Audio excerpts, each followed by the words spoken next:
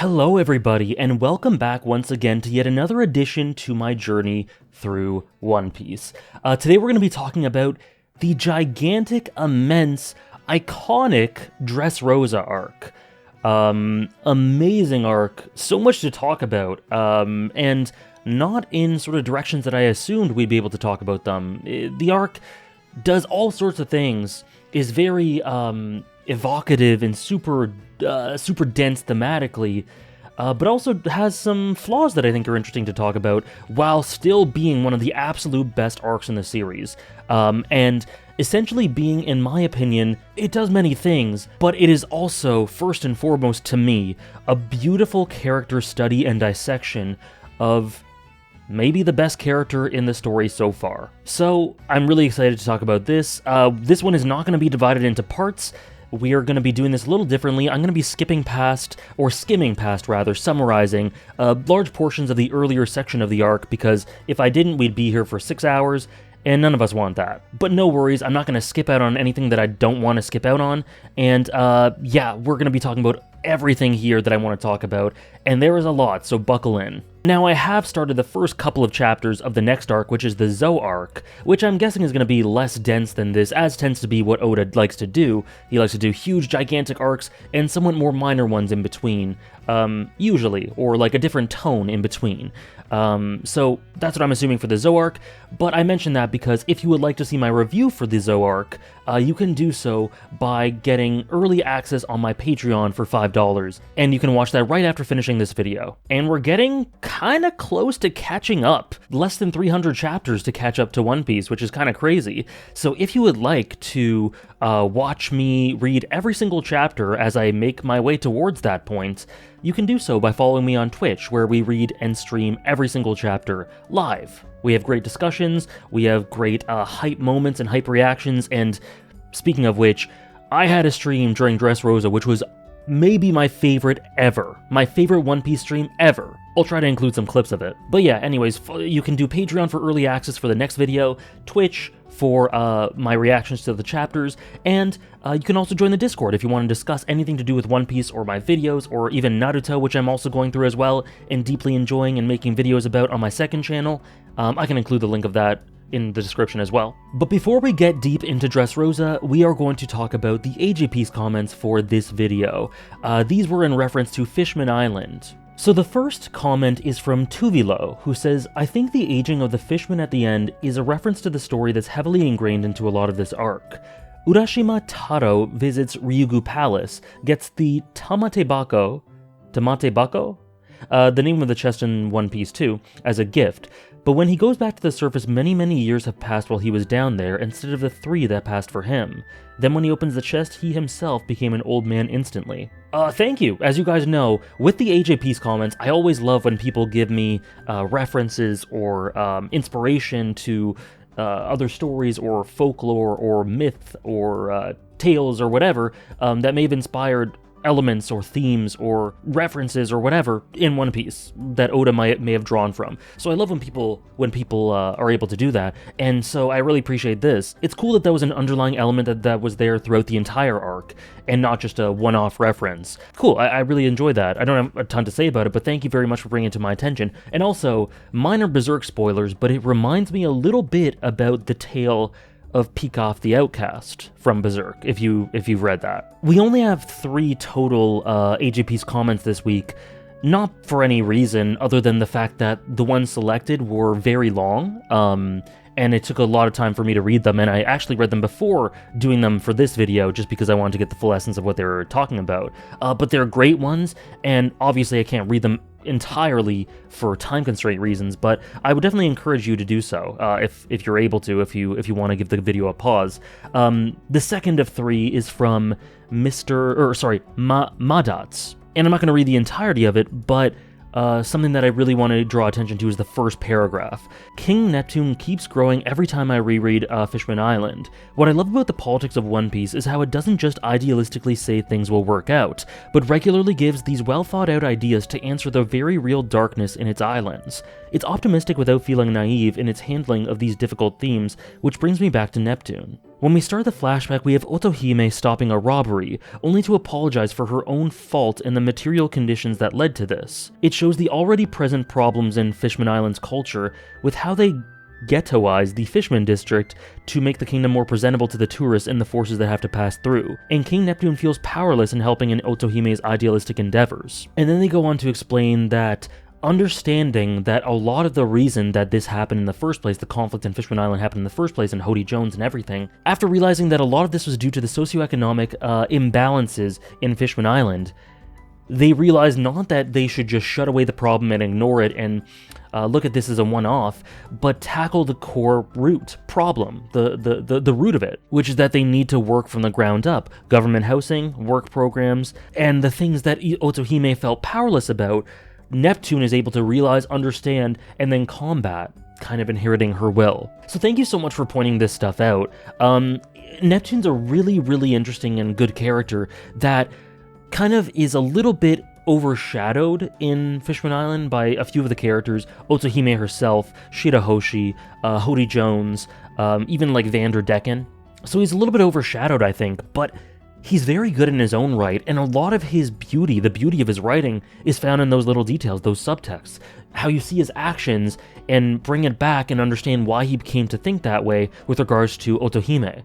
And his rage at having to lock himself away after Otohime's death. There are so many great elements to King Neptune, so thank you so much for bringing that up. The idea that he's not only fulfilling his wife's dream, but doing it in a way that really exposes his humanity, showing the differences between him and his wife, because while he may not be on the outset or outwardly as sort of kind and benevolent and empathetic as she is, and able to rein in his rage and hate, he comes through in other ways, like tackling the core problem of why they had to do and bend over backwards to do these unsavory things in order to carry forward Otohime's ideals. So, really interesting ways in which him and his wife work together as a tandem before and after her death, especially after her death, and the differences between them, and what he means, how he contributes to the overall theme. He's a great character. And the last one is quite a long comment from Roxanne, and it's a very nuanced sort of topic, so I couldn't do it justice by just summarizing,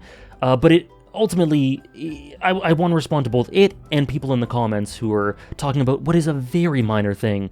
Hopefully that got across in the Fishman Island video, but just to sort of tie this up, it's about my problem with Luffy sleeping through Jinbei's backstory, the Fisher Tiger backstory, the Fishman Island backstory, his backstory, Hachi, Otohime, everything, and my problems with it. Firstly, Roxanne talks about how they're shocked that I was upset about it, or that I was so upset about it,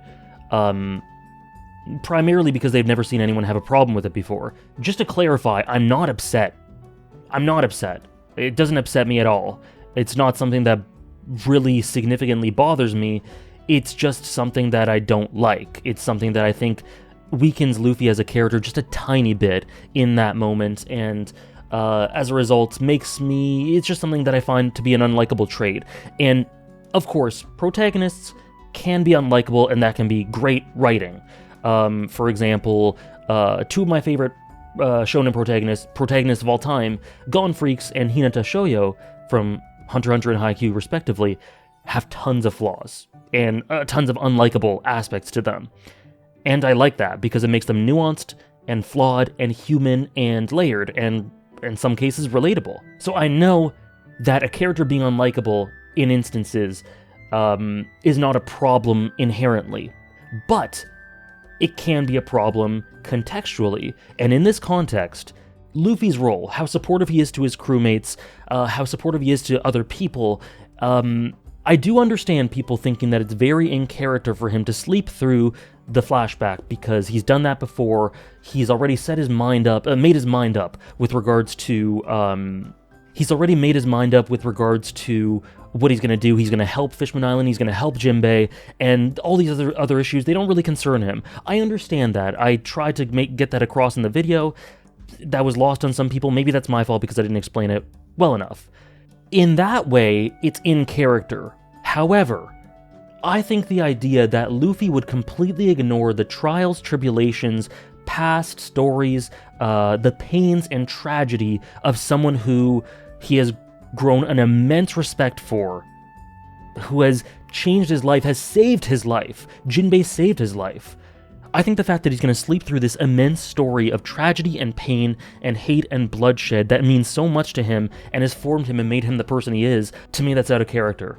He listened to Sanji when Sanji talked to him about his dreams about the All Blue. He listened to Brook when Brook told him directly about his past. Luffy would just sit there and listen because they're his crewmates, they're his family, they're his brothers and sisters, and he cares about them and he wants to know about their adventures.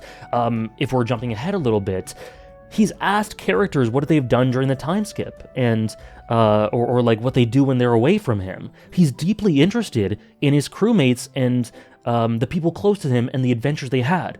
So Luffy would no doubt, in my mind, be interested in knowing where Jinbei's come from, about his pains, to better understand him and to just be there for him, because that's who Luffy is. He's a caring, empathetic individual who will be there for his family, for his Nakama, no matter what. And at this point, he was making his way towards asking Jinbei to be a member of his crew. In my opinion, he'd pretty much already made his mind up. I think that him giving his blood was just a formality, but regardless of that, even if it wasn't, to me that's no doubt in my mind that it's out of character for Luffy. And I responded to a comment with someone explaining, like, trust me, you guys don't need to explain to me why it's in character. I understand that there are a lot of on-paper reasons for why it's in character for Luffy, but because of a lot of the sort of in-between emotional context reasons, I just don't think it's good writing at all. And I think a reply I made to someone else in the comments sums it up really well. This person said that, I see why you wouldn't like it at face value, because it's just an unlikable moment, and Luffy gets a good read of the person at first glance and all that. And again, it's slightly frustrating because I hope through these videos I've made it clear that I understand all this.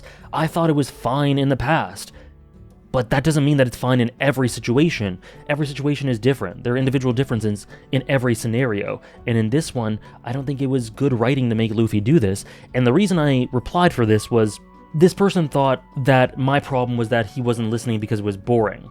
That wasn't my point. My point was, I don't think it's rude because he wasn't listening because it was boring. I think it's rude because when someone is pouring their heart out about something that has been tragic and deeply formative about them and their home, you listen to them. Especially if you're their friend, and especially if they've saved your life as Jinbei had. It's just what a friend does. If I'm gonna go to someone, if I'm gonna go to a friend and just tell them a story about my past because it's something that deeply affects me and something I need to get off my chest, as was the case with Jinbei in that moment, I would want my friend, especially someone as close to me as Luffy is to Jinbei, to listen. It's just what friends do. And I know Luffy isn't like most friends in a lot of ways, but he is someone who will listen to his friends. He has done so in the past, he does so after this. So that's my problem with it. I think that's poor writing. Now, I've gone to great lengths to explain this for many minutes, and that isn't because I think it's a huge problem, it's because it's a nuanced topic that I want to be very clear about, and hopefully I've communicated my problems adequately. If you want to continue this dialogue, I'd ask that you don't do it in these comments. You can join me in the Twitch streams if you want to bring that up in between chapters or something and we can talk about it. We're more than welcome to do that. But I ask that if you want to talk about that specific issue, bring that to the Twitch streams, because I'd like to sort of tie a bow around it at this moment and move on. But the dialogue always continues. You can do so in my streams. And thank you, Roxanne, for deeply explaining your take on it, but hopefully that cleared some things up. I was not upset at all. Upset's not the right word. I just think it was poor writing, and it was out of character, and unlikable in a way that led to it being out of character. And he would be there for them, because he's a great captain. It's more so about Jinbei himself putting it all out there than it being the history of Fishman Island. It's much more about Jinbei. So, hopefully that clears everything up. I don't think I can explain it any differently than I just did. Luffy is absolutely not a hero. He's very flawed. He steals from restaurants, and yes, he's let out a bunch of prisoners for his own needs, and he's done lots of things, and he says outright, I'm not a hero. But you don't have to be a hero to just listen to your friend. You don't need to be someone who can be compassionate and there and supportive and there for your friends. Luffy is someone who, among everything, one of the most prominent things about him is his ability to protect his friends and be there for them. And this is under that umbrella. This is definitely a huge part of that. And him not doing that for Jinbei, not listening to him in that moment, I think it's just a flaw by Oda, because I think maybe he conflated the Fishman Island backstory, which I would be more accepting of Luffy sleeping through, with Jinbei and Jinbei's pain and Jinbei's tragedy and his burdens and conflicts, because Jinbei was there for Luffy when Luffy was going through all of this, and so I 100% think Luffy would be there for him. Anyways, it's gone on too long. I'm gonna put like a disclaimer before this to say that if you don't want to hear this few minute long diatribe of me sort of explaining my position on this, just skip to this timestamp. But yeah, hopefully that's clear. Thank you everyone for sending in your AJPiece comments once again. If you'd like to be in a future video, just use the hashtag AJPiece and you'll be selected and entered into a pool where we will choose a handful to be read in a future video. So Dressrosa, my goodness, what an arc. It's kind of hard to understand where to start and how to sum it up, because there is so much to this and so much to cover in one video. I guess to get this out of the way, I absolutely think this is one of the most flawed One Piece arcs. I absolutely do think that Oda was a bit too eager to add in a bunch of elements that didn't really mesh really well, that made the reading experience a little bloated and tedious. The pacing's kind of all over the place and I mean this primarily in the beginning. The first 30 chapters or so, something like that. The pacing's definitely, there's a lot of momentum, and then it goes to a standstill, and then focuses on something else, and then a lot of point of view shifts, some of which are very effective, some which aren't. And a lot of it comes down to the Colosseum. The Colosseum is fun. I like what it adds to the culture, and we'll talk about a lot of the themes that surround it, and why it's the foundation for a lot of great character stuff. I think Oda goes way too hard with how many characters are introduced in it. There are so many characters that I was losing track of who is who. I was forgetting who was part of which faction and what their history was, and I was trying to pay attention. I don't think I was being that I was just being lazy or not very observant. I'd like to think that I am, but it was just so much. And even if, let's say, even in a hypothetical situation where I would have remembered everything and taken everything in and been able to absorb it all, it's just, what it does to the pacing is it's just insane. There's too many characters. There's too many, it's too bloated. I remember earlier on in the series, I would talk about, like, the scope of One Piece is so impressive and so ambitious. I just wonder and hope that Oda doesn't bog down some arcs with trying to do too much. I kind of felt that for the first time in the series at the beginning of Dressrosa. It's an overload. It's too much. And I think there's a lot of stuff with kind of thin substance. It's lots of character introductions and interactions, but the underlying through line isn't super substantial, and that's fine. That's not a criticism in and of itself inherently, but I'd like there to be something to keep me stringing along during this introduction of characters that tells me there's more meaning to it, or makes me more hooked to learn more about these characters, or makes them more engaging or interesting. They were generally entertaining, I guess. They were kind of fun, but I was interested in about 20% of the characters that were introduced, if that. Rebecca, Cavendish, Bart, obviously Bellamy, maybe one or two others, but then everyone else I just wasn't. They were quirky, they were variable and fun, I guess, but it was just a character after another character, and it was just a lot. It felt like an overload, it felt overwhelming, and I didn't like what it did for the pacing. However, given that, it is conceptually the start and introduction to the arc that I think it needed. It's gradual. It's quite, it's a bit of a drip feed in terms of thematic elements.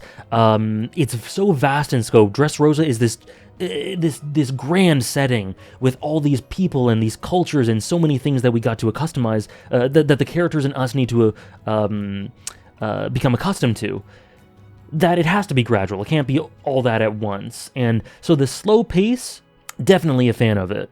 Even if the execution of the slow pace and the directions it went weren't perfect. Like, for instance, the Fujitora introduction, beautiful stuff. The establishment for Bartholomew, I can't pronounce his name properly. I'll just call him Bart. But the establishment for Bart, the idea of Kairos, the statue of Kairos, the idea of forgetting memories, All these things, Bellamy as well, the toys, how it gradually is fed to you. It's done in a very effective way, in a way that I think is the right direction to go for an arc like Dressrosa. Lots of seed planting. Oda is a patient man. So a lot of thematic stuff are laid down in that introduction. The Rebecca backstory, Doflamingo and Law and Fujitora, and, well, this is later, but the Sabo stuff. And so while the introduction, I feel, is a mixed bag, nonetheless, it does some great work, it lays a lot of foundations, and then from those foundations sprang absolute peak, some of the highest peaks in the story. It is just unbelievable, some of the character writing for this. And if you can't tell, the character I was talking about earlier, that this arc is essentially a character study of, is Doflamingo. I won't spoil my character rankings later, but things have changed. For Law, for Doflamingo, for someone like Kairos, Rebecca, Fujitora, just the new characters in Dressrosa are immense. They are so good. They are beautiful. They're beautifully done. Dressrosa might be the strongest arc in terms of new characters introduced, on the whole of things. While, like I said in the Coliseum, there are a lot that I didn't care as much about, within and outside of it, if you just think of Fujitora, Kairos, Rebecca, Bart, who's so interesting, I can't wait to talk about Bart, along with the enhanced character work for Law and Doflamingo, like this is their arcs, and then Corazon, who is immediately a favorite of mine. This may be the arc with the best new characters. Nothing's coming to mind that I think is as good as it. You know, I might like Whitebeard better than all the new characters introduced, but in terms of the sheer amount of quality. So the backstories, the revelations, the character work, the thematic integration, it's genius. I can't believe some of the stuff that's in Dressrosa. It's definitely the best arc since Marineford, even in spite of the problems I had with it in the beginning, just because from then on it gets so amazing. And I put it, well, might as well give this away now. I put this in my top 4 One Piece arcs, which at this moment are just a step above anything else. They're the Mount Rushmore of One Piece arcs for me right now. Marineford, Skypiea, Water 7/Enies Lobby, and Dressrosa. Those 4 to me are my top 4, and the other arcs below them are great as well, but they're just a little bit ahead of them. Hopefully, in future videos I'll be able to say that my top 4 has become a top 5, or 6, or 7, but we'll have to see with that. Now the themes in this arc, they really stuck with me. A lot of things to do with memories and forgetting and the tragedy of forgetting, whether it means forgetting people or being forgotten. The ignorance of not remembering someone or the pain of knowing you've been forgotten. All the stuff with Kairos and Rebecca. It really struck me. It really struck me. That idea is something that is horrifying to me. The idea of being forgotten is one of the scariest things. It's why when I was younger and I was first getting into anime, back in 2015 or so, it's why Steins Gate stuck out to me so much.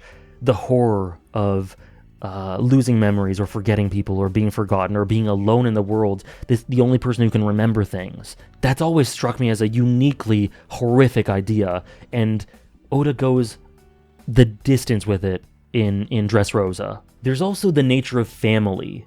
The nature of family, and whether it be blood ties or otherwise, found family or a family you were born into, the nuances of that, that's a huge theme here, from the antagonistic side and the protagonistic side. There's also nature and nurture, and some really interesting studies that Oda does on that topic with regards to Doflamingo and Corazon, and Law as well, and the way that the experiences that Doflamingo had. A lot of that, specifically with regards to Doflamingo and the core of his dynamic with Corazon and Law. And then there's also the theme of freedom, of breaking free, of being free, of defined freedom, what it means for different people, what Corazon thought freedom meant for Law, and what it meant for Law to inherit that freedom and carry it out properly. I mean, it's kind of spelled out for us when the thematic antithesis of this arc, Doflamingo, is literally a puppet master who uses strings, who tries to control everything, control the narrative, control people, control perceived fates, control his own fate and his own standing, control everything. And it oppresses people consistently.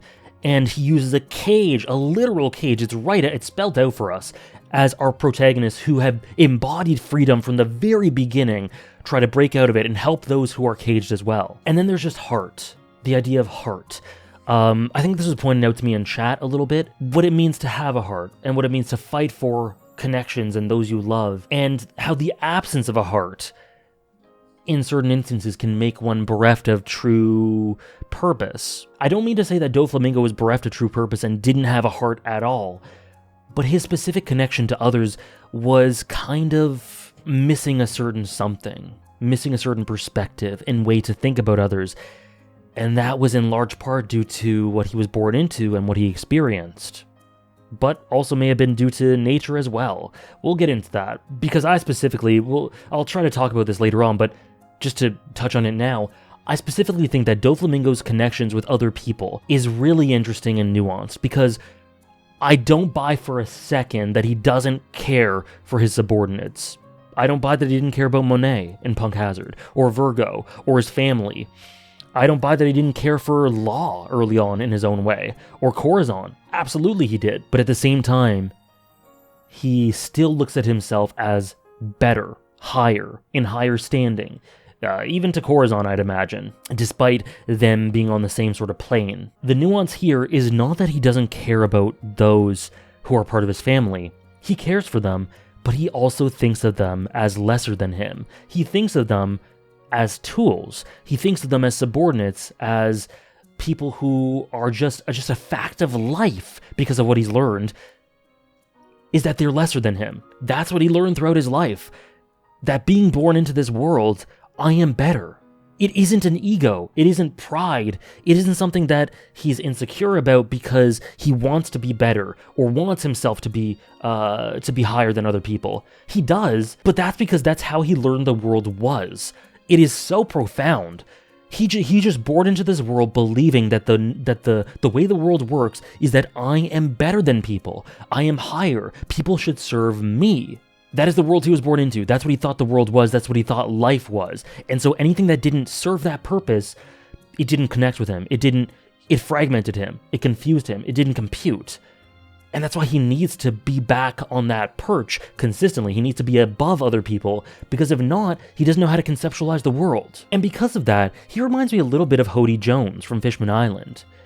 The way that Hody is a result of his environment.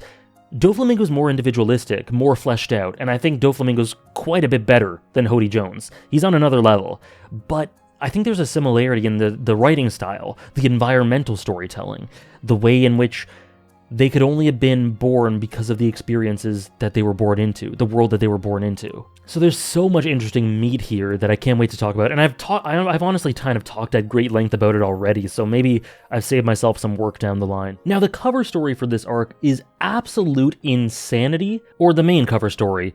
We eventually get to a cover story series where it's kind of, again, a sort of victory lap sort of thing, but I think I'll cover that in the Zoe video. But the primary one here that I want to talk about is the longest one, maybe? Definitely one of the longest ones, and it has to do with Caribou. He gets his shit kicked in by Peckhams. He goes back to kidnapping mermaids in Fishman Island, and then Jimbei stops him, and he just goes through all these insane misadventures. He's taken to the G5 Marine base, but then his pirates attack and free him, and then he leaves them behind.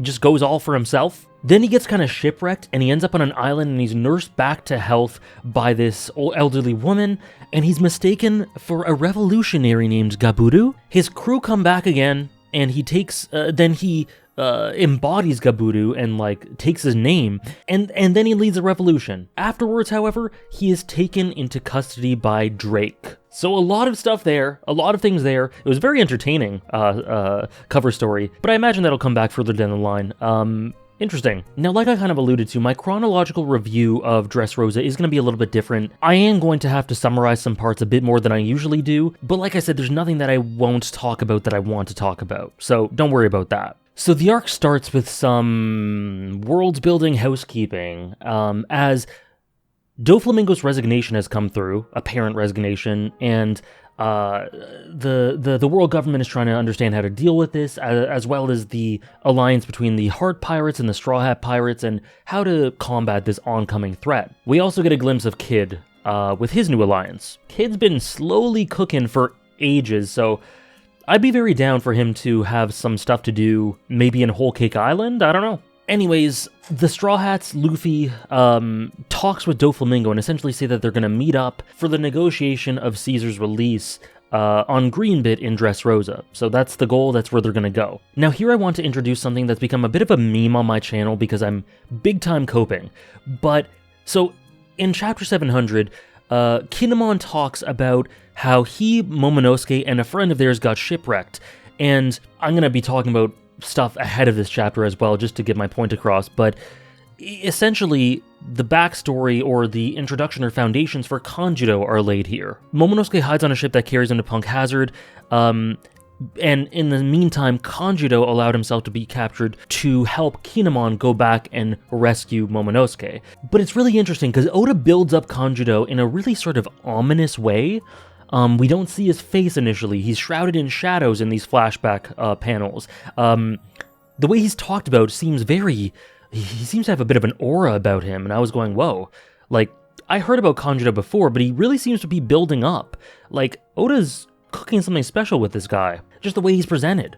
Shrouded in mystery, put in these shadows. We don't see his face. Just the way the characters talk about him. And he's got an interesting character design, but he's just a guy.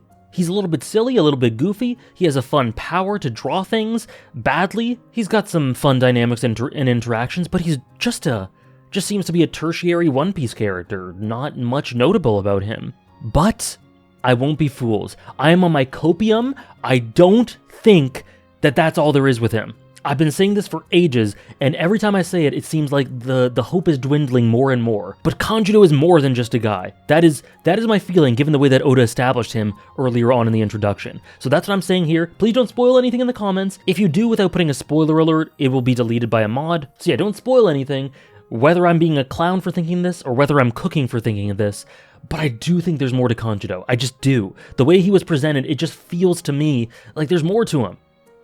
It's just bizarre. Why would he be presented in this way if he's just a regular guy? Anyways, that's my meme with Kanjuro. Everyone's telling me I'm coping, but I might not be. Anyways, their goal is to save Kanjuro and to destroy Doflamingo's Smile Factory as per Law's request. We're introduced to the likes of Treble, Diamante, properly, who are members of Doflamingo's family, and we get the revelation that Ace's Devil Fruit, the Flame Fruit, is in possession of the Don Quixote pirates.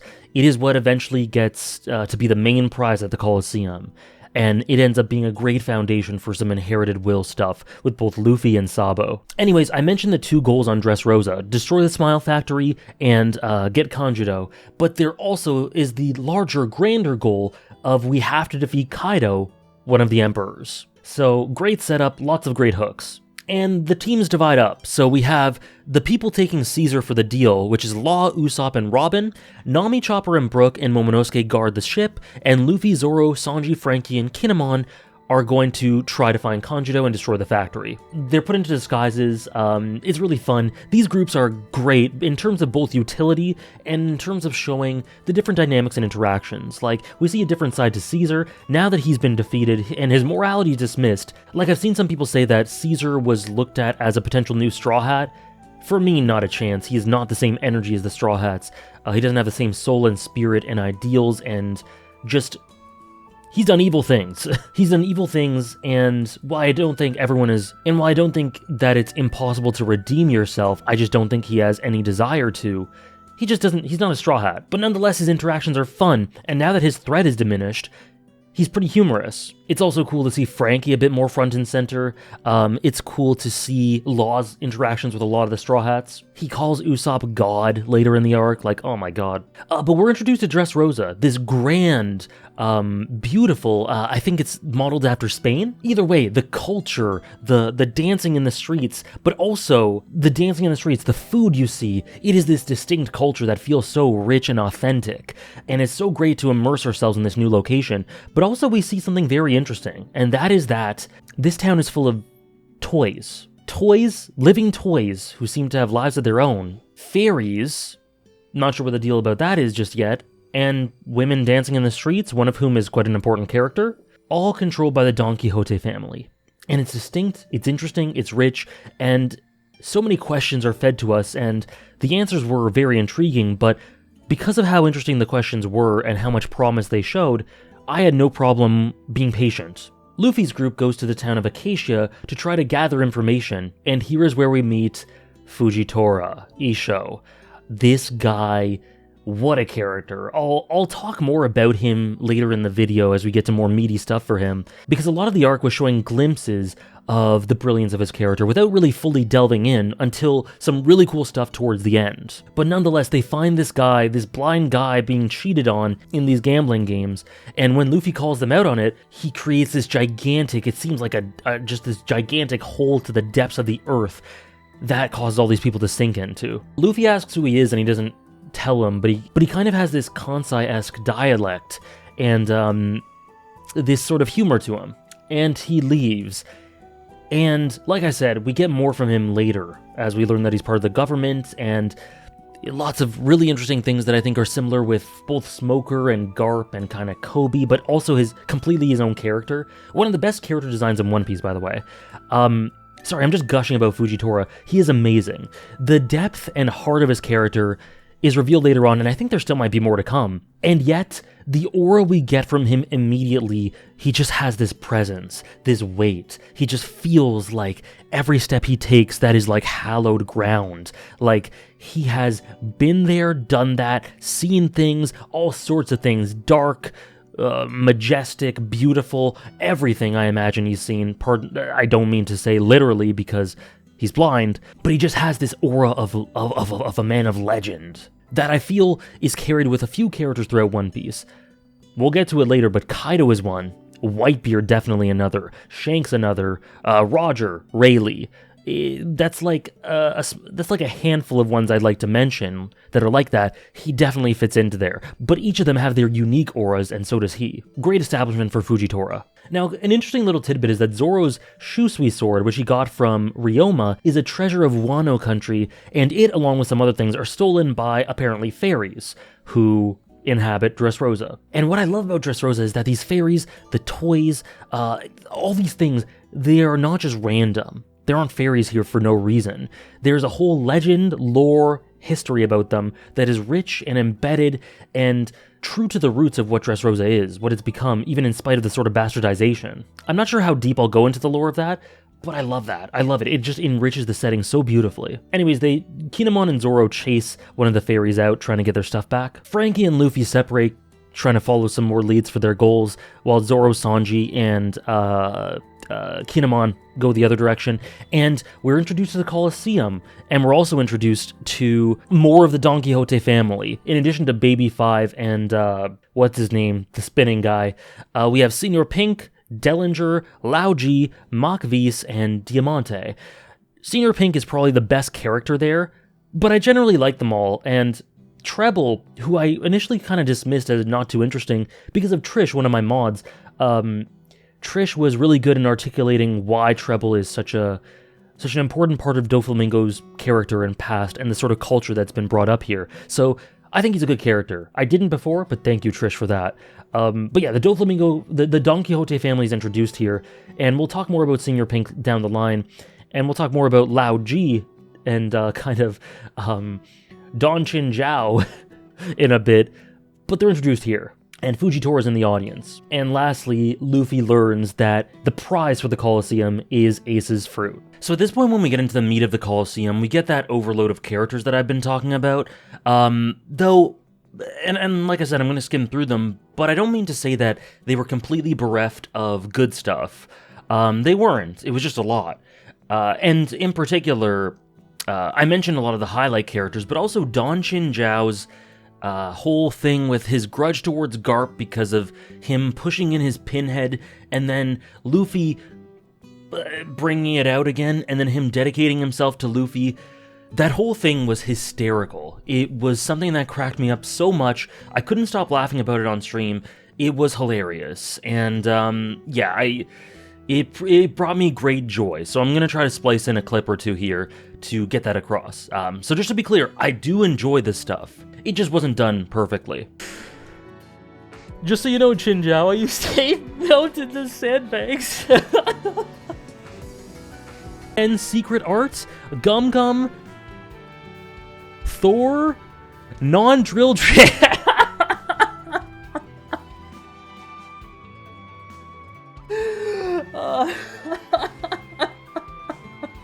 You can't call it Drill Dragon anymore.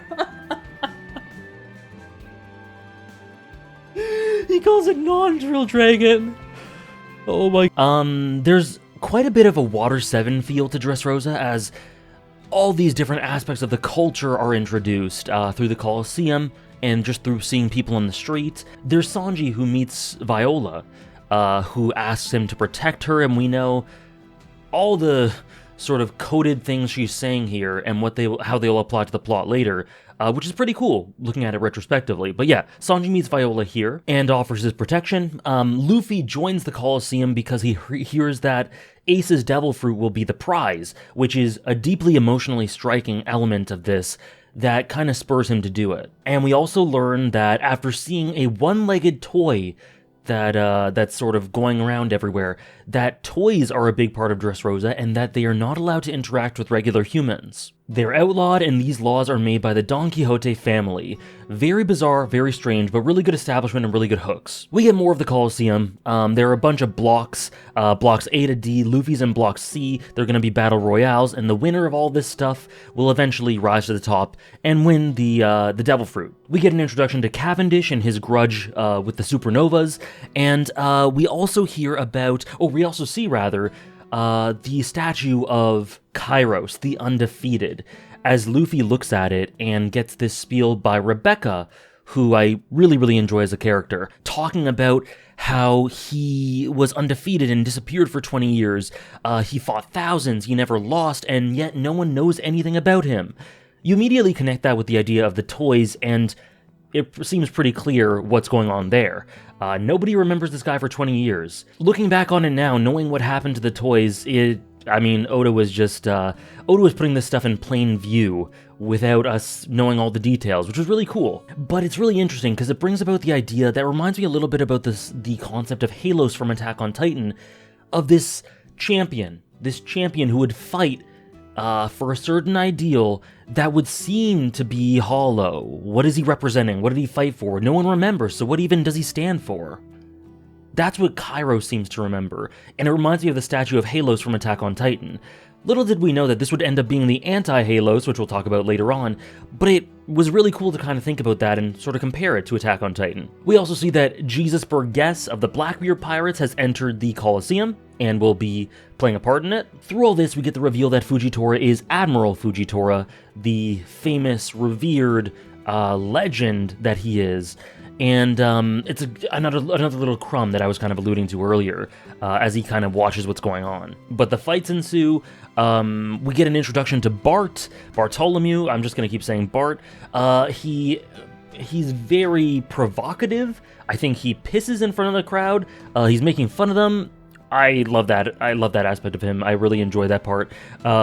He immediately endeared himself to me just because he was fun. And little did I know that he would be as cleverly written as he is. Bellamy sees Luffy and says that he's found this sort of like rebirth, and this was cool. This was cool stuff. I enjoyed Bart, like I said. Bellamy being back here was really, really sort of captivating and interesting, and I really wanted to know what his new role was. And the Colosseum, the Battle Royale ensues, and it continues to go on as we progress to the later stages. And we get Frankie, who gets a little bit of exposition about the history and why the culture is the way it is in this place, and he's asked by Thunder Soldier, the one-legged toy soldier, he's asked by him to help him. He asks him to help him to destroy the Smile family. He asks him to help him to destroy the Smile factory, as well as helping some of the workers who are captive there. And then he goes into a spiel about the history of Dressrosa. Meanwhile, the rest of the crew, or certain parts of the crew, the ones who are going to do the exchange at Greenbit, get ready and do that. And at the same time, Usopp and Robin are kind of separated, and by essentially the Tontatas, this group of little people who are said to be fairies. That's how they've embedded their way into the culture, not through their own means, just through how things have happened across the ages. We'll get more into that. It's not a happy story, but yeah, they're separated and they go with the Tontatas, who tend to be quite mischievous. They steal a lot of their stuff.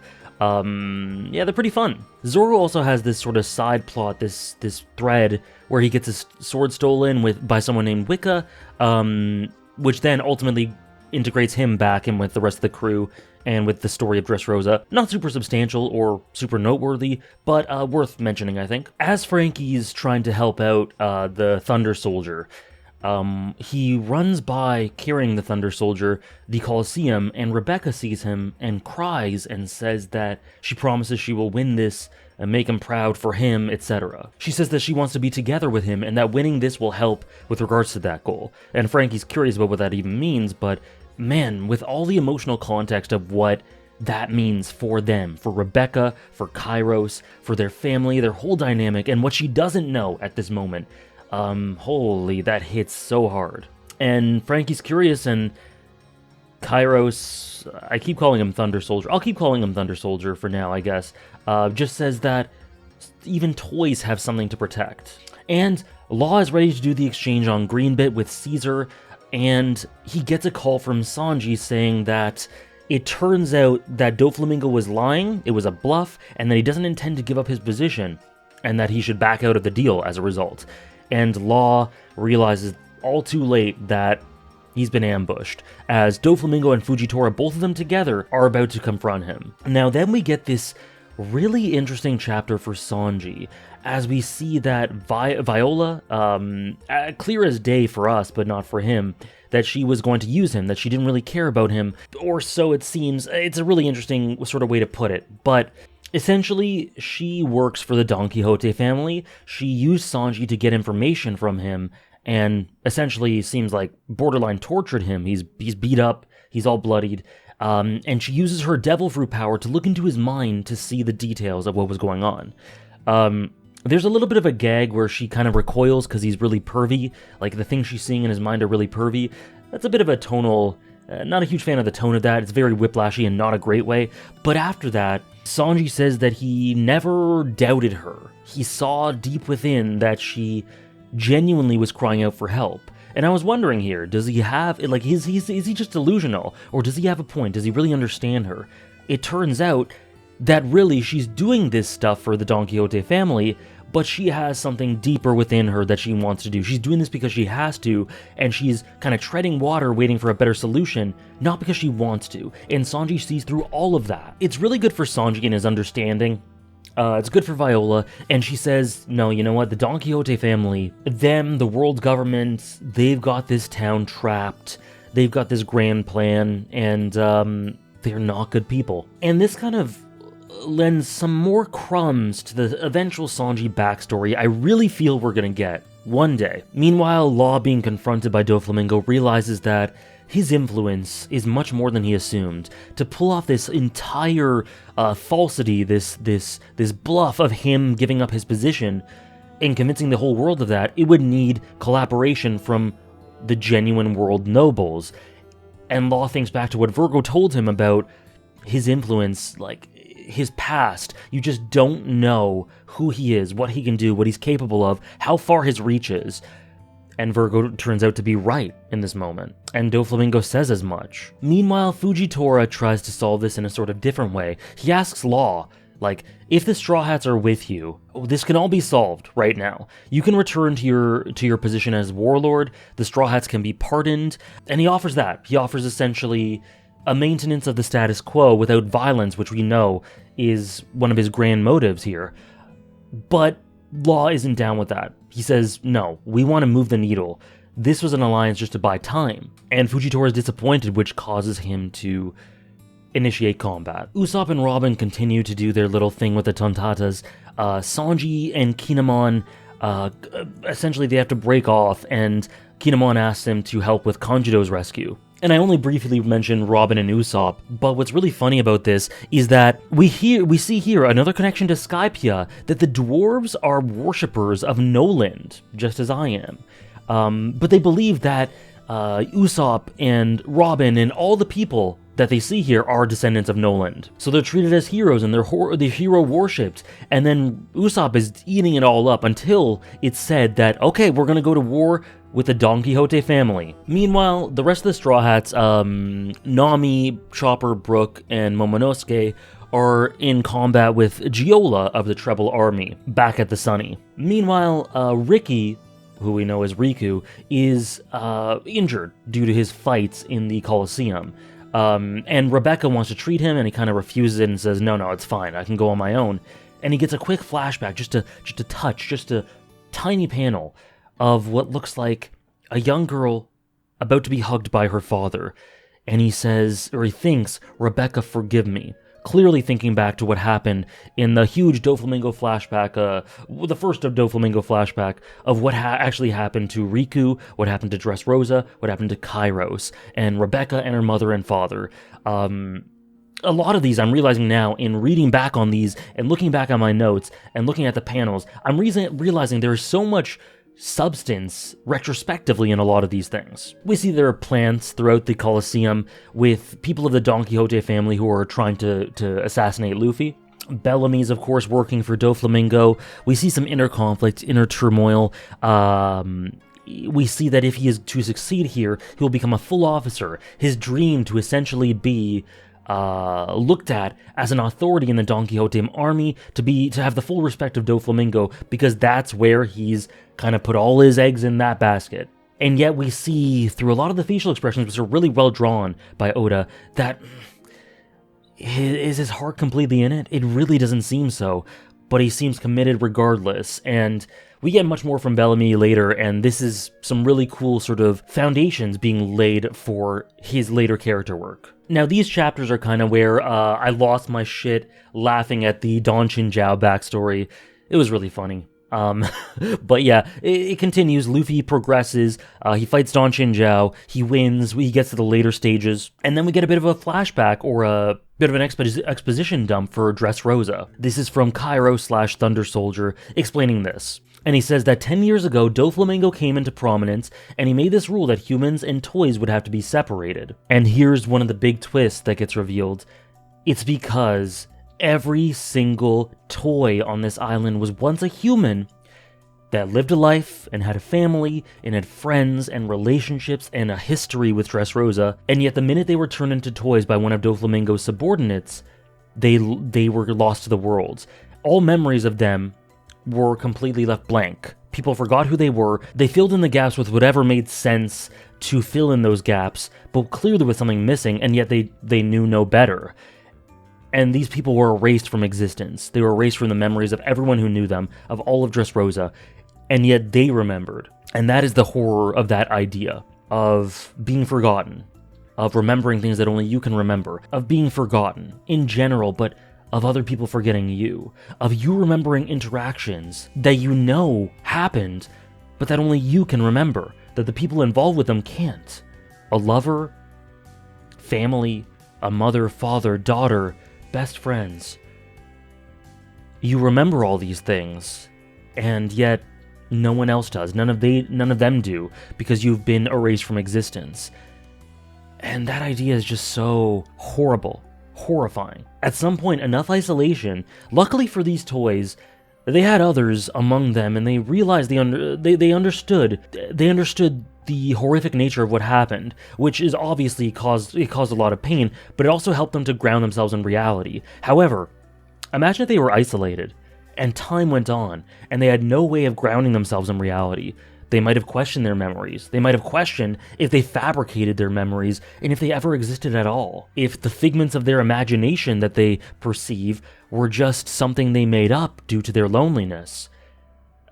All those sorts of things enter my mind, and they're not really applicable to One Piece necessarily, but they're an extrapolation of that idea, so apologies for the ramble, but yeah, this sort of thing really horrifies me. Usopp kind of stumbles upwards in a very buggy, Usopp-esque way, kind of being attributed, a lot of the things happening being attributed to him, like, for example, the fight with Doflamingo and Law and Fujitora causes the earth to shake, and the Tontatas feel it, and they think that it's Usopp using his Conqueror's Haki or something. And so we learn that the Tontatas have a lot of their people, hundreds of their people, captive in the Smile Factory, and so they want to rescue them, and also, likewise, Kairos, Thunder Soldier, the toys, they want to help rescue them so that they can ultimately destroy the Smile Factory, bring themselves back, restore them, and become whole again. But then we also learn that the dwarves' history with Dressrosa, as opposed to the toys, which is much more recent, happened almost 1,000 years ago, 900 years ago. And also, Law decides that he's going to take Caesar and leave him with the rest of the Straw Hats, so the ones that are currently taking on Giola, Nami, Brooke, Chopper, etc. Law contacts them and says that he wants to leave Caesar with them, because he cannot give him up. Not like this, not when his terms are not being agreed to. Meanwhile, Luffy is victorious in his bout, and which leaves a lot of the competitors who are left, Bart, Cavendish, Bellamy, and Burgess specifically, all really chomping at the bit to get to fight him for all sorts of differing reasons. But here's where we see the genius of Bart as a character. It turns out he was in Logtown when he saw all the stuff that occurred in Logtown with Luffy, when Luffy said he's gonna be Pirate King. So Luffy, in this beautiful sort of thing, Luffy's declaration here essentially ends up being the stimulant, the catalyst for Bart to be inspired to carry out his dreams. It caused him to want to travel the seas. It caused him to want to be like Luffy. It made him a fanboy. And in a lot of ways, Luffy was his inspiration in the same way that Roger was sort of Luffy's, or Shanks was sort of Luffy's. And it's a bit different because he really is a huge fanboy. He doesn't really have a huge amount of identity in and of himself, which is really interesting. He just bends over backwards for Luffy. He adores him. It's kind of meta. Like, a lot of people were joking in chat, like, he is us. He is like me for real. Bart really is like that. He's sort of like an audience insert, but it's also interesting is that he is completely devoid of what seems like an identity at this point. He is so all in on Luffy and the Straw Hats and inspired by them that I don't know that he has a sort of conviction and identity of his own, a dream of his own, outside of something that's deeply influenced by Luffy. And that is a little dangerous, because Roger instilled this sense of adventure and spirit in Luffy, so did Shanks, but Luffy himself has gone through so many experiences in his life to genuinely want for himself the things he wants because of personal reasons. He isn't doing this because Roger did it. He isn't doing this because Shanks told him he should. He's doing this because he wants to, and he was influenced by those people, but they aren't the be-all and end-all of why he is the way he is. Luffy would have been Luffy no matter what. Bart would not have been any of this without Luffy, and I think that's dangerous. And that's why I say that the sort of character, the sort of personality that Bart is, could be a really cautious tale. Later in the story, I could see him misreading Luffy, his actions or something, and buying so much into them, embodying them in the way that he believes Luffy should be, or misinterpreting them, and then becoming something so misrepresentative of who Luffy is, that it could be really scary for Luffy. It could be very disloyal. And then, without his own sense of who he is, how does he ground himself? How does he realize that, no, this isn't really true to me? He will just go with the flow. He'll go with whatever he interprets Luffy to be, without something to ground him in some sort of center. So I do think that this character could be really interesting. Of course, maybe he's just the sort of character that Oda portrayed in Dressrosa. Very fun, very clever, very meta, and that's it. And that would be fine, but hypothetically, in a situation where Oda tries to go more ambitious with him, there are all sorts of psychological directions he could go in that can make him very fascinating. Meanwhile, Don Chin-Jiao, after all the stuff that went on with Luffy, essentially proclaims that his army is Luffy's, in thanks. It's so silly, it's so One Piece, it's so goofy, I love it. And then lastly, Rebecca takes Luffy to this place where all these prisoners are held, and essentially says that she was tasked with killing him. Luffy escapes this, pins Rebecca down, and Rebecca reveals that her and these prisoners are convicted sort of revolutionists whose punishment for standing up to the Doflamingo Don Quixote reign is eternal combat. They are cursed. They live this cursed existence. They are disgraced. And she says to Luffy that Thunder Soldier's plan is for them all to combat Doflamingo and save them all, but she is tired of being the one to be protected, and she wants to protect him instead, which is so key to Rebecca's character. You can look at her as some damsel, but to me, she is much more than that. She fought because she had to. not because she wanted to. That was never in her blood, but she had to defend what she cared about consistently until the day that Kairos could come back. At which point, he says, it is now time for you to live a normal life, one that you desire. And I'm jumping ahead a bit, but Kairos essentially saying to Rebecca that I don't want you to take up the sword again isn't because I just don't want you to, because I don't want you to, or how some people may think that, like, these pretty women should not be taking up the sword. That's not the message here at all. It is that Kairos does not want Rebecca to not pick up the sword because of any of that. It's simply because she doesn't, that's not her. She's done this out of necessity to protect herself, to protect the dreams of Kairos, unintentionally or intentionally.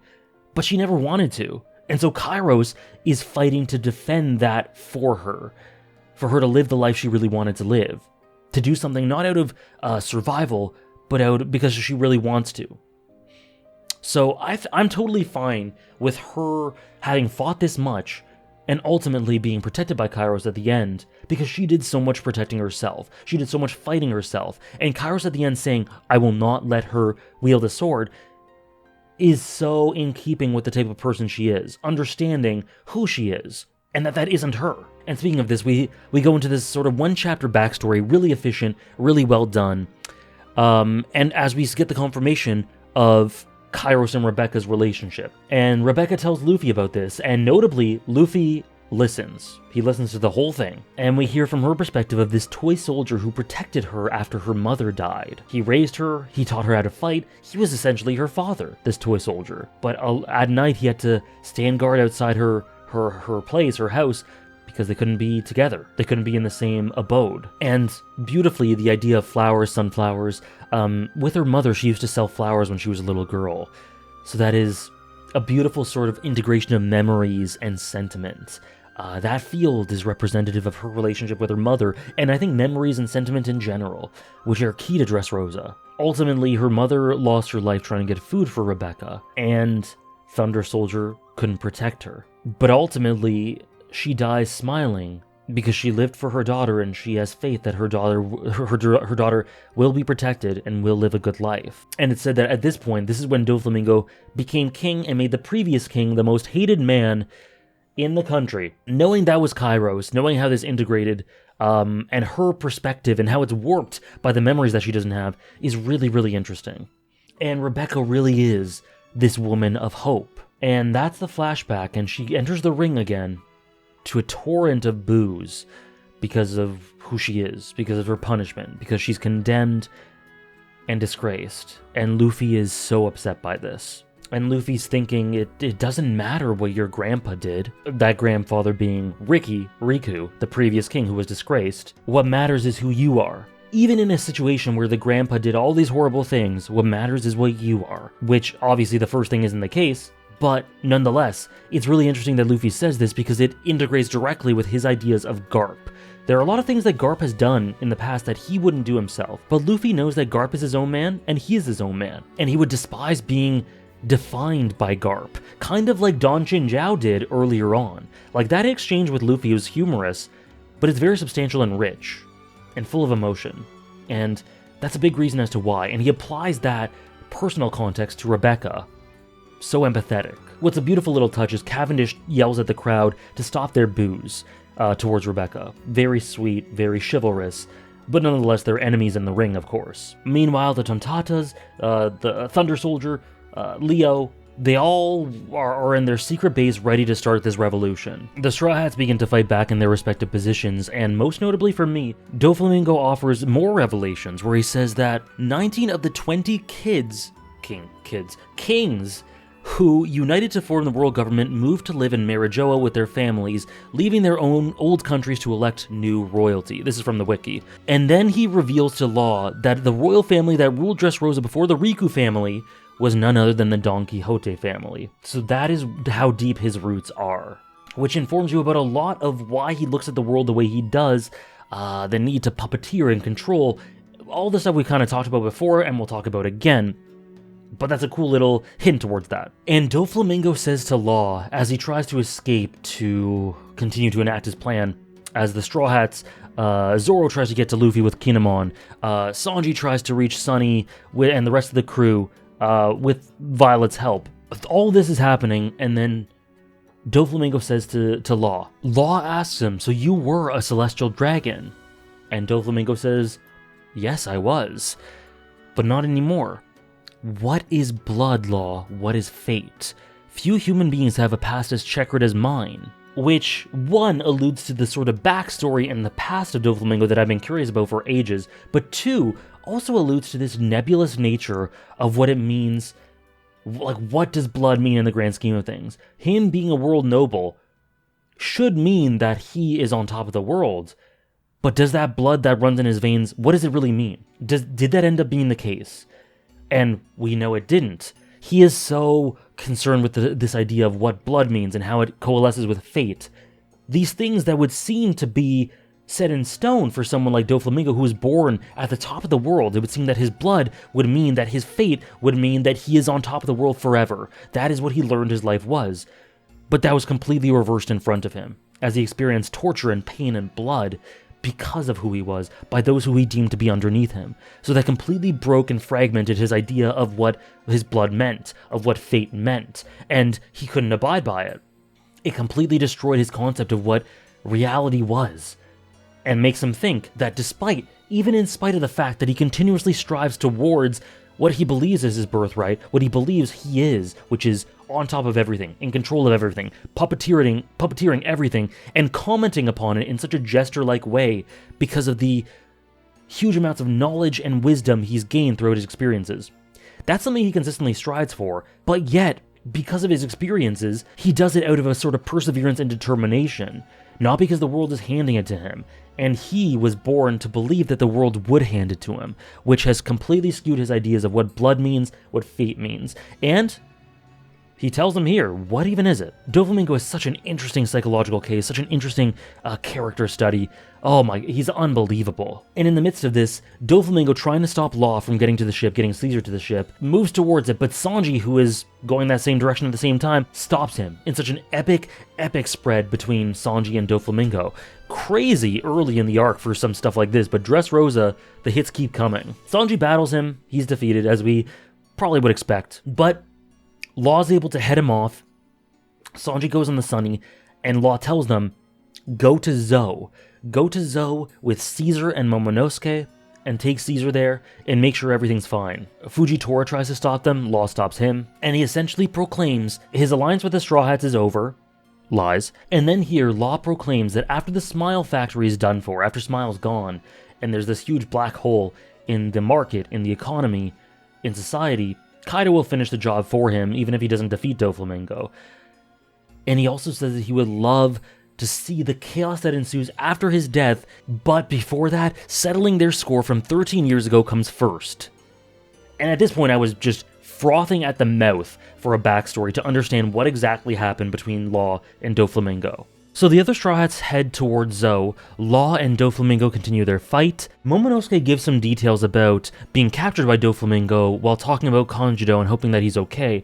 And this is where we get some of the aura and the weird shadowing and all these things that made me suspicious of Kanjuro. And there's a lot of plot stuff going on. Violet goes towards the castle. Zoro and Kinemon talk with Bart, who ends up being able to assist them, but only if Zoro promises to get him Luffy's autograph. Then Rebecca's continuing on her bouts in the Colosseum, just continues to progress forward, and we also get this sort of an interesting scene of Sai, who is one of the fighters, who ends up losing, who gets essentially sent down a trap door into this weird basement cellar area shrouded in darkness where a bunch of forgotten people are. This is where the tournament dropouts are, this is where the toys are, or the diseased toys, the forgotten toys, and this is just a collection of people who have no idea what is in store for them, what they should hope for, what they should be doing, and it's really interesting because ultimately Riku goes down here as well, but it's really interesting because it sort of keys into the idea of verticality, how Oda uses verticality throughout this arc to portray sort of how Dressrosa functions and connect that back to Doflamingo. Doflamingo, this person who is so concerned about control, authority, being on top, literally and metaphorically, because he believes it's his birthright, but also he tries to grasp it himself, that sort of compatibilism I talked about before. So it's really interesting that these people who are disgraced, who are forgotten, are right at the bottom here. Right at the bottom. It shows this verticality to demonstrate the hierarchical dynamics, the social standing, all of that, and how it integrates with Doflamingo and Dressrosa as a result. So it's really clever. But like I said, Riku is in this area, and when this is revealed to the rest of the people who are down here, they bow down to him, still considering him to be a king despite his so-called disgrace. And then meanwhile, Sai is turned into a toy and goes out into the public. It's a pretty sobering, kind of harrowing scene. But there is that modicum of hope through everyone bowing down for Riku. Luffy ends up being face-to-face with Bart, which we'll talk about in a second, but then we get a nice little exposition drop about the history of the Tontatas. Essentially what it boils down to is that these people, these Tontata, the dwarves, whatever you want to call them, I don't think it's inaccurate to call them dwarves, because the wiki's been calling them dwarves as well. Regardless, you know what I mean. For hundreds and hundreds of years, they were enslaved. They were treated like less than dirt, like tools, and essentially that was a horrifying, inhumane existence until King Riku rose into prominence and allowed them to live for themselves, to be free, to be equal with everyone else. And then things obviously changed back after Riku was disgraced and fell from prominence. So these people agree that Riku is what's best for them. They are not fans of anything that Doflamingo's doing. They don't trust him for very obvious reasons, a bunch of them. And it's noted that King Riku was framed here. He was framed and disgraced for something. And this is really great integration, as this happens at the same time that we see Riku in the doldrums, right? But we also learn that through Thunder Soldier that he is Kairos, that he is Rebecca's father. This is the first time we hear of it. And so he dives into his backstory, which essentially, it's an amazing backstory, completely horrifying. But what he says is very much worth paying attention to, because it says so much about One Piece in general, but specifically the nature of Dressrosa, how it's come to be, who Kairos is, who Riku is, who Doflamingo is. So, 10 years prior, Doflamingo just sort of appeared in King Riku's room asking for 10 billion berries as ransom. And if he were granted this money, he would just stop terrorizing the country. He would leave the country alone. And because of the consequences, Riku felt like his hands were tied. So he went out, he tried to get his men to extract as much money as possible from the citizens for their sake, because if they didn't get this, then the place would be torn apart. And because of how benevolent a king he was and how much they loved him, they had no problem giving up their money, but he still felt guilty about it. We then go to a day where, after collecting this money, Doflamingo controls Riku with his powers like a puppet and gets him to slaughter so many people, making it seem like he extorted money from his people only to kill them afterwards. And meanwhile, while this show is ongoing, really playing into Doflamingo's jester-like capabilities or jester-like role, while this is all going on, they wait in the wings to be able to save the townsfolk, to stop Riku, and be seen as the heroes, which will then allow them to rise into prominence. It's devastating, it's heinous from Doflamingo's point of view, it's genius. This is one of the first, I think, chapters where we really see the true integration of Doflamingo with regards to a lot of themes. I think we got a lot of it in Marineford as well, but like this felt very monumental because we see his past, we see who he became even 10 years ago, who he was 10 years ago, and how that plays into now. And there's so much thematic integration here. It's genius writing. Here, he really plays into that idea of the flimsiness of ideals, or the flimsiness of narratives, because all the way back in Marineford, he talked about how, depending on your perspective, if you're poor, if you're rich, whatever, your view on war, or life in general, is so nebulous and can flip on a dime depending on what you've experienced. He seems to revel in the flimsiness of that narrative, in how things can be shaped and molded, and how that can cause other people to act. He has grown to know that everything in the world is empty and tainted by personal sensibilities, which are very volatile, and so he uses that to his advantage. He is a puppet master, a puppeteer, using literally his strings on people while controlling the narrative at the same time. There's just control everywhere. Theatrics, like I said, narratives, themes, ideals, and how flimsy they can be, and how they can easily be controlled and manipulated. That is everything to do with Doflamingo, and that's something he learned through his upbringing. But it makes you think here, what made him think that way in the first place? How did he become this way? Those were the questions that were kind of plaguing me, which were then answered later. It was also pointed out to me that this person who views the world as a joke is named Joker, which also plays into his sort of role as the wild card. And also, the way that he manipulated the news, the narrative of the news, of the false news that he would be stepping down as warlord. That's also very integrated with all of this as well. And you think of all his aliases. This is pointed out to me in chat as well. It's really cool. The Heavenly Demon. Speaking of both his lofty ambitions and lofty heights that he was born into and what he believes is his birthright, and the demon, the depths to which he sank because of, some would say, his nature. But those are totally coalescent, they totally integrate with one another for his goals and in his psychology, and it makes him one of the most interesting psychologies in the series, if not the most. And last of all, in this moment, in this backstory, he plays the role of the hero. All of this finally sort of clicked for me here, and this is what really made me fall head over heels in love with Doflamingo. You guys have been seeing for weeks and weeks and weeks and months even, and videos after videos, I've been waiting for a Doflamingo backstory, and we got some of it here, because I really felt like he's a character I would deeply love, and this chapter did it. And I didn't even know the core of his motivations, but this is where I fully bought in, and Doflamingo became one of the best characters in the story, and one of the most memorable shonen antagonists for me.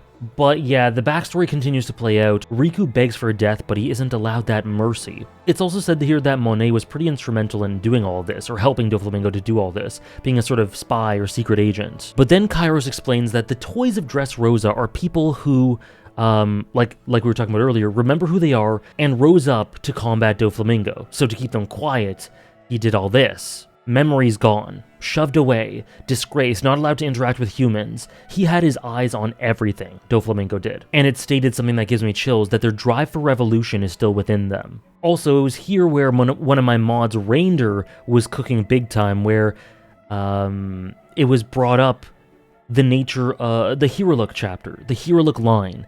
When does a man die? Only when he's forgotten. And these people have been forgotten, but not permanently. And that's very sad. It tells you sort of the tragedy of memory loss in these sorts of ways, and kind of alludes to the idea that maybe these men may have felt dead. Or these people may have felt dead, even though they weren't physically dead. While you could say that a man doesn't die until he's forgotten is empowering because, we won't forget about Ace after he dies, so he'll never properly die. It can also be devastating because if people forget about you while you're alive, it can feel like you're dead.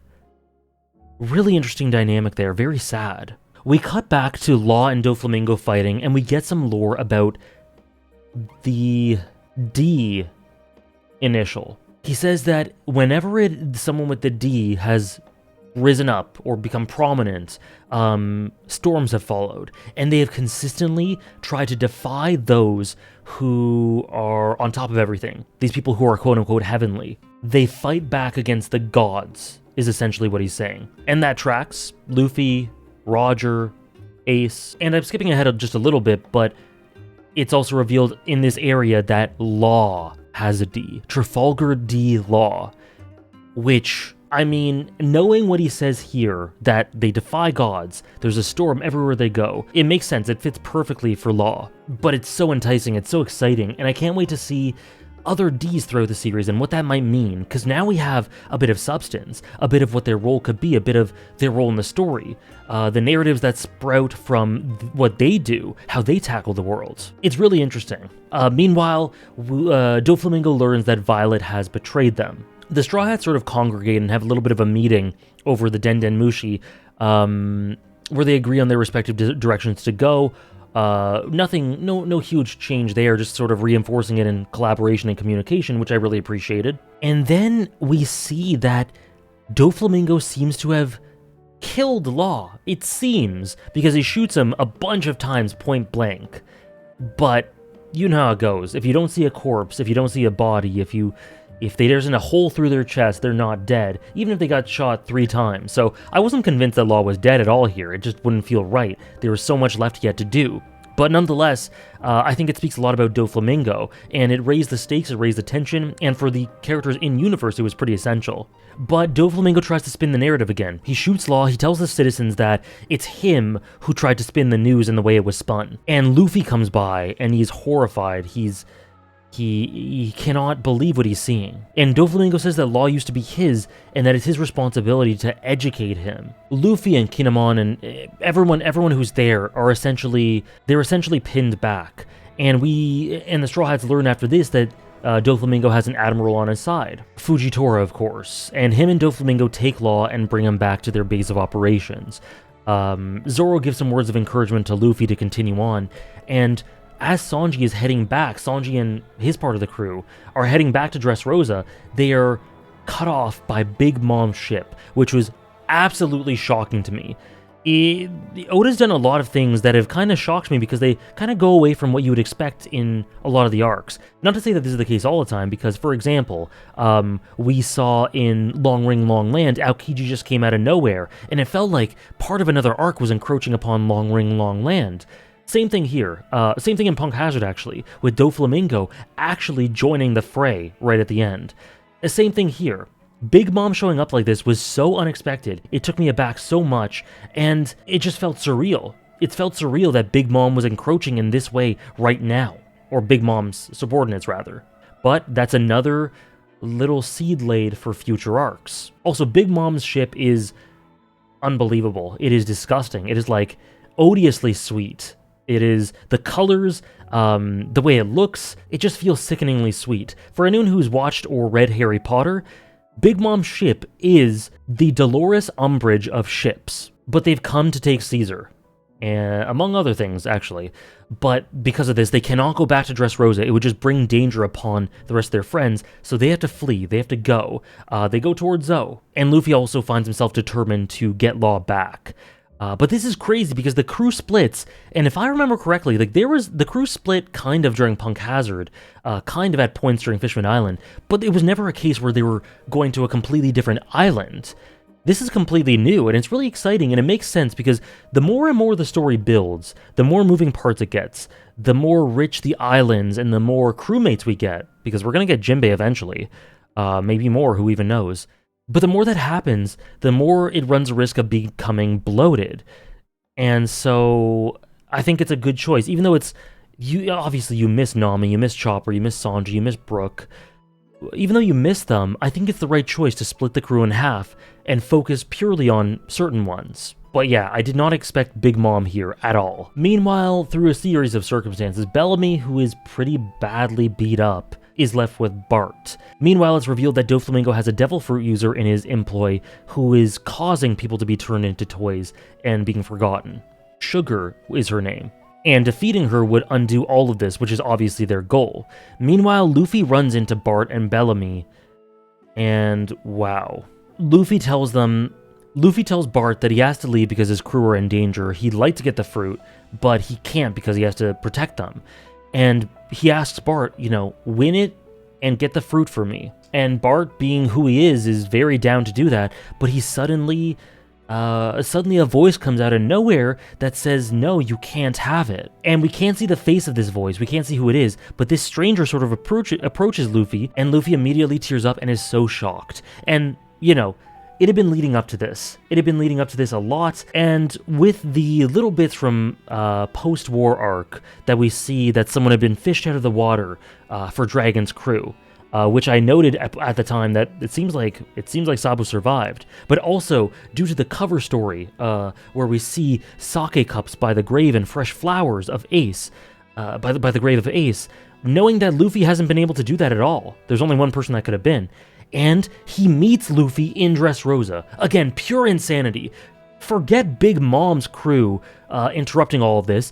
Sabo coming back at this point, out of nowhere, shocked me so much. And it was never going to be anyone other than Sabo. There was no doubt in my mind. All that stuff makes sense. Luffy's reaction itself, and especially that he doesn't want he only wants certain people to be able to consume the devil fruit. Very few people, in fact. I think he'd only be really comfortable with him or Luffy. But that makes sense because they would want, Sabo would want Ace's legacy to be loyal to who he was. And no one is able to do that better than him or Luffy. But Luffy already has a devil fruit, so it just leaves him. And so they agree here that this is done off screen, a lot of this, for the sake of building tension, but might as well say it. And it was clear. They agree here that he will win. He will win, he'll get the devil fruit, and he'll consume it. And make sure it doesn't fall into anyone else's hands. And it's really cool because we also see that Koala, a woman named Koala, who is actually one of the, who's in Fishman Island, the one that was brought in by Fisher Tiger and everyone. She is now a part of Dragon's Revolutionary Army, which makes so much sense. It's so cohesive. It's just so natural, and I love that Oda brings this character back like this in a moment that makes complete sense. We see some camaraderie between her and her and Sabo. Oh God, and. It's just very smart, very clever to bring her back like this, because the role fits perfectly. And essentially, Sabo cannot let Ace's devil fruit be used for anything other than what Ace himself would stand for, which is very emotional. Frankie, on his end, begins gearing up for this big war, this big conflict, this revolution, after Luffy had told him to go all out, and he comes face to face with Senior Pink. It's a bizarre intro. I mean, Senior Pink's character design is interesting in and of itself, but he grabs a bunch of women's bras to wipe his face, to wipe the crumbs in his face after eating. All these girls swoon for him. They call him hard-boiled. I'm not gonna lie, I don't really, that was kind of a miss for me. I didn't really get it. I didn't really find it super funny. It was just kind of weird, but it distinguishes him, I suppose. For me, the beauty of Senior Pink's character is mostly in the backstory, but there are some nice bits of integration with his backstory into his sort of presentation here, which have been pointed out to me, so that's pretty cool as well. And meanwhile, another subsection of the dwarves, including Usopp, Robin, they find Sugar and Treble, and they need to get to Sugar and get her to reverse it, but she's got a hell of a guard. The D block battle continues. Rebecca continues progressing, of course. Usopp is hoisted as the leader, the unwilling or unknowing leader of this revolution, because Thunder Soldier has gone off to try to assassinate Doflamingo. And we get another little bit of a flashback as he thinks back to how he trained Rebecca, due to necessity again. Very heartbreaking.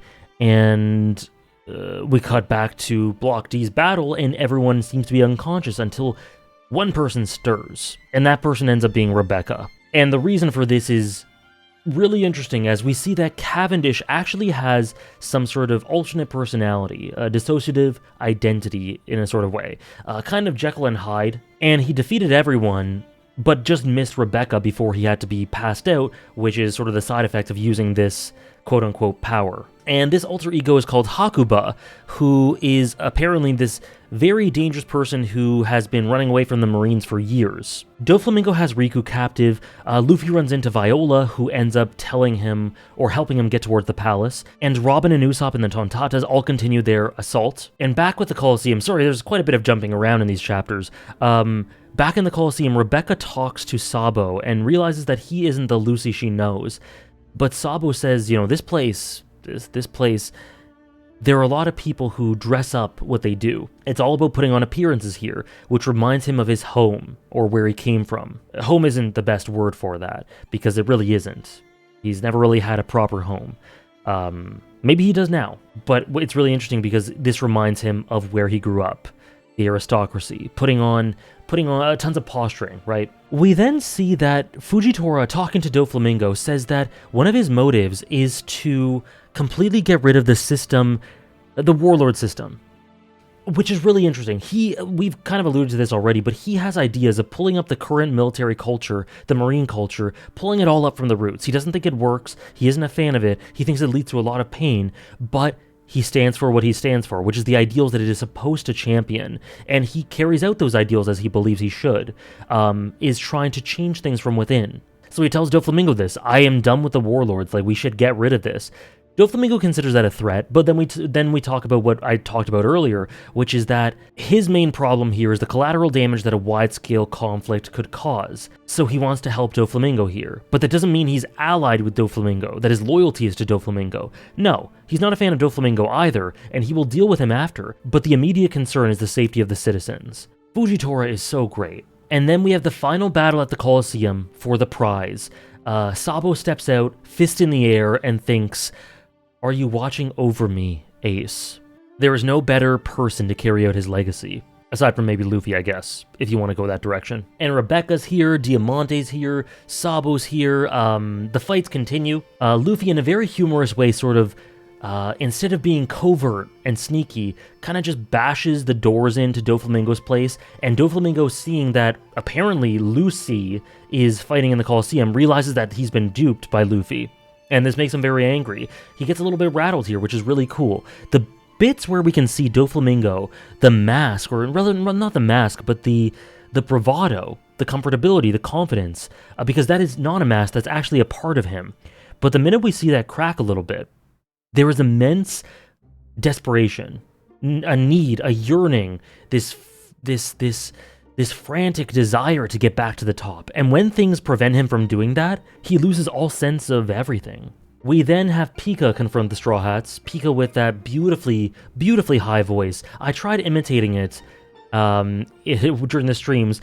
I did two voices. The first sounded a lot like Mickey Mouse. The second would have burst your eardrums. So I will not show you either of those, but if you were in the streams with me, yeah. And Pika, I don't have a ton to say about Pika. The gag with the voice was funny, but there isn't much to the character outside of that. Maybe some tiny bits, but not a ton. But he proves as an obstacle. Then we cut to the plan to defeat Sugar, where we see that Leo and the rest of the Tontatas, their plan is to, what was it called? Mix the world's most spicy seasoning, the Tata Babasco sauce, make it look like a grape, because Sugar eats grapes all the time, have Sugar eat it, and then pass out because it's too spicy, thus freeing everyone. Although that does make me think, like, why her being passed out because of spiciness? Does she have to be conscious? Like, I doubt it, because that would mean when she's sleeping that everyone revives, so I'm curious about the mechanics of that. But anyways, Usopp agrees to this plan. Ultimately, they end up coming to blows with Sugar, who transforms a lot of them into toys again, which is, again, horrifying knowing the implications of that. And Treble fights back with her to protect her. Treble essentially ends up forcing back the Tontatas, and their plan hits a stumble because of that. And there's simultaneous problems at this point in the story, because Thunder Soldier is fought back by Lao G and can't essentially make his way over to Doflamingo, considers that a failure, and gets a flashback to when Rebecca and him had a fight, Rebecca mostly being upset with him. It happened chronologically near the beginning of the arc, I believe, in the wake of Doflamingo's false resignation, and she essentially says that he's just a toy. And knowing everything, that one hurts. And again, more simultaneous pain. Diamante defeats Rebecca, or she seems to be defeated, as he mocks her dead mother. But Sabo and Bart kind of rally together to try and protect her. At the same time, some of the Tontatas that Kairos is allied with kind of rally him up, back him up, and he is ready to go again. And it's revealed that Usopp kind of wonders why they rally around Thunder Soldier so much, and it's revealed that Kairos was the first one to be turned into a soldier. He was the one to start and spearhead the revolution because he was the first. And it's revealed here that he is Kairos. He was Kairos. He was this legendary fighter who disappeared so suddenly, and people can't really remember what he did. It all lines up, and like I said, in retrospect, it makes a lot of sense, and I'm curious as to, like, it's interesting that I didn't sort of clock this the first time round. And this is where the Attack on Titan parallels between Halos and Kairos kind of diverge, because while Halos is hollow for a bunch of reasons, and Kairos seemed to be hollow, you just get the feeling that Kairos is going to come back, and whatever he's going to fight for, what he fights for right now, is in and of itself substantial and rich and empowering. But it became so clear that he is going to become human again, and the ideal and the hollowness of that statue will become heartfelt, substantial. It won't be hollow anymore. the ideals would become real. Kairos and what he stands for is absolutely 100% full of heart. And you know the idea of leaders in One Piece, the heartfelt versus the heartless. He is the opposite of hollow, and so that statue will come to represent something much, much different down the line. An interesting detail from this chapter is that Rebecca's sword is actually blunt. She doesn't want to fight. She's fighting because she has to for survival, but she only defended herself. She didn't fight to hurt others. And one last thing about Kairos' statue. What's really interesting is that while it seemed to be hollow, while it seemed to represent this shallow ideal that had no place in reality, that had no real-world standing, as Rebecca told him about it, Luffy was very interested. He found value in it, despite it seeming like it didn't have any. And that tells a lot about Luffy and his idealism, and how he believes when others just might not be able to for one reason or another. So the fight with Pika ensues. Zoro fights him as Luffy and Viola continue upwards to go to the palace where Doflamingo and Law are. Kinemon disguises himself as Doflamingo to try to infiltrate to find Kanjuro, which is very funny. It's very funny how people actually kind of fell for this. And Frankie continues to fight. Usopp needs to find a way to get to Sugar and give her the Tata Babasco grape, but in something that is so horrifying, Robin is turned into a toy, and that leaves Usopp alone to confront Sugar. But I think the implication here is that if Robin disappears, all elements associated with her disappear as well. And so while Usopp is absolutely still not the brave warrior of the sea, a lot of memories associated with Robin must have been altered, which led him to regressing a little bit, to running away. Now, of course, Usopp will run away no matter what, but I do think that there was something a little different in his demeanor, which lends credence to the idea that not only was he isolated without his friend there, without his sister, but I think he forgot a lot of the formative moments in Water 7 Eni's lobby, or they were altered in one way or another, which led to him kind of regressing, not feeling that evolution, that progression. That's clear-cut to me. I think his memories were altered in some way that caused him to regress. His change in attitude, just the logic of it makes sense.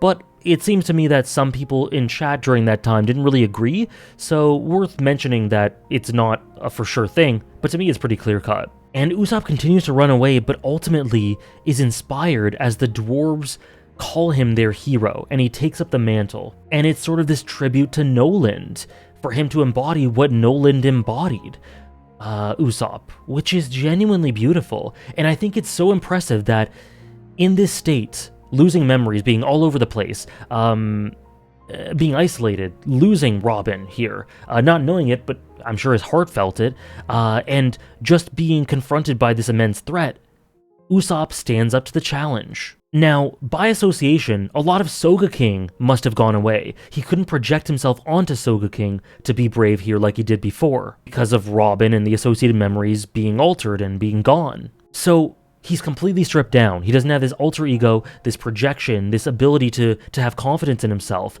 He doesn't have Robin. He's by himself. He's confronted by an immense threat, and even stripped down to this, he still stands up for the occasion. This is a huge step to him becoming a brave warrior. He doesn't need all that extra stuff.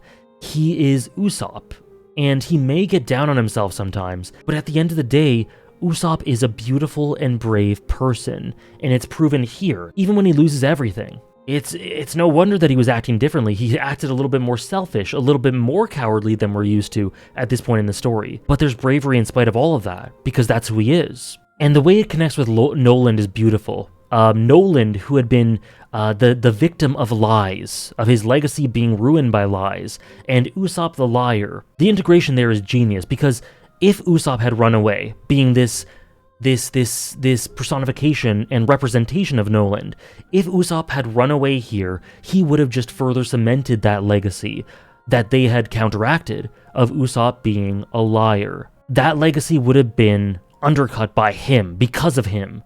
But he takes responsibility here. He doesn't want, as a sign of respect for who Noland was, and also, this was pointed out to me in chat as well, he called Cricket a liar at first, and then realized his mistake. So he feels this immense connection to them and the ideas of lies and Skypiea in general, and he could not go against everything he was by acting in a way that would tarnish that. It's beautiful, beautiful subtextual stuff. And then in this chapter, which is 741, we also get some reflection from Kairos, who has become strong, he's grown, he's become powerful to fight for those he protects, and he wishes that people would actually forget about him because of all the pain he has caused. He thinks he deserves it. He doesn't look upon his acts with reverence or pride. They're things that he has to do in order to get to his goal, but he feels immense guilt and pain at the stuff he's had to do. And the idea is brought up again here, very similar to Fishman Island.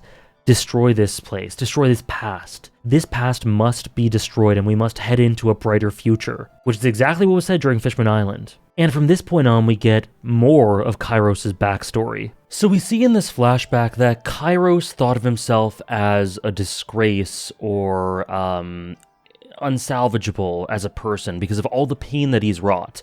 However, we see that he meets someone named Scarlet, who ends up being Rebecca's mother, who completely made him see another side of himself, another side of life, made him believe that there was more to live for. And it's genuinely very heartwarming. Their relationship is rocky at first, but he ends up showing through example that he is a decent person at heart by saving her from a group of bandits or thieves or something. I don't remember exactly who it was. But because of societal maneuvering needed, she fakes her death in order to be with him romantically. They have Rebecca, they have a very happy life.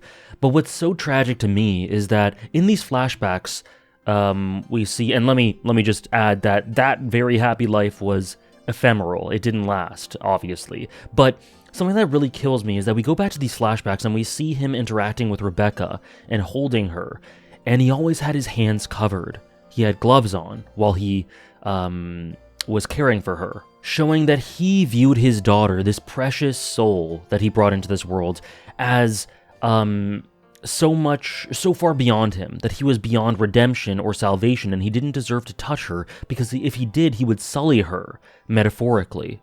It's so sad to see him bring himself down like that.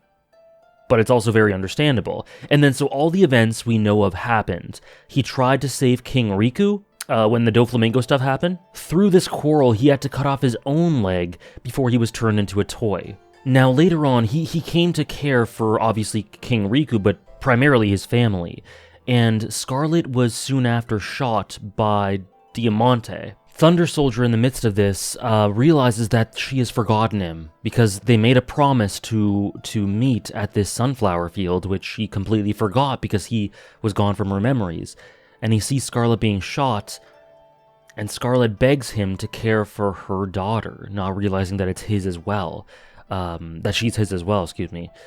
And it's deeply heartbreaking. And the flashback sort of cuts off there, but not before he says, "These tin arms of mine cannot even feel the warmth leaving your dying body."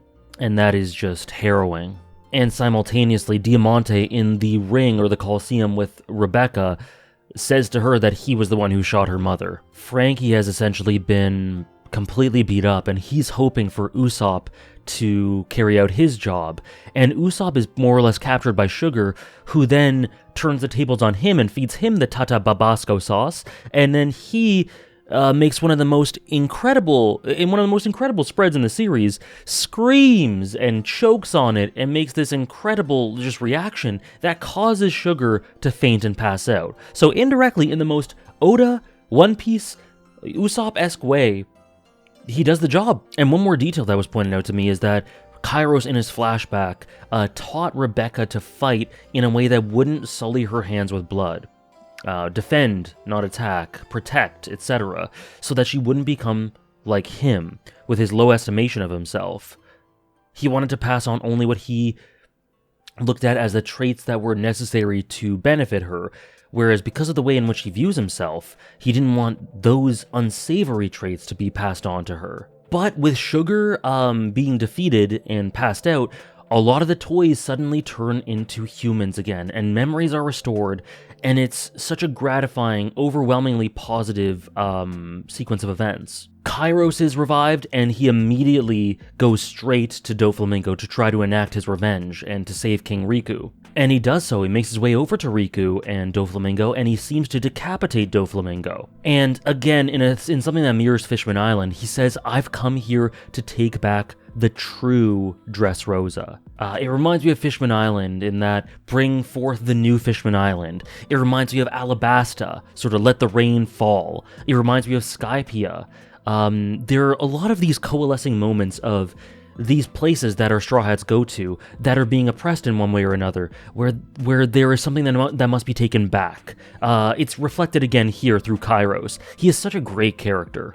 And it's interesting in that when the toys are turning back, we just get a quick flash of Fujitora, who seems to be panicking a little bit about the health of the populace, the lives of the civilians through all this panic, because some of the toys coming back are animals who could cause a huge amount of destruction. So he's worried about that, true to his character. Lovely little touch. Zoro still fighting Pika, Sabo still doing his thing in the arena, and something that this chapter sort of nails home is the idea of naivete or gullibility, or a better way to put this, idealism.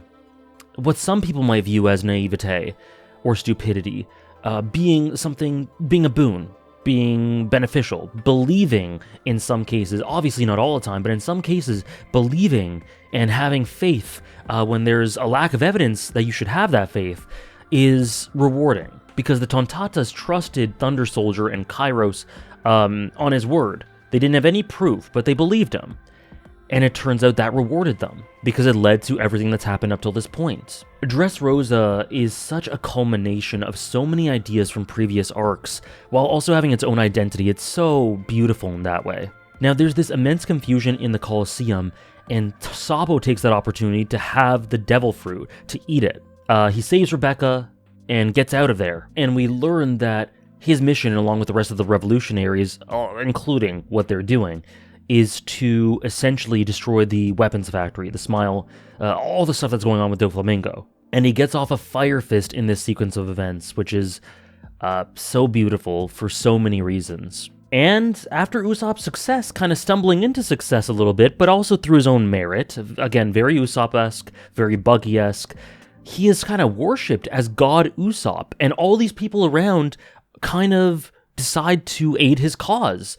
So just through the nature of who he is, who he was in this sequence, he's benefited a ton by it, and he gathers all these people for his cause, for this cause that will ultimately benefit Dressrosa. Now, Doflamingo, whose head was cut off, it's revealed that it was all a fugazi, it was all a fake. He's fine, which we knew would be the case. And Luffy and Viola try to release Law. Law being very soon today all the while, but it's very sweet because Luffy persists no matter what. But soon after this, Doflamingo comes back and says that he intends to enact the birdcage, which brings up some sort of response from Law, which I immediately realize, like, he recognizes whatever this birdcage is. This is some sort of trauma response, which even lended more investment into whatever their backstory would have been. Because Law thinks about this birdcage concept and is very horrified by it. So there's a familiarity there, a negative familiarity there. Robin, Usopp, the rest of the people who were there meet up with Sabo's group to destroy the weapons factory, and it's really cool because Robin and Sabo have this familiarity. Knowing what Robin's done for the time during the time skip makes a lot of sense. Now, Doflamingo brings forth this birdcage, and Law tells Luffy that he will not allow, he's willing to kill everyone in Dressrosa for the sake of his narrative, his control, his authority, and his, in a sense, freedom. Trying to steal it from others so that he can feel free in his own sense of the word. Which makes him the perfect thematic antithesis to the Straw Hats, by the way. But then, this cage closes in on everyone, and people start turning on each other, and Doflamingo announces to the populace all the people associated with the Straw Hats, with Sabo, Luffy, and Law, I believe, being the most notorious, but all the Straw Hats and everyone associated with them having bounties, and Usopp having the highest one, which, you know, if you weren't a Doflamingo stan before this, then you'll have to be after he respects Usopp. But no, he gives the populace this ultimatum. You will all die unless you capture these people. So it's a combination of Straw Hats, allies, Kinemon, Viola, Riku has a large bounty, Riku, Law, Luffy, and Sabo have the largest bounties, and then Usopp has the actual, is the top one, has the biggest bounty. His face is put on this widescreen, and everyone cheers for him, saying he's our revolutionist, and Usopp has the most hilarious freaked out face as the coward that he is. It's all great stuff for Usopp. Dressrosa is awesome for Usopp. But this is where the plot is headed. Doflamingo is going to kill everyone with his cage unless they either 1, kill him, or 2, bring him all the names on these bounty posters. So he kind of lets the games begin. And this is totally integrated with who Doflamingo is once again. The controlling of narratives, the flimsiness of them. He turns things on its head through this survival game. And he uses the flimsiness of people's morals and how they can flip on a dime if their lives are at stake. He knows this better than anyone, how perception can change things, experience can change things. And so he uses that to his ends right here, expertly. He needs to control everything. And that's why he closes this cage in on people to steal their freedom from them to enact his control. So many of our characters and protagonists go to the Smile Factory to destroy it. Kinemon goes to get Conjudo, and in one of the most emotional moments of Dressrosa for me, Luffy tells Rebecca that Kairos was her dad all along, and she is overwhelmed by emotion, and finally remembers that she had a father, that she had this person who always cared for her, and even through being forgotten, and it's such a beautiful moment. Kairos and Rebecca's relationship is one of the shining lights of Dressrosa, and that's crazy considering they're not nearly as prominent as Doflamingo, Law, Luffy. Law and Luffy have this interesting sort of ideological tussle where Law says, we plan to fight Kaido, but if we defeat Doflamingo, if Doflamingo dies and the market suffers, the underground market, the Smile production, Kaido's wrath is going to fall down on them as a result because it hurts him. And Luffy cannot find it within himself to think that pragmatically. All he cares about is that Dressrosa is going down, people he cares for are going to die, innocents will die, and he needs to stop that. He's not thinking long term. He's only doing what he feels in the moment is right, and that is Luffy as anything. He can mature as much as possible, but he's never going to lose that core of instinct, emotional, heartfelt instinct. And so Luffy decides to head after Doflamingo, and he starts carrying Zoro and Law underneath his arms as he heads off towards him. Now at this point, essentially what ends up happening is that Doflamingo has a meeting with the higher-ups in his family and his alliance. Ultimately, it ends up with Pika confronting the Straw Hats once again, after Fujitora confronts the Straw Hats for differing reasons, of course. But the main thing I want to draw attention to is that Doflamingo says something very matter-of-factly, which is that he killed his dad at 10 and his mom at 8.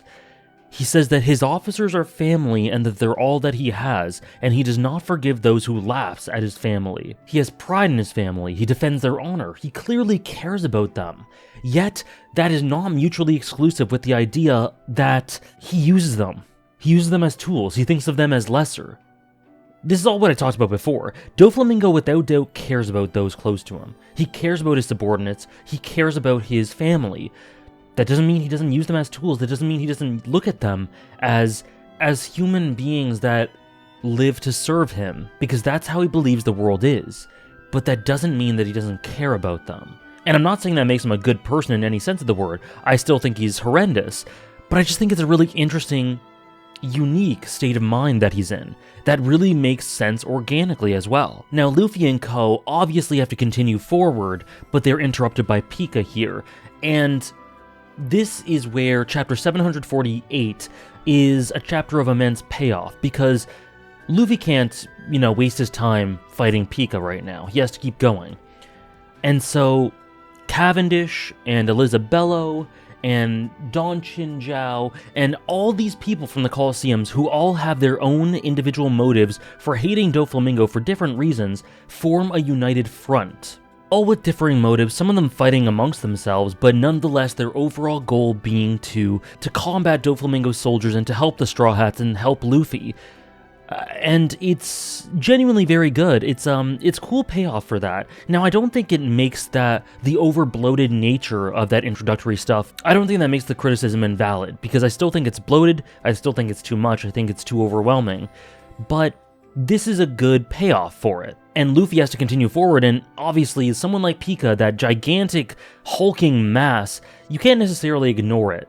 But these Colosseum fighters, really help to make the obstacle much less threatening or much less obtrusive. So Luffy has a bit of a quarrel with him, but then has to continue forward to Doflamingo's palace, while Zoro, in a series of magnificent spreads, fights against Pika, realizes that the real body of Pika is in a certain subsection of the overall hulking body, and then destroys it with these immensely beautiful badass spreads, just a collection of them. And then it is here where we first hear of Corazon, one of the best characters in this arc, one of my favorite, if not my favorite, definitely at least top 3, probably my favorite though, flashback character, Corazon. And the way we hear of him is Law decides to mention to Luffy that 13 years ago, he had this person that he loved, who was Doflamingo's brother, who helped him through thick and thin, and supported him, and changed his life,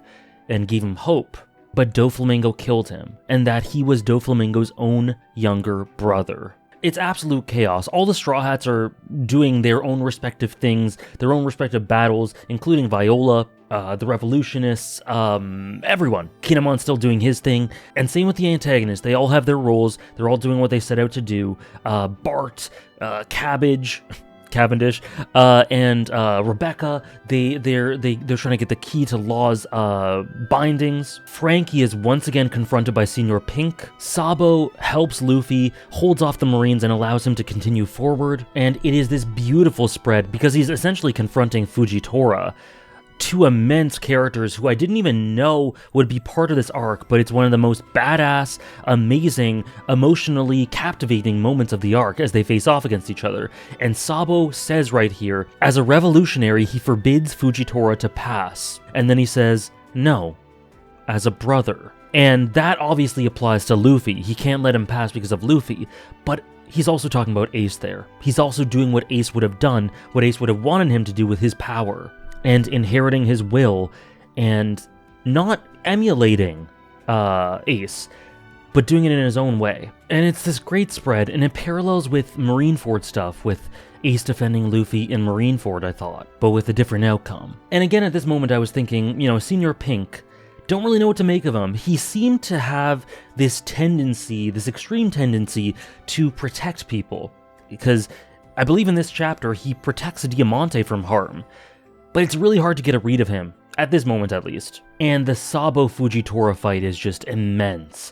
It's beautiful. It's devastating, but beautiful. Luffy and Law get closer to Doflamingo, and Law says that you need to free me from these bonds, otherwise we're going to be in deep trouble. So Robin organizes Bart, Rebecca, and Leo to get the keys to get to the cuffs for him. It's complete insanity. They're confronted by one of Doflamingo's clones, and then a couple other Colosseum fighters help them to fend him off. All these respective battles are going on. Zoro with Pika, them trying to get the keys to Luffy and Law, Sabo Fujitora, Frankie Senor Pink. It's absolute mayhem, and it's totally engaging. And talking about this now, it's kind of crazy to think about the fact that this arc was only about halfway done, or a tiny bit more than halfway done at this point. This feels like Endgame. This feels like the arc was about to end here, but there was so much more. And strangely, Doflamingo is oddly sentimental. Maybe sentimental's laying it on a bit thick, but he's reflective of his past when he first met Law. And he talks about how he was as a kid, and he specifically says that he had a mean look in his eyes. He thought that by 10 years after he met him, he could be his right-hand man. And he says, it's a shame we gotta kill him. But, man, he was different as a kid. And we see a quick flashback, and we see that he wanted to destroy everything. He was full of pain, full of trauma, and he saw no hope in the world and wanted to destroy it all. He was raised in a place called White Town, and he just had hatred for everything. And Doflamingo thinks of that with an interestingly contemplative look in his eye as Law continues to struggle towards him. And I say Doflamingo's eye, I mean that metaphorically because he's wearing sunglasses. You get what I mean. But that was really interesting because Law's introduced here as this child hell-bent on destruction. And while Law, he has that same sort of eye of the tiger aspect to him with regards to his goals, he was never wholly destructive like that. He changed a lot, and I think that lends great insight, without knowing the specifics just yet, of how Corazon, who is unnamed at this point, changed his life, changed it from being like this into becoming what he became. Now, after this, we get some really interesting stuff from Bellamy. He confronts Doflamingo, asking why he sent a man after him to attack him, Dellinger. And he asked Doflamingo specifically, more than anything, what's most prominent in his mind, what he's most concerned about is that Doflamingo has lost faith in him. That's what he asks him, if he's lost faith in him. And Doflamingo kind of bypasses the question and just says, we've always had different aims. You've wanted to be a pirate, while I've always just wanted to destroy all, to tear down the world around him. Obviously there's more intent with that. It's not just aimless completely, but that's a huge difference. And Bellamy and Doflamingo have a really interesting dynamic. I feel like, well, maybe I'll get back into that later. We'll talk about it a bit later, but I do really think that Bellamy and Doflamingo have a really interesting dynamic.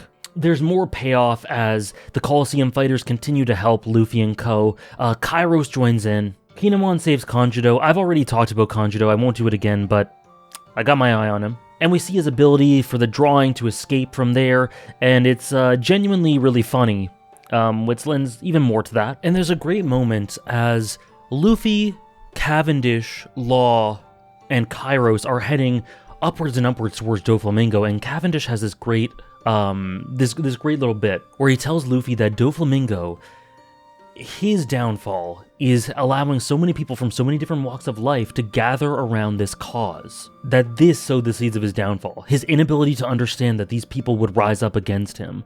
That blind spot of his lack of heart in being able to connect with these people, or being uninterested in doing so. It's a great sort of demonstrator of the thematic antithesis here. Meanwhile, Zoro is still fighting with Pika, and some of the spreads I was talking about earlier come into play here as he tries to defend Robin and Rebecca and Bart from Pika, and he continues to fight him, and he fights him off, and he sort of proclaims that one day he will be the world's greatest swordsman. And little detail here, Zoro in general has been very minimalistic post-time skip, but a little detail I love here is that he says one day.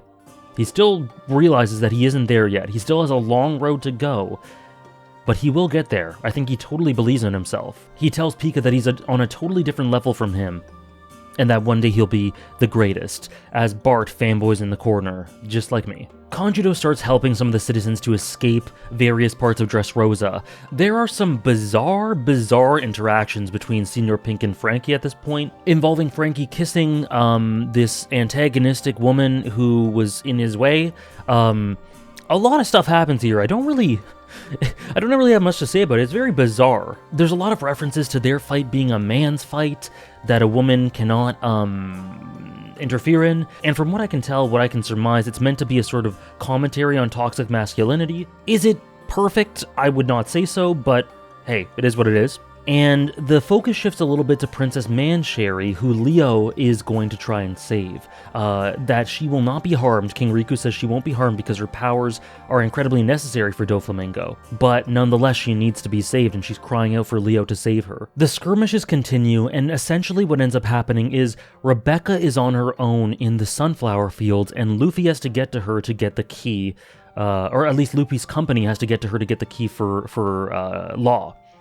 But Rebecca is confronted by her mother's killer, Diamante. Now at this time, I'd just like to take a moment to draw attention to the fact that Jinbei is now part of the cover story as of these chapters.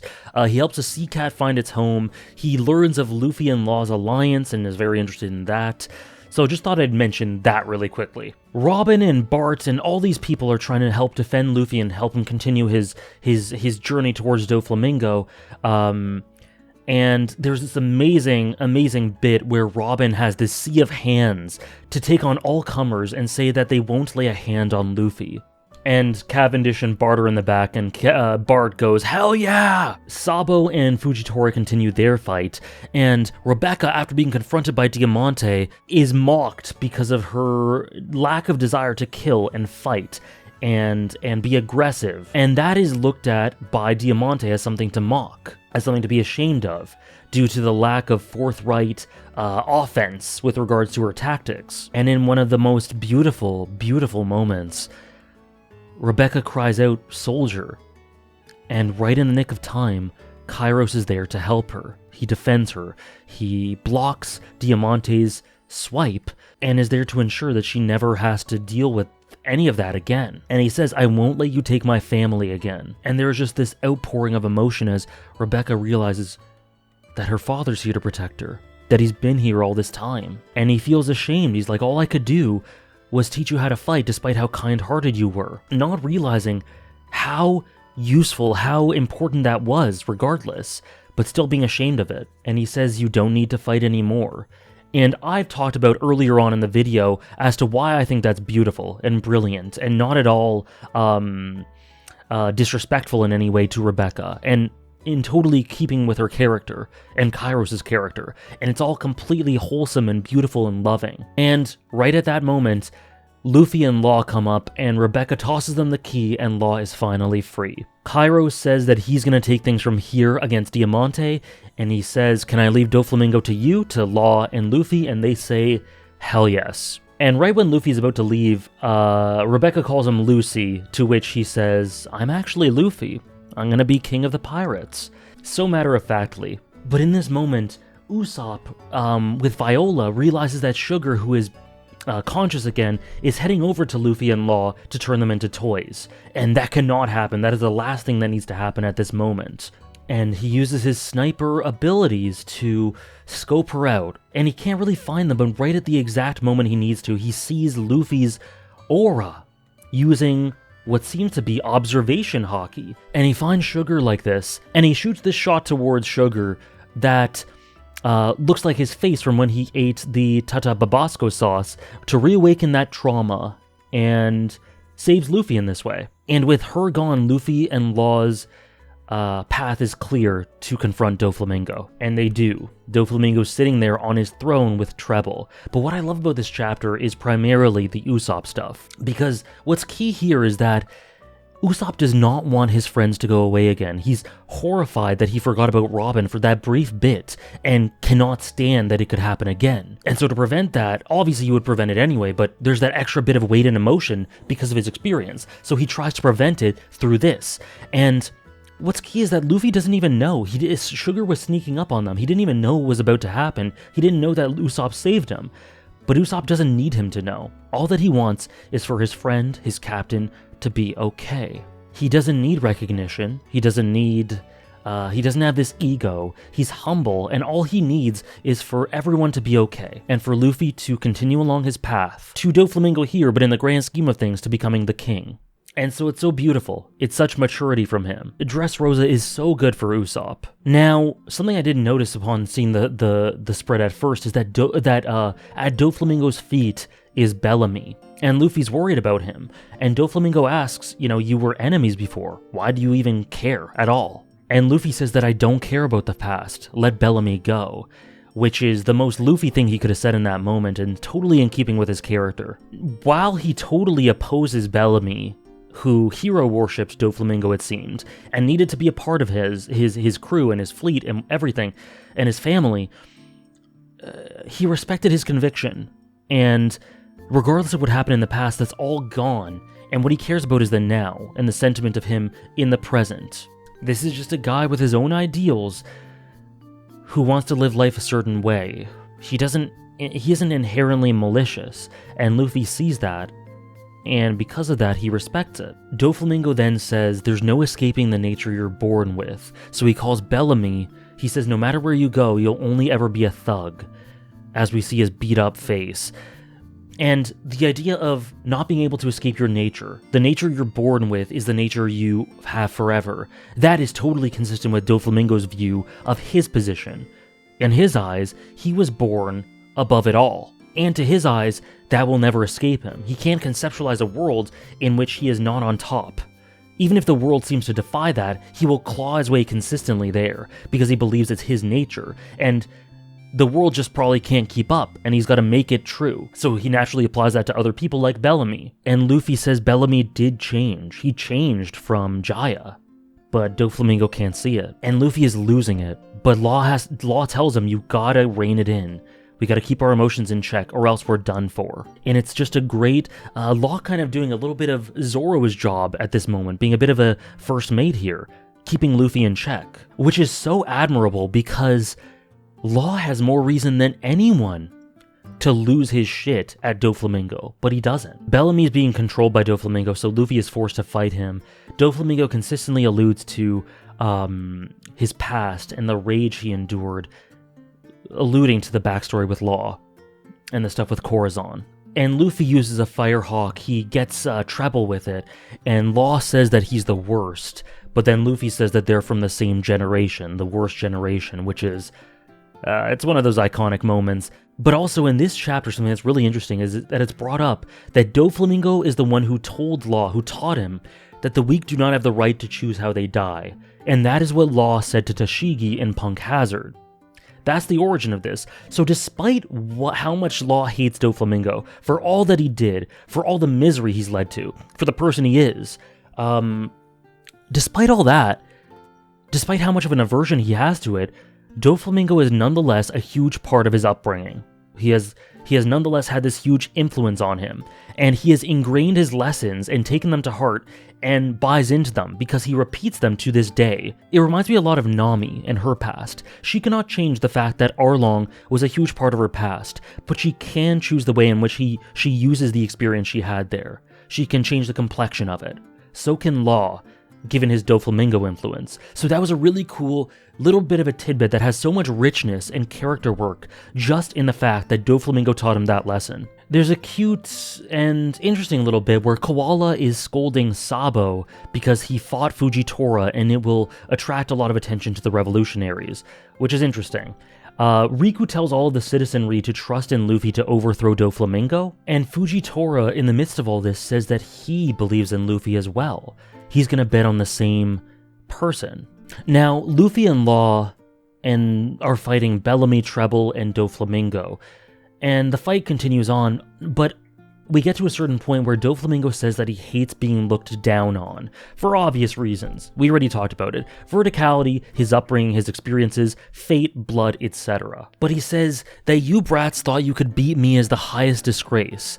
I am a celestial dragon, I am of the noblest blood in the world. And then he reveals that his father thought that his family should give up their standing. And he despises that his father was could even possibly think that they could live in this quote-unquote cesspool of a world. Doflamingo doesn't believe the world worthy enough for them to grace it. And then we see some quick flashbacks where he says, "Father wanted us to live like a human? What a stupid man." And we see a child Doflamingo saying, "Father, let's go buy some slaves."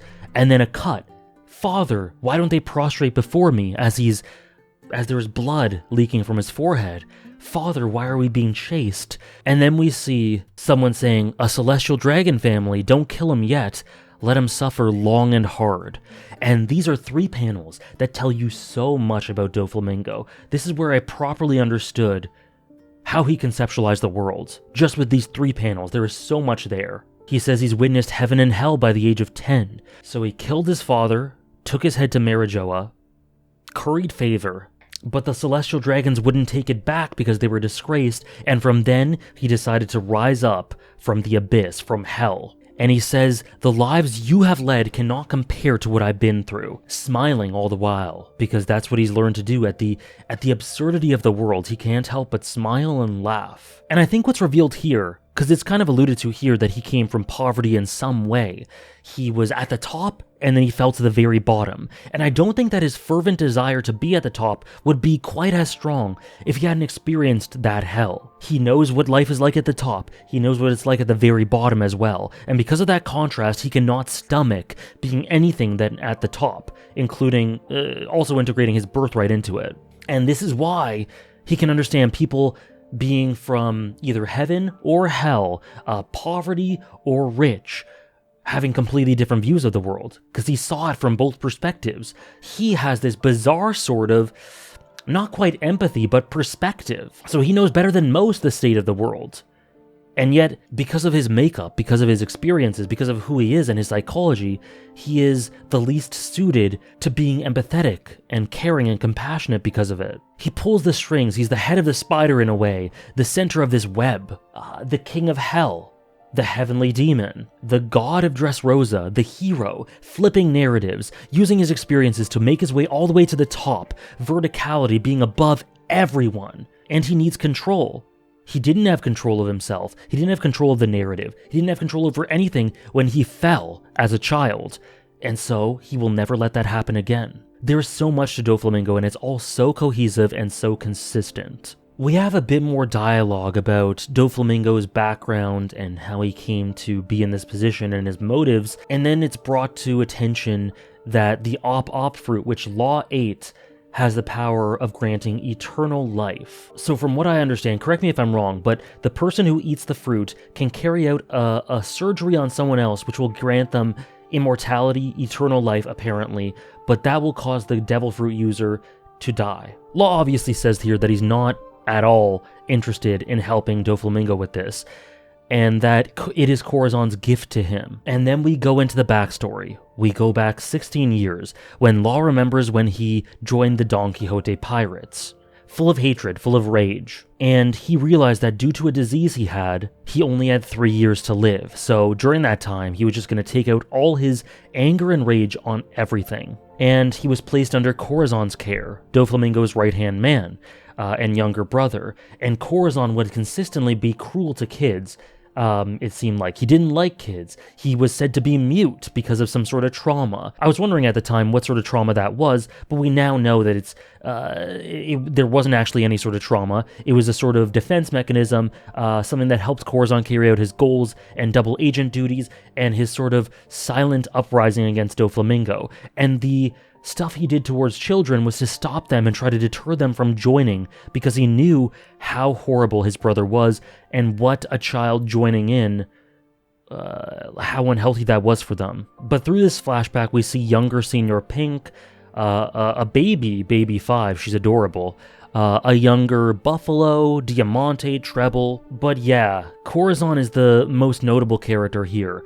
And Law and his relationship got off to a rocky start, so it makes you wonder, how did Law come to love this person? Why? What's the nature of this, and how did their relationship develop? Well, this backstory answered all of this and then some. So Law joins in under these sorts of circumstances, and ultimately we learn eventually that Law is from a place called Flevens. This country had this gigantic rise in the past, but now it's completely fallen, and it was overtaken by disease and rot and decay in sort of every manner of the word. Now, in terms of the lore of this city, it was called the White City because of a material called amber lead. This material was deeply lucrative, it brought wealth to all the citizens, and it's responsible, at least in large part, for the rise of the city. But eventually it was discovered that this material was actually toxic. It was actually poisonous.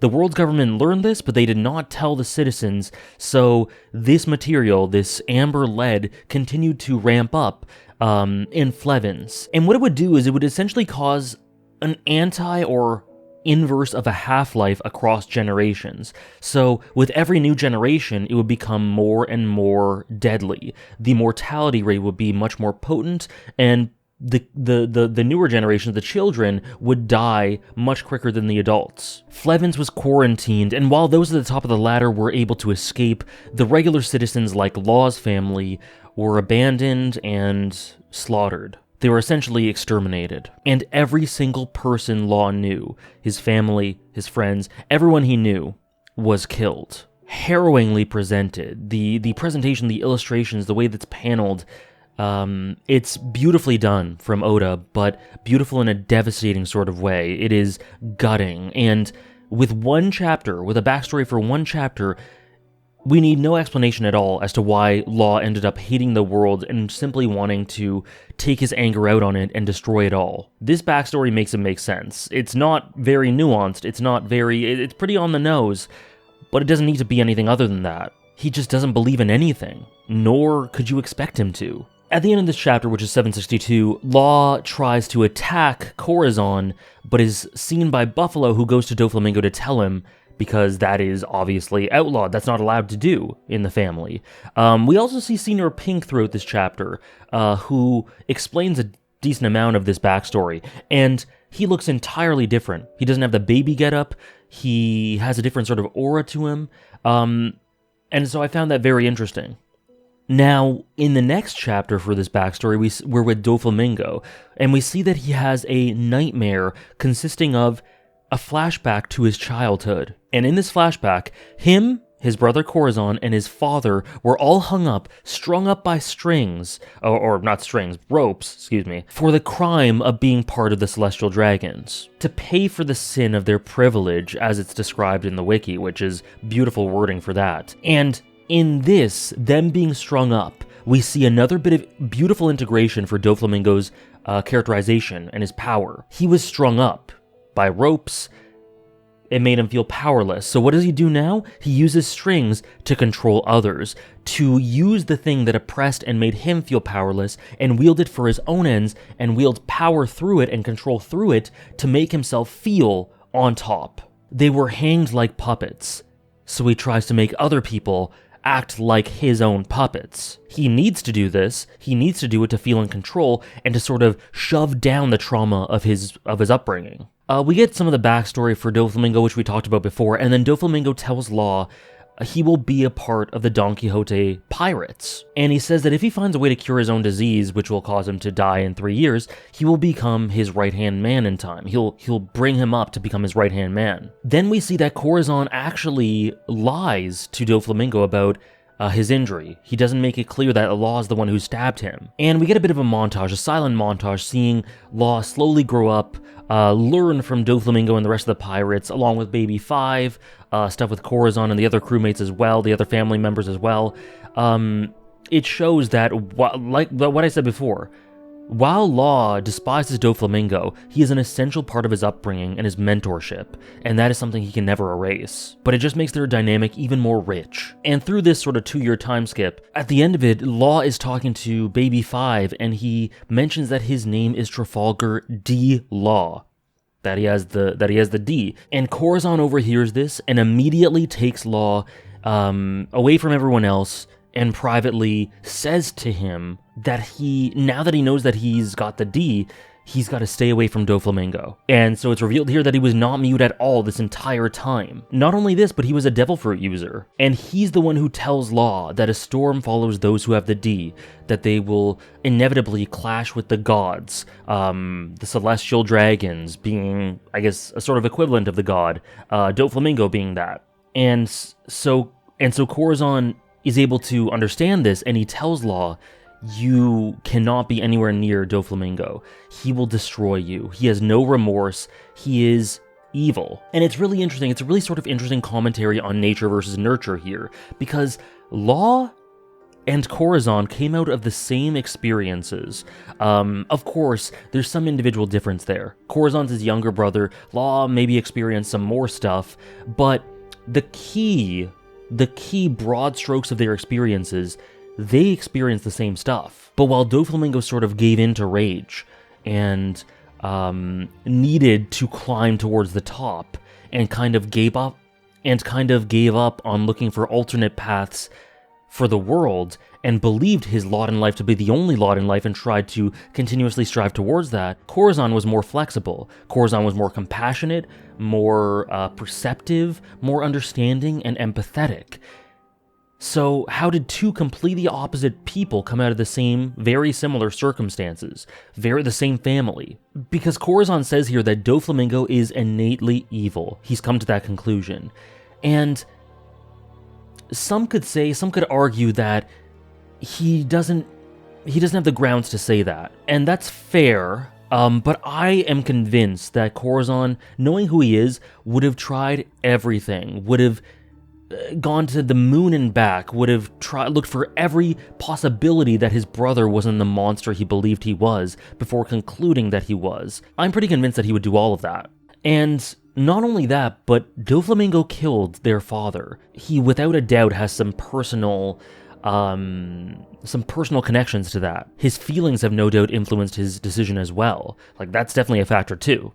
And I think that's very human and understandable. Someone in chat said that Rocinante, who is Corazon's real name, isn't obligated to forgive Doflamingo for that, which is an interesting perspective. And from his point of view, I think taking all these nuances into account, and the fact that I really do think he would have tried basically everything, or looked for every avenue to not have to conclude this. I think Korra's point of view is very understandable. You look at the same experiences and see this gulf between you, and you go, what's the difference then? If nurture was the same, then it must be our nature. And this is all great. It has great context for the D, the enemy of the gods, context for Luffy and his role, and how he defies this world continuously. And so Law gets this all told to him by Korra, and he just says, I'm gonna die anyway. And he threatens to go tell Doflamingo, but then doesn't, and holds it over Korra's head, saying, okay, now we're even. You didn't tell him when I attacked you, I didn't tell him this. But it's kind of a sort of leverage and bargaining chip and puts them on equal standing a little bit, which I think is a nice foundation and inherent sort of understanding between the two that ends up being this foundation and establishment for a beautiful relationship. Because although it was clearly uneasy here, they had nonetheless formed this bedrock of a dynamic, and they nonetheless knew each other intimately, more intimately than maybe anyone else in the world. And so it's hard to not bond after that. But then we learn that Corazon is actually a double agent for the Marines, as he calls up Sengoku. He tells him about his objective, how he wants to stop Doflamingo, about all this stuff, and it's here that we see that Sengoku was this person who reached out to Corazon and provided this sort of home, this metaphorical home for him. And that is a difference, because while I think it's clear that up to that point, Corazon and Doflamingo were very different, but Corazon did have someone to reach out for him and try to raise him in the right way, whereas Doflamingo was raised and bred in darkness. They had this core of similar experiences, and they diverged completely in how they were brought up after this. Doflamingo had Treble and everyone else, and Corazon had Sengoku, who tried to raise him the right way with care, compassion, and empathy, and that is very notable with regards to the dynamic between the two. And Corazon tries to impart that upon Law later on. And it really makes me appreciate Sengoku. It really makes me feel this connection to him that I didn't really feel before. He was really interesting before this, and I think this ties directly in to how he viewed the world's government and his position in it and the world. And it all makes sense, it all kind of clicks, and this elevates Sengoku a decent amount. We see Virgo transferring to G5, the callback to Punk Hazard there, and knowing his allegiances and everything. It's really clever. And Corazon and Law, over time, decide to search for a cure for Law, trying to go to all sorts of hospitals, all these places they were rejected out of, which enrages Corazon. He wants to protect Law in terms of his health and emotionally, and he hates that they treat him this way. And Corazon, he can't take it. Because of this injustice, he ends up attacking some of these doctors, some of these people, which causes him to become a wanted man. It kind of reminded me a little bit of Luffy punching Charlos. He knew the consequences of what he was going to do, but nonetheless he couldn't hold himself back. And one night when they're camping out together, Corazon just kind of lets it all out. He says that he feels Law's pain. He cares so deeply for him. He wants him to be happy, to be free from this. And he's crying, and he feels so much. And what he doesn't know is that Law is listening the whole time. And that, I think, is where their relationship properly blossoms into proper love. This beautiful empathy, this beautiful compassion.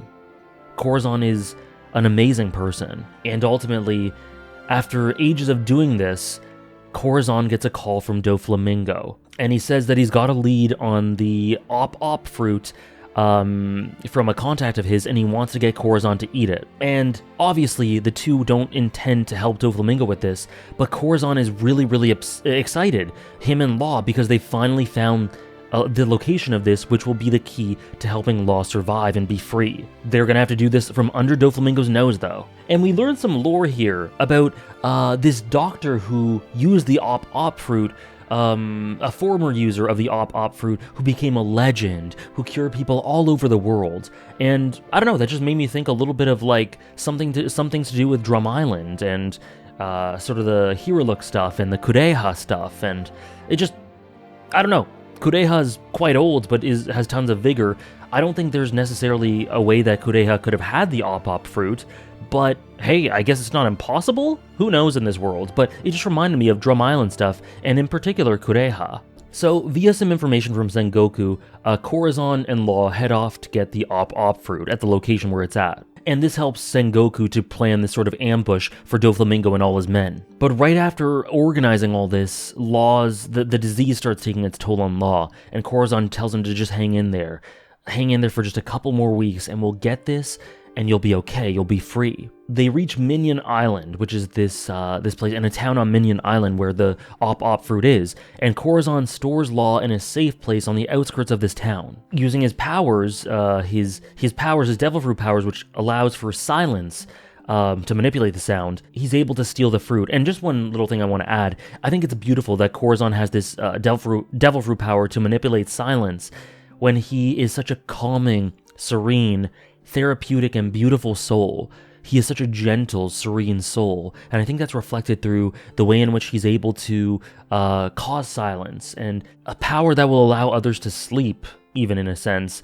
That fits directly with who he is. But he steals the fruit, and then before he can get to Law, he's surrounded by pirates. Chapter 766, by the way, the next chapter here, has a cover of Naruto. There's a hint to Naruto eating a meal with Luffy, which is a beautiful little sort of Easter egg, and congratulations to Kishimoto, who had finished the series by that point, is what I was told, which is a beautiful little thing. For anyone who doesn't know, I am loving my journey through Naruto, so it was cool to see both series intersect. I'm streaming the Naruto read-throughs just as I do with One Piece, and it's been amazing so far. Corazon, Rocinante, he fights through everything and he eventually makes his way to Law, and he gives him the devil fruit. And he is bruised up, beaten up, but he gives Law this letter to hand to the Marines to tell them about what's going on here. But he ends up finding Virgo, which explains their history, Law and Virgo, but Virgo is the one person he couldn't find to give this information to. And it's so sad because Law is desperate for someone to help them out, desperate for Virgo to help them out, because this person he loves and cares for, he has just given into this love for this person, and he just wants Corazon to be okay, and he leads him right to him. The one person he couldn't lead to him, he does. Crying because he fears for Corazon's life, the love and the beauty in life that he brought him. It's immensely sad. It's the worst coincidence. And then when Virgo realizes who Corazon is, he calls Doflamingo, and they all come to confront Corazon. Doflamingo operates the bird cage on the island, captures a bunch of the Marines. This is why Law recognizes it earlier in the story, not earlier chronologically. And in the midst of all this darkness, Corazon looks at Law and smiles, and wants that to be the final impression Law has about him, because he knows he's gone. He wants his last memory of him to be of a smile, and he wants Law to ingrain that smile and look at the world that way. He knows his life is forfeit, but he wants to free Law. He wants Law, if anything, to be his legacy. And he's not thinking that selfishly. He's not thinking in that way. That's just the way I'm interpreting it, and I'm expressing it, and I'm articulating it. But in a lot of ways, Law is his legacy, inherited will. It's very much a sort of Straw Hat backstory in that way, but he imparts this joy, or tries to impart this joy onto Law. So Doflamingo and his crew start searching the island, and ultimately, Corazon draws their attention to him so that they won't go after Law. In addition, he puts Law in this crate, it might be a chest, and puts a silent spell over it. So Law's cries, screams, whatever, they cannot be heard outside of the box. And so cruelly, Korra's beaten up by Doflamingo's crew before he comes, and Law can't do anything but cry and scream. And then Doflamingo finally comes in. Korra lies about Law having escaped and talks about his plot, his double agent plot with the Marines. Doflamingo essentially says to Korra, why'd you have to mess everything up? Why do you have to make it so I have to kill you? Why do you have to interfere in my plan so that this has to happen? Which is an interesting way of phrasing that, and totally loyal to who Doflamingo is. And we get a flashback for how Corazon lied to Law about what'll end up happening to him while he's locked in the crate. He said that things will be fine and that they'd be reunited after this. And then he said, I love you. And we go back to the present of this flashback where he says that Law is free.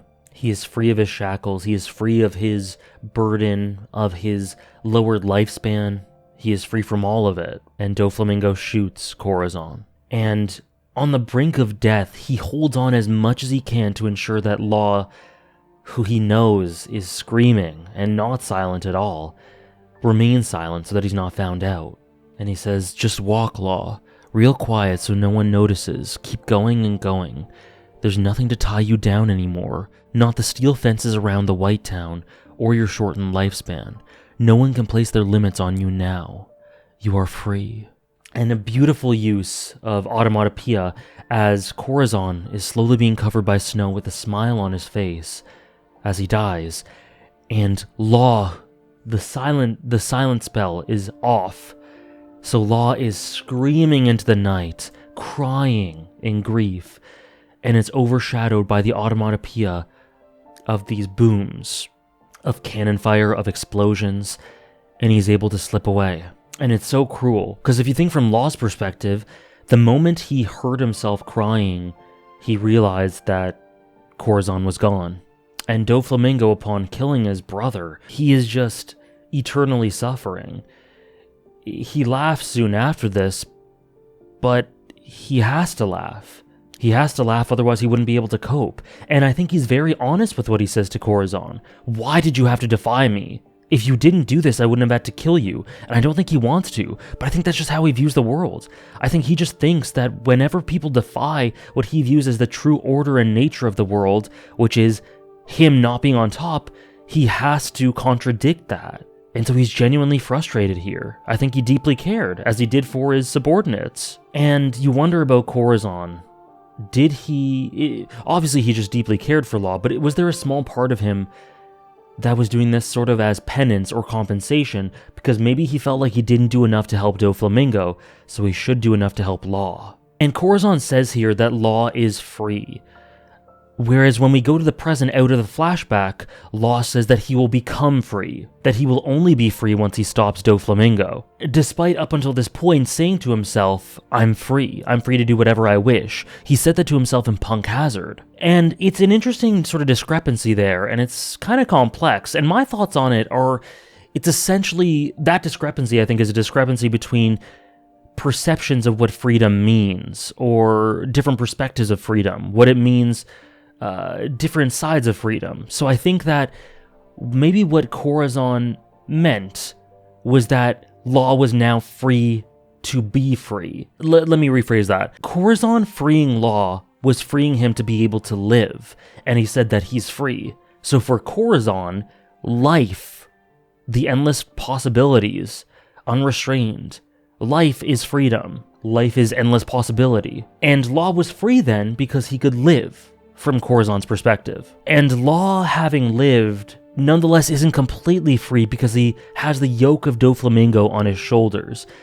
And so in order to be free of that, and to truly be free in the way that Corazon wanted him to be, he has to defeat Doflamingo, to properly inherit that wish and embody that will. Corazon gave Law the capacity to be free, which was freeing him. But for Law, he can only properly pay tribute to that once he's free of Doflamingo. And so in defeating Doflamingo, he properly inherits Cora's will and does respect to him. I think that's what the case is here. That's how I view the dynamic there. But it is admittedly pretty nuanced and complex and subtextual.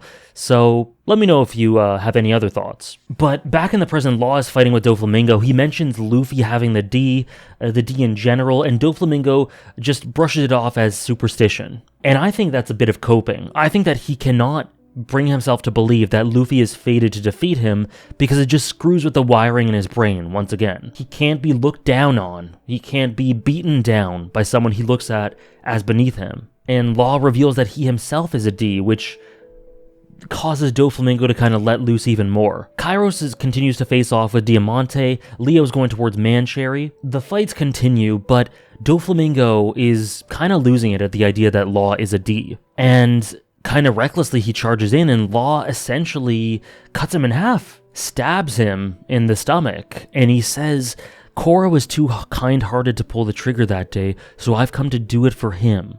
That's all.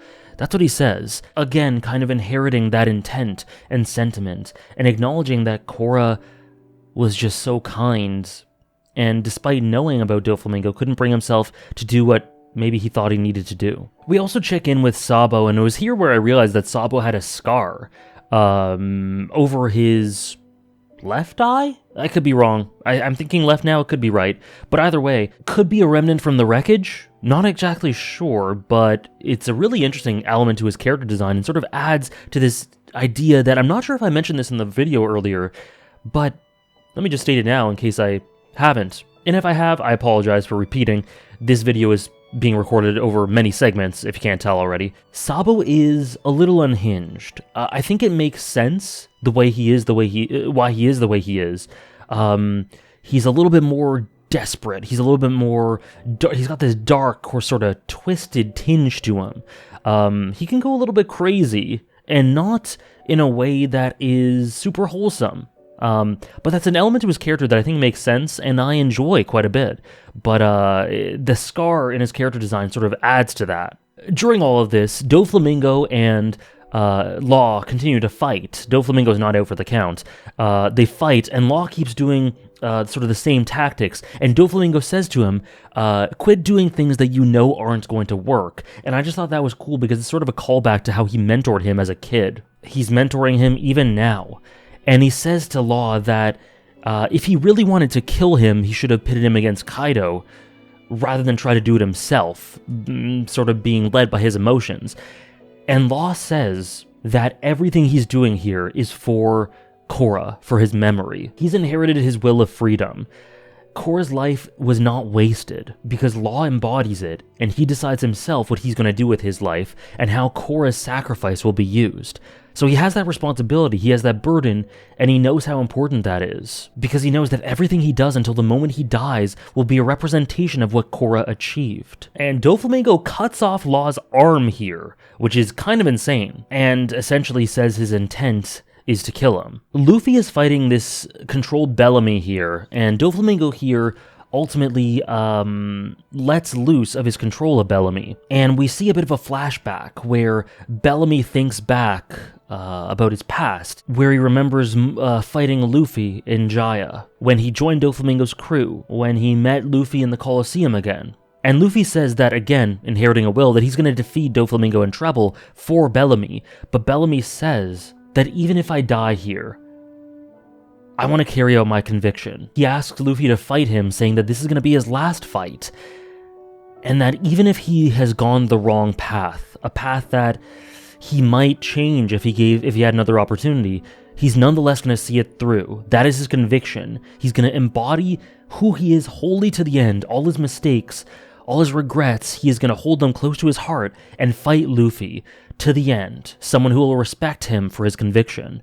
And there's this sort of kinship in that. And there's so much there with regards to Doflamingo and Bellamy, because we see through these flashbacks that Doflamingo seemed to kind of resent Bellamy, because Bellamy was essentially what Doflamingo looked at as his perception of free, and yet Bellamy took it for granted, decided to lower himself. And this is ironic considering that Doflamingo considers himself to be above Bellamy, but having to claw his way up to his rightful spot, whereas Bellamy kind of had it granted to him from his perception. But Doflamingo nonetheless has this dream. It involves freedom, and it involves taking freedom from others, whereas Bellamy essentially goes against freedom. He hates the idea of freedom. He laughs at it. The idea of freedom, of dreams, of all of that. And Dovi resented it, and kind of resented Bellamy because of that, for representing that, for not realizing what he had and not, and for contradicting the ideal that Doflamingo strived for in a lot of ways. They have a really interesting, low-key, subtle dynamic that I find really rich. And in the end, Bellamy realizes that Doflamingo is what he is, who he was, and realizes that he made the wrong choice, but holds that close to his chest, owns it, realizes that his mistakes are a part of who he is, and he will see that through to the end, and sort of begs Luffy to let him die like this. He doesn't die, but he was willing to. Bellamy thought that following Doflamingo would lead to to becoming a great person, but he just didn't follow the right man for that. He didn't really have a dream. He kind of rode the coattails of Doflamingo, hoping that it would lead to greatness, and it just didn't. But that is who he is, and abandoning that would kind of be like abandoning your dream, in the way that Luffy respects, in a way that Luffy, and he can't do that. And that's sort of something that Luffy respects. Great stuff. And it was also pointed out to me here that Dressrosa is the One Piece world in miniature. It's ruled by a celestial dragon family on top, and it presents itself as the right, just regime, but hidden beneath is tons of darkness. Underneath the smiles and the citizens walking the streets who seem to be okay, there is so much missing. Memories, corruption. People are erased if they need to be stamped out. And it was said, this kind of gives me chills, Doflamingo couldn't be the god in Marijoa, so he decided to play god in Dressrosa. This was said to me in chat. This isn't my original idea, and I don't remember who was the one who said it, so I'm really sorry about that. You can comment if it was you, but it was just a great idea. And one more thing interesting here is that Doflamingo considers lives lost to be tragedies. He says that Corazon was trying to save Dressrosa and that if Law hadn't screwed up, there wouldn't be so many tragedies. And Law says, oh, so you think they're tragedies, these lives lost, and Doflamingo grimaces. He kind of cringes at himself. So he absolutely feels these losses, but he has such an interesting psychological situation such that these losses don't contradict the fact that he is completely self-serving all the time, completely concerned with putting himself on top. Anyway, Luffy and Bellamy carry out their fight. Zoro and Pika continue as well. Sorry, I think twice now, I've made it seem like Zoro had beaten Pika prior, but he hadn't now. But he does eventually, and he does that really clever thing that I mentioned earlier, where he looks and pinpoints the exact spot where the body is. He still does that, it just happens way later than I thought, so just bear with me, it happens around here. We get some insanity, some chaotic insanity, with Sai and Donchin Zhao and Baby 5, who has this preoccupation with being married, and it's extreme hilarity, but in the midst of it, we get this insane flashback of Baby 5. Prior to it, she's caught up in the idea of marrying Sai, and she puts a gun to her head, because he's in a conflict with her, and says she'll shoot if it'll make him happy. But Baby 5 remembers her past, and she grew up being the 5th baby. That is her name. That is why she's called Baby 5. Wasn't even cared for enough to be given a name. She was unwanted, unneeded, abandoned by her mother, because she was of no use. So this whole gag we have of Baby 5, prior to this, wanting to have a husband, falling in love with all sorts of people, wanting to be needed, has such a dark basis, and it really elevates her as a character, makes her super substantial, makes her very sad, and adds a bit of a shade of gray to the Don Quixote family. As we see, it really is a found family of people who have been through all sorts of trauma finding their place. And that would continue with something in a bit. Kairos continues his fight with Diamante. It's all really, really good, affecting stuff. The skirmishes continue, and Robin ultimately makes her way to the flower field to Rebecca. And here is a great parallel, because here we have Rebecca, this person who never wanted to fight, but had to out of necessity, which is very similar to Robin throughout her 20 years, where she never wanted to do the things she did, but she had to get along and survive. And it's here where you really think Robin is seeing herself a little bit in Rebecca, and she wants for her so badly to have the life that she never had, and that she is now having later, but those 20 years that she'll never be able to have back, she wants Rebecca to be able to move past her loneliness quicker than she was able to. She wants her to be able to be vulnerable, to be protected, because she knows how monumental and gratifying and fulfilling that is, to be connected with people in that way. And it's so sad, but it's so empowering and inspiring as well. And Robin here is kind of the inverse of inherited trauma. She uses the way she was saved to save other people. And it goes from the top down. Luffy's inspiration in turn has this knock-on effect on his crewmates, which in turn inspires them to save others. And she pledges to protect Rebecca, and it's a beautiful moment for Robin. Throughout all of this, Leo saves Mansherry, which is a huge boon and very important for the plot at this point, because Doflamingo no longer has any access to Mansherry, and her powers can then be used for our protagonists. I don't have a ton to say about Leo and Mansherry. They're fine, they're additive, they have some cute dynamics, and I like them a lot together, and Mansherry's power is very important for the plot and for turning things in our protagonist's favor, but that aside, I don't have a ton to say about them. But then we go back with Frankie and Senior Pink, whose battle continues. And then Senior Pink triggers a flashback where he thinks of his wife, Russian, and their son, Gimlet, who have both passed on. So he met this woman, Russian. He developed a relationship with her. They got married. even in spite of his reservations of his occupation and if things would work out because of that. His wife and his son continued to live while he did his jobs for the Don Quixote family on the side, and his life was kind of very dualistic. Suddenly, Gimlet, their son, died because of a fever, and he was gone and was not able to help because of his work. And this caused Russian to demand to know what his actual job was, which he had lied about earlier. He had internal reservations, but he hadn't voiced them to Russian. And these lies and the grief of losing their son caused Russian to run out into the middle of this rainstorm, this torrent, and she was put in this vegetative state, all of which, the death of their son, the state of his wife, Senor Pink blamed himself for. And she would just have this blank expression all the time. And just one time, just on a whim, he dressed like a baby. He found Gimlet's bonnet and was just saying, "Hey, look, didn't he look a lot like me?" And this made Russian give the faintest smile, but it was enough. And so, in spite of what everyone thought, he dressed like a baby consistently after this point, because it would always make his wife smile. That maybe he could do just the tiniest thing to give her just a glimmer of happiness after all the misery that he brought into her lives, after what he caused. I think he felt like it was penance, and I think he felt good to know that he could give her some amount of happiness after everything. And it's deeply disturbing because it's a sort of crack, and he doesn't psychologically break, he doesn't go insane, but it's at this point where he's lost everything. This is the only thing that gives him anything, the only thing that contributes in any way, in any meaningful form to him, and so he embodies it. And it's all he has. And that doesn't make anything of what he does okay, but man, does it hit? Does it make him sympathetic? And again, another shade of gray to the Don Quixote family.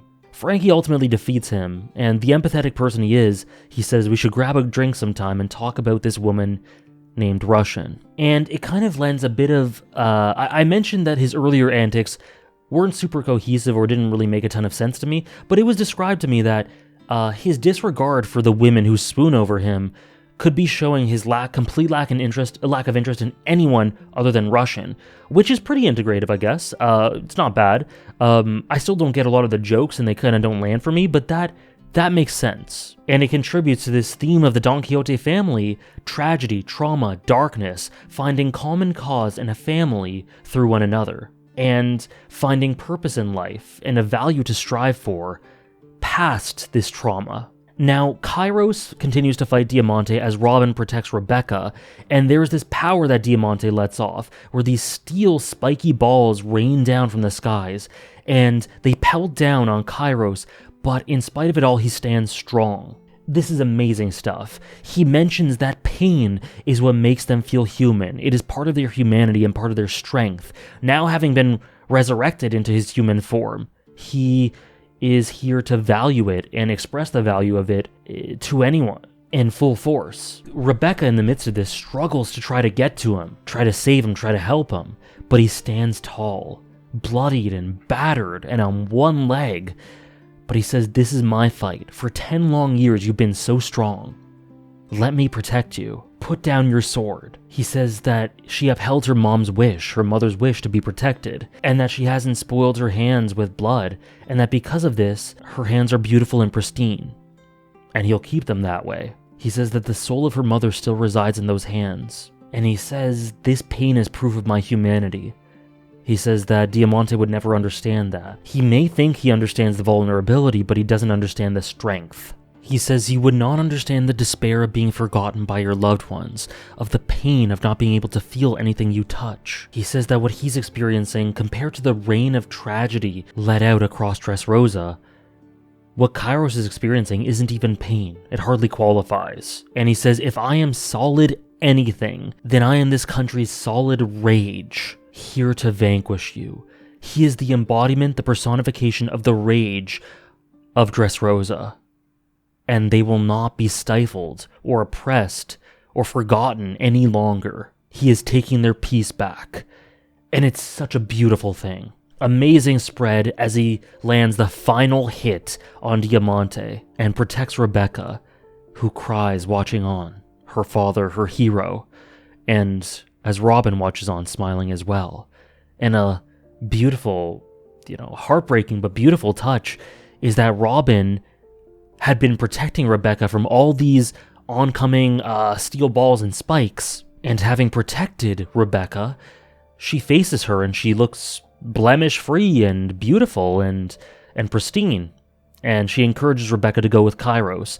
But as Rebecca moves towards Kairos, we see her back, which has been wounded and punctured and bloodied. Kind of a beautiful, brave inverse of Zoro's quote. Wounds on a back are a swordsman's shame, but in this context, they're the most admirable thing imaginable. And to sort of cap this off, Kairos and Rebecca find Scarlet's grave in the flower field, and they have this moment of love and respect. Zoro finally defeats Pika around here, and we get a flashback to Mihawk training him, which is a cool little thing to keep that sort of storyline relevant and keep us reminding ourselves of how monumental it is, the actual sequence of events that led to Zoro becoming quite this mature and this strong and strategic. Mancherry joins up with everyone else, and Kairos asks her to use her healing power on all those who need it around the city. The Smile Factory is finally destroyed by the dwarves. Sabo tries to meet up with Luffy at the palace to help him out. And we see that Luffy beat Bellamy, and he seems to be in mortal peril. We know he ends up being okay, but nonetheless, I don't know that Luffy necessarily knows that, and it leads him, regardless, to be full of rage as he confronts Doflamingo. It's beautifully visceral, beautifully presented. We can feel Luffy's immense suffering and agony here, as Bellamy wanted to die at the hands of the only other person he really respected, it seems like, or one of the few people he respected. At this moment, Doflamingo then says to Luffy that Law is dead, after we kind of off-screen a bunch of stuff that happened between them, and this is a kind of bizarre mislead. There's no way someone like Law would die in a situation like this, like that, off-screen, even if it were to be done in a flashback. There's no way Oda would kill someone off like this, so it felt kind of cheap and kind of like for shock value that never really felt substantial. It never really felt natural. I never bought into it. I did, admittedly, during the streams, think that Bellamy might actually die, given the send-off he seemed to have there, but I realized, after talking about it a bit, that would be a great death scene for a series that isn't One Piece. It would be a great death, a great tragic death. It would be really interesting for Luffy, but not for Oda, especially not at this point in the series. So it's fine that it doesn't happen here. And something that was pointed out to me about Bellamy versus Luffy that's really genius is that it reverses the dynamics of their fight in Jaya. This time, Bellamy is the one with the dream, and he's willing to die for his dream, and Luffy punches him in a sort of goodbye to his dream. Whereas in Jaya, Bellamy was shooting down his dream, and Luffy punching him ended up being a promotion of his dream, of Luffy's dream.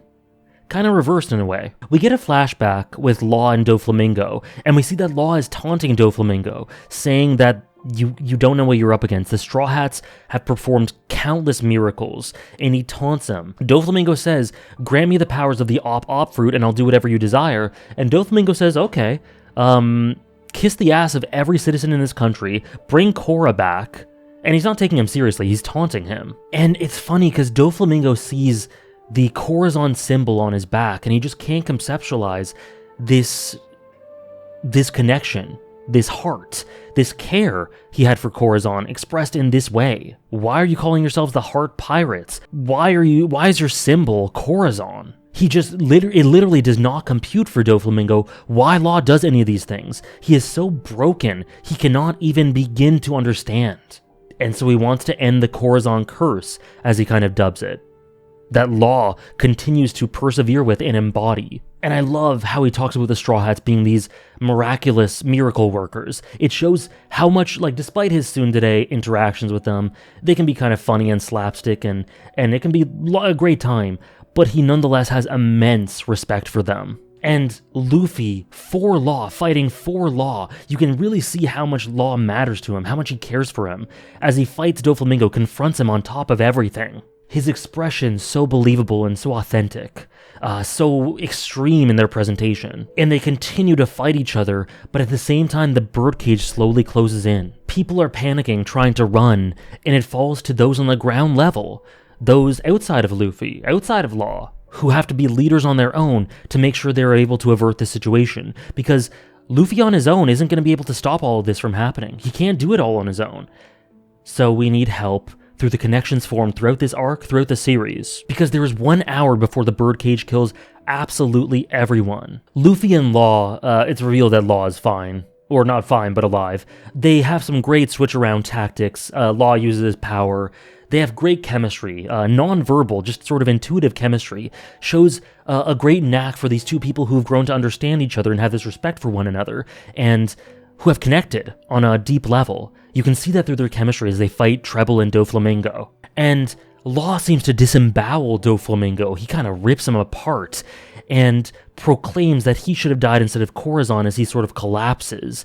After everything, of course, he's just done. But having strung himself back together again, with his power, Doflamingo, again, as ever, stands tall, towering over, above others. He is not going down this easy. And Luffy, right in the nick of time, defends Law, and the fight continues. Doflamingo about to step on Law and finish him. Luffy stops it with his foot in this amazing panel. Luffy being like, if that, half the size of Doflamingo, and yet his conviction makes it feel like they're on equal standing, which I think subconsciously really rattles Doflamingo. Treble, of course, is still a factor in this, and he kind of incapacitates Luffy and Law, getting them ready to be stamped down by Doflamingo. We see an interesting flashback where kind of the basis and core of the stuff that I talked about Treble earlier in the video about why he's actually quite a solid character comes to play. We see him and his comrades building up Doflamingo, making sure that they force him into the dark direction that he ended up being in, becoming the Dark King. They raised him and shaped him into the champion of evil he became today. He wouldn't have done so, not to this extent, without them.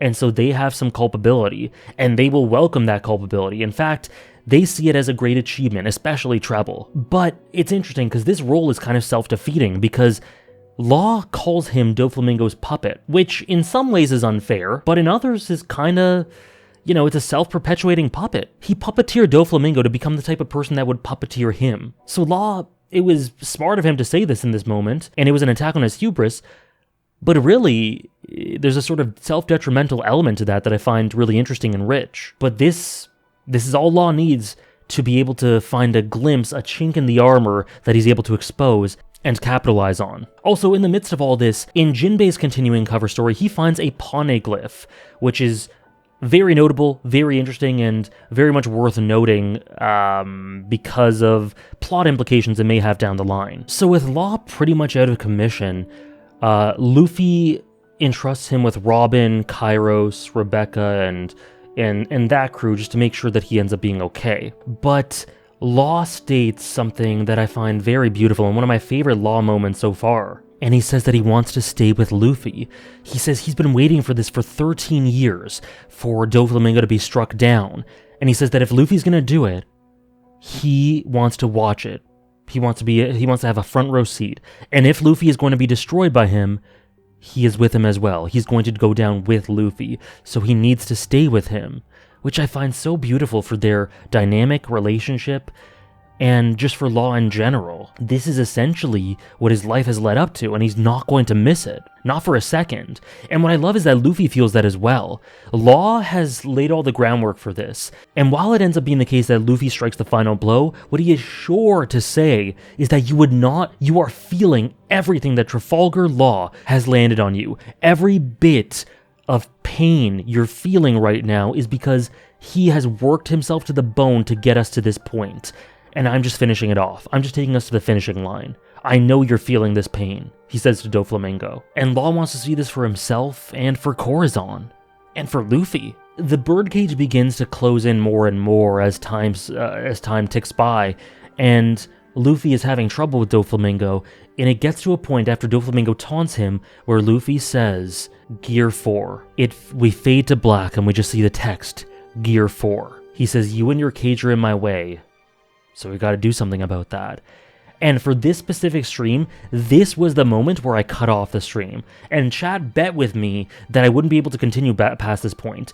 And I'm very stubborn when it comes to stuff like that, so I didn't continue past this point, but I had to wait a week for this, just like all of you guys did when it was releasing, and it was horrible.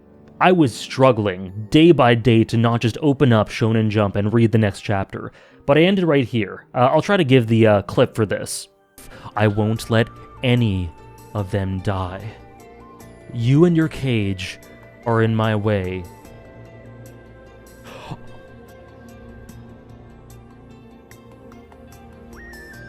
Fuck!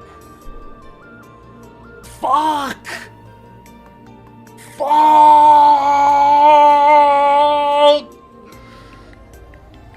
No!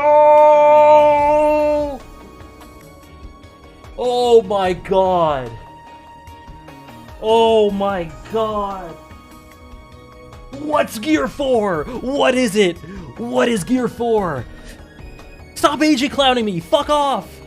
We cut away for a little bit as we see that Zoro, Kinemon, Kanjuro, but primarily Zoro here and Riku later as well, they plan to stop the birdcage. They're not just going to sit and hope that Luffy could stop everything. They're going to take their fate into their own hands. And Zoro embodies that by saying, we're going to stop this ourselves. And Gear 4 occurs. Luffy blows up like this balloon, and it's kind of goofy in a way. It's not what I expected. I didn't know what I expected, but it wasn't this. He kind of blows up, he grows in size, and he's very balloon-esque in his rubber, and he bounces around, and he's huge, but it's kind of a silly, lighthearted form at the same time, as much as it is threatening. And I love that. It's so loyal to One Piece, it's so loyal to who Luffy is and what he represents, and they continue to fight after this, and Doflamingo initially thinks there's not much to be scared of, but then he realizes that Luffy's defenses in this form are resolute. And Luffy slowly gains momentum. And there's some beautiful little touches here, very subtextual visual storytelling. Luffy bounces around a lot of this fight, kind of embodying Bellamy, sort of inheriting his will here, which is, oh, there's so much there that's so beautiful. And in addition to that, this form is perfect. It is perfect for post-time skip Luffy because of what it represents. Because it's said right here that Luffy has reinforced himself with armament hockey. He still has the same elasticity and flexibility and capabilities as he did before, but with increased defenses. And what I see that as representing in a sort of combat characterization integration is that Luffy, in this form, is the same Luffy he's always been, but imbued with this experience, maturity, backbone, resolve, and conviction that stops him from being as defeated as he was in Sabaody in the past. And that's Luffy now, post-time skip. He's the same person he's always been, but with greater resolve, greater experience, greater maturity, having learned from grief and tragedy and pain, and come back steeled as a result of that. It's beautiful what that does, what it represents. It's wonderful. And what it results in is genius. I can't even express how beautiful this was. Because after Luffy gains the upper hand and they're fighting on the summit, what does he do? He punches Doflamingo, and the populace are all watching, and they're going, hold on, this god, he's looking kind of mortal. He's kind of being pushed around. But what he does is he shoots him down. Verticality once more. He launches Doflamingo down from the level they were fighting and forces Doflamingo to look up at him, the one thing that he can't stand. And Luffy forces it through sheer force of will, this desire for freedom, this heart, and it's all defeating him in this moment, and it forces Doflamingo to confront the very fear that caused him to do all this in the first place. Amazing visual storytelling as Doflamingo is shot down, brought down to earth with the rest of the plebs, and how that must hurt him. And Doflamingo is just bewildered. He cannot even compute it. He looks up at Luffy, and it's everything he hates about the world, about how people try to defy him, confronting him directly, viscerally, and he cannot stand this. It's amazing. This fight was phenomenal because of the visual storytelling details just like this, how they enhanced Doflamingo's characterization, how they enhanced Luffy's characterization, what they mean for the series as a whole, what they mean for Dressrosa. The birdcage is still shrinking, and Zoro meets up with Frankie, and they come up with a plan to try to push it back. And they're cooking this plan, but it's horrifying as we see the populace fearing for their lives as this closes in on them. Crying kids in the streets saying to their parents that they're scared. It reminds me a lot of Attack on Titan Season 1, the finale, with just kids in the street and bodies in the street and tragedy, and it's just horrifying to witness. But it's all calmed down by an announcement from King Riku, and he says to them, he essentially implores them to keep hoping. He tells them the nature of the birdcage, what Doflamingo's doing here. He says this is reality, this is our obstacle, this is the thing we have to deal with right now. But he asks them to hold strong. He implores them to hold strong. He says this has been building up for 10 years. This isn't just something that happened today. We have all been used as puppets on strings by Doflamingo for years. This is our reality, but he says, do not give up. Do not give up hope, because we are on the cusp of a breakthrough. All the officers of the Don Quixote family are defeated, and all that's left is Doflamingo himself. Luffy is fighting tooth and nail to defeat him. So put all your faith in him.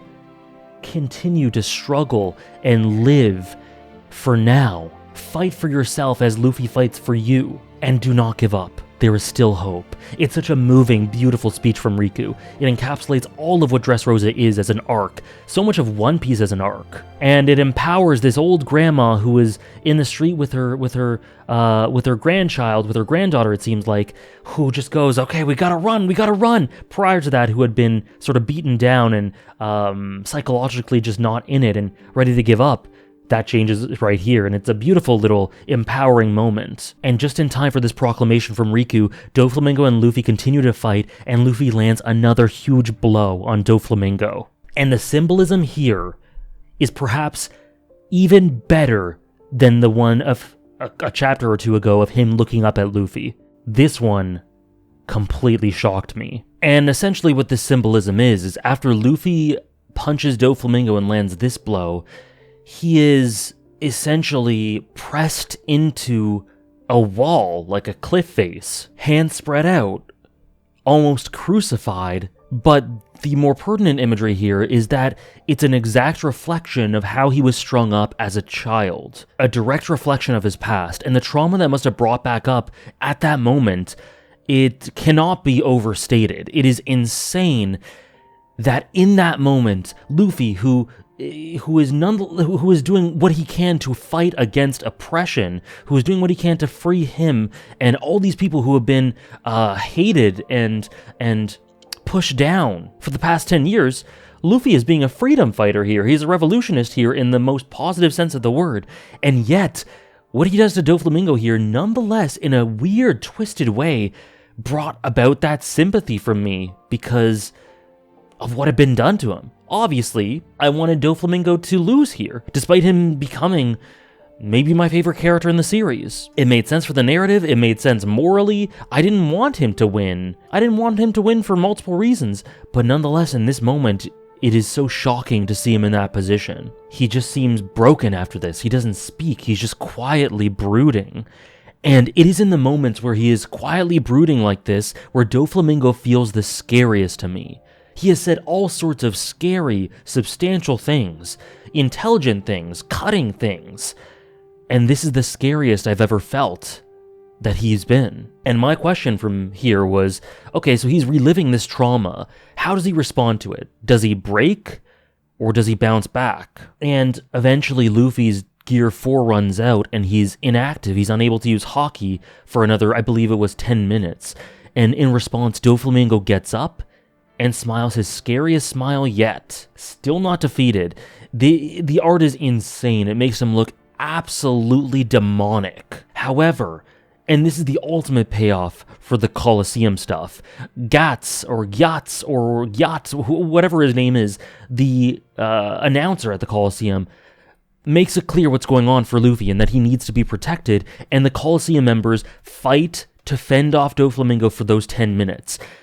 Essentially going towards their death. That is pretty clearly portrayed to be what they're doing. They don't think there's much chance they come out of this alive, and just the emotional weight of that is insanity. So some of them attack and stall Doflamingo, the others try to protect Luffy, and in the midst of this, Jesus Burgess rushes towards Luffy to try to attack him, and in that moment, I literally called out for it. I wanted Sabo to protect him right there. I wanted Sabo to come and be the one to protect Luffy in this moment. And he did. These two embodiments of hope and freedom, fighting back against despair and oppression. In this moment, brother defending brother, it was beautiful. Here's... the clip of it was amazing. I'll try to put it in here. Or guess? Oh my god!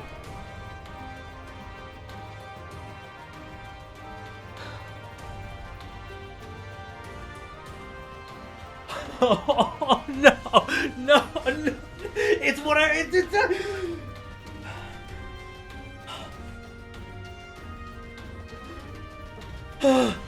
and Sabo backs him off and says that Luffy's his brother and that he's embodying Ace here. He mentions Ace, he says he's got Luffy's back, and it is incredibly emotional. And it's here where Luffy realizes that Sabo has Ace's fruit. The plan came to fruition, and Luffy is drained and tired, but he can do nothing but smile at this, knowing that Ace's legacy is secure. And the scenes are incredible. Sabo continues to use Ace's powers, the fire, and just to defend Luffy, kind of like, again, a reflection of Marineford, but to an actual positive outcome this time. Meanwhile, Doflamingo uses his powers. It is hell. It looks like cataclysmic as he uses his powers of strings to turn the buildings into strings, and it looks like there are these amoeba-like projections from hell just destroying all these people who try to stop him. Zoro, Frankie, Kinemon, Kanjudo, they're all trying to push back the birdcage, and Mancherry is supporting through healing people. And there's this amazing Zoro moment, which is one of my favorites, if not my favorite, of him post-time skip.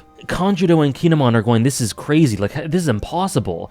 How are we going to do this? And Zoro says, rather than complaining about how it's impossible, how about you turn off your imagination and help? This is all just the powers of one man. The idea that it's unstoppable is absurd to me. Zoro, being the first mate of the Straw Hat Pirates who fight against these impossibilities that seem to be, for whom impossible isn't in the dictionary.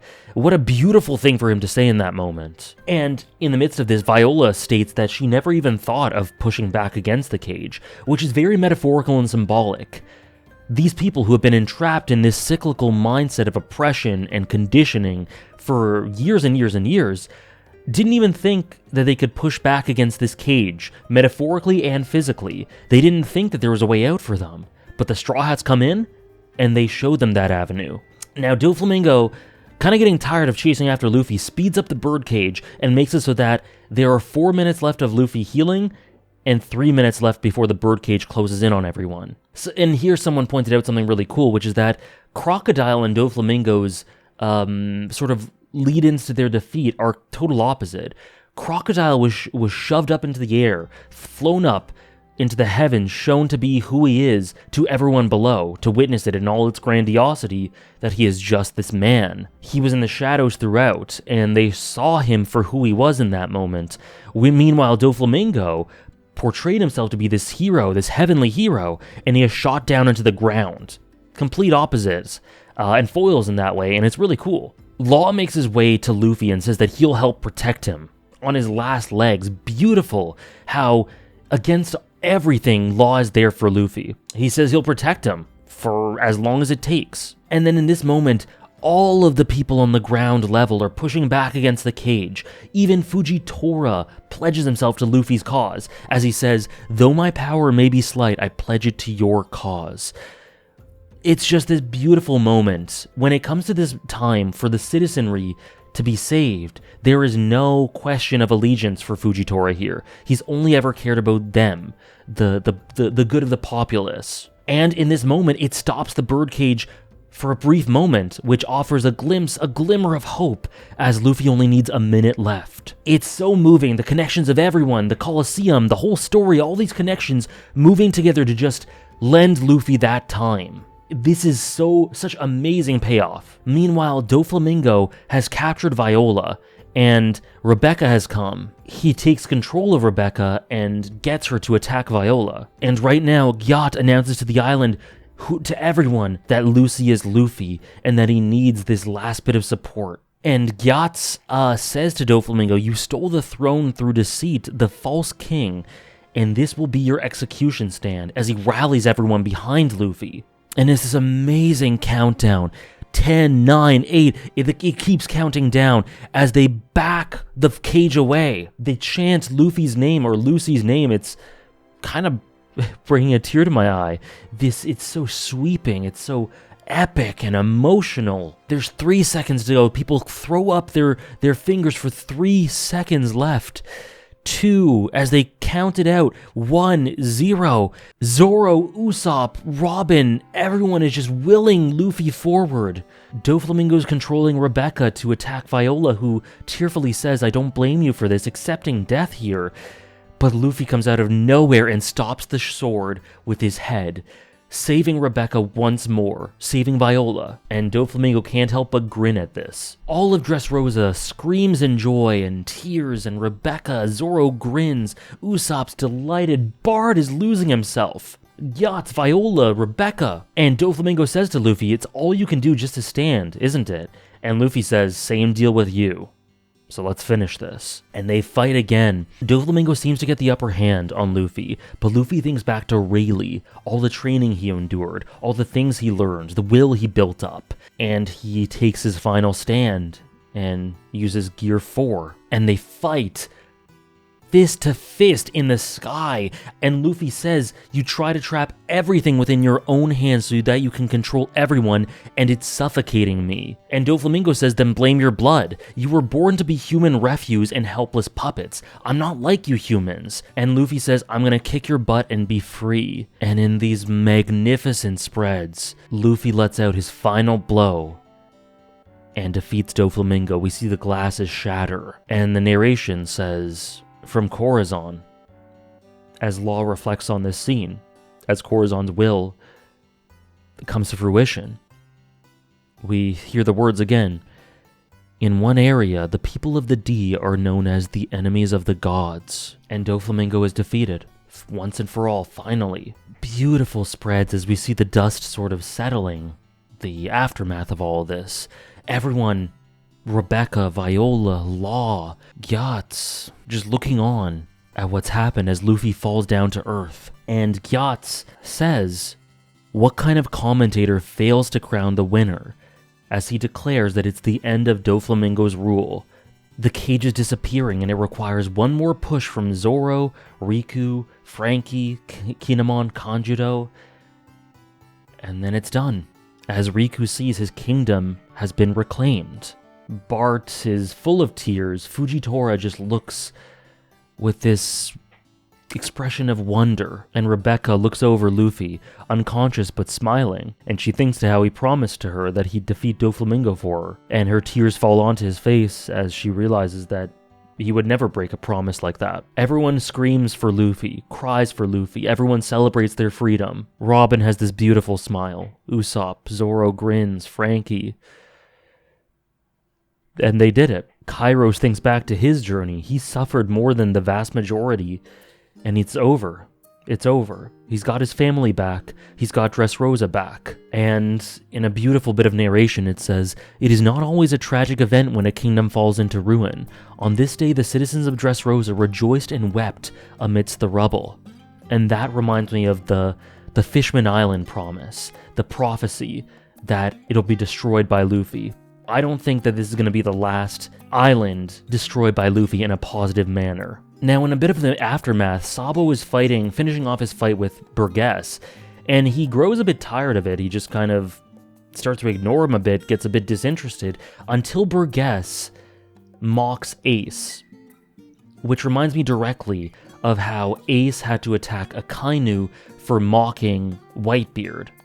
They kind of have that same sort of thing within them, because Sabo in this moment cannot take these words from Burgess, and he unleashes this fiery fury on him, which is again another bit of a insight into his sort of twisted streak. Sabo says that he's had enough regrets, and so he burns him away, and after that he says, "I was gonna let you go, but Ace here said you deserve it." The Don Quixote family are arrested and taken prisoner, and Riku is surrounded by all the citizenry, realizing that the king, the true king of Dressrosa is here and he's back, and he kind of rebuffs their offers to crown him again. But The people want him. The people need him. This is his rightful spot. And they implore him to come back. And the last thing from this chapter, chapter 792, is one of the most mesmerizing, beautiful scenes in all of Dressrosa, because Fujitora and his marines go to Riku and they bow to him. They prostrate themselves before him. I mentioned this earlier in the review about what this means, but it bears repeating how insanely intelligent, admirable, and heartfelt this was from Fujitora. It reveals to the whole entire world what went on at Dressrosa. The truth gets out, the nature of what happened and how it was resolved comes out.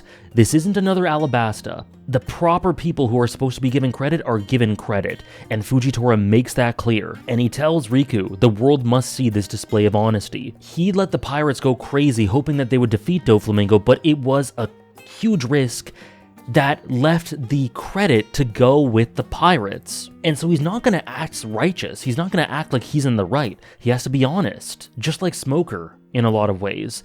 Just like, and how he was frustrated after Alabasta. Just like Garp understanding the weight of anything that a Marine will do. He is not going to let that Alabasta cover-up happen again. No, sir. And Akainu, Sakazuki, and the five elders are talking about this happening right after it happens, and they are angry, they are upset, they are beside themselves with rage at what this means for the Marines and the world government. It makes them appear weak. It shows their true face. It shows that they have been neglectful.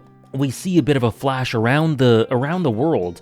A bunch of the supernova hear that Doflamingo's been defeated. Bonnie, Kid, Hawkins, and we see that Kaido, who seems to be with Kid's crew, hears this news as well, and that spells bad news for him.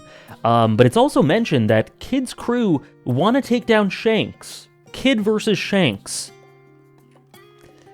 Oh boy. Kid's first proper fight in the series, and it might be Shanks. Shanks is gonna kick his ass. I think. I'm not a power scaler, but that's what I would assume. And then we see Tashigi and Smoker.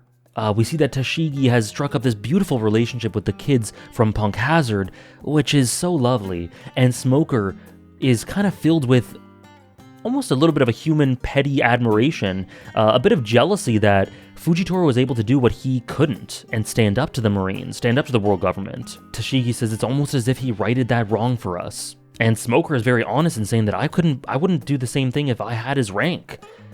He just well and truly did something amazing. And then the chapter ends here, 793 ends with Akainu calling up Fujitora, lambasting him, yelling at him, criticizing him, and they continue to argue at each other, each having their own point of view, which is a really interesting clash. Fujitora wanting the honesty to be laid bare, Akainu criticizing him for letting the world know things that they shouldn't be privy to, not really understanding the weight of what he did, which is not true, by the way, because Fujitora knew exactly what he was doing. If Fujitora knew that if doing this loses trust, then the foundation of that trust is a falsity and it should be exposed. And then this ends with Akainu telling Fujitora that he has to go after Straw Hat and Law. From this point, the Straw Hats are kind of in heal and recover mode at Kairos' place. Sabo essentially tells the backstory of exactly what happened to lead him here, which is a lot of subtext that we hypothesized already. It was a lot of just confirming what we knew. Though something that's convenient is that he had amnesia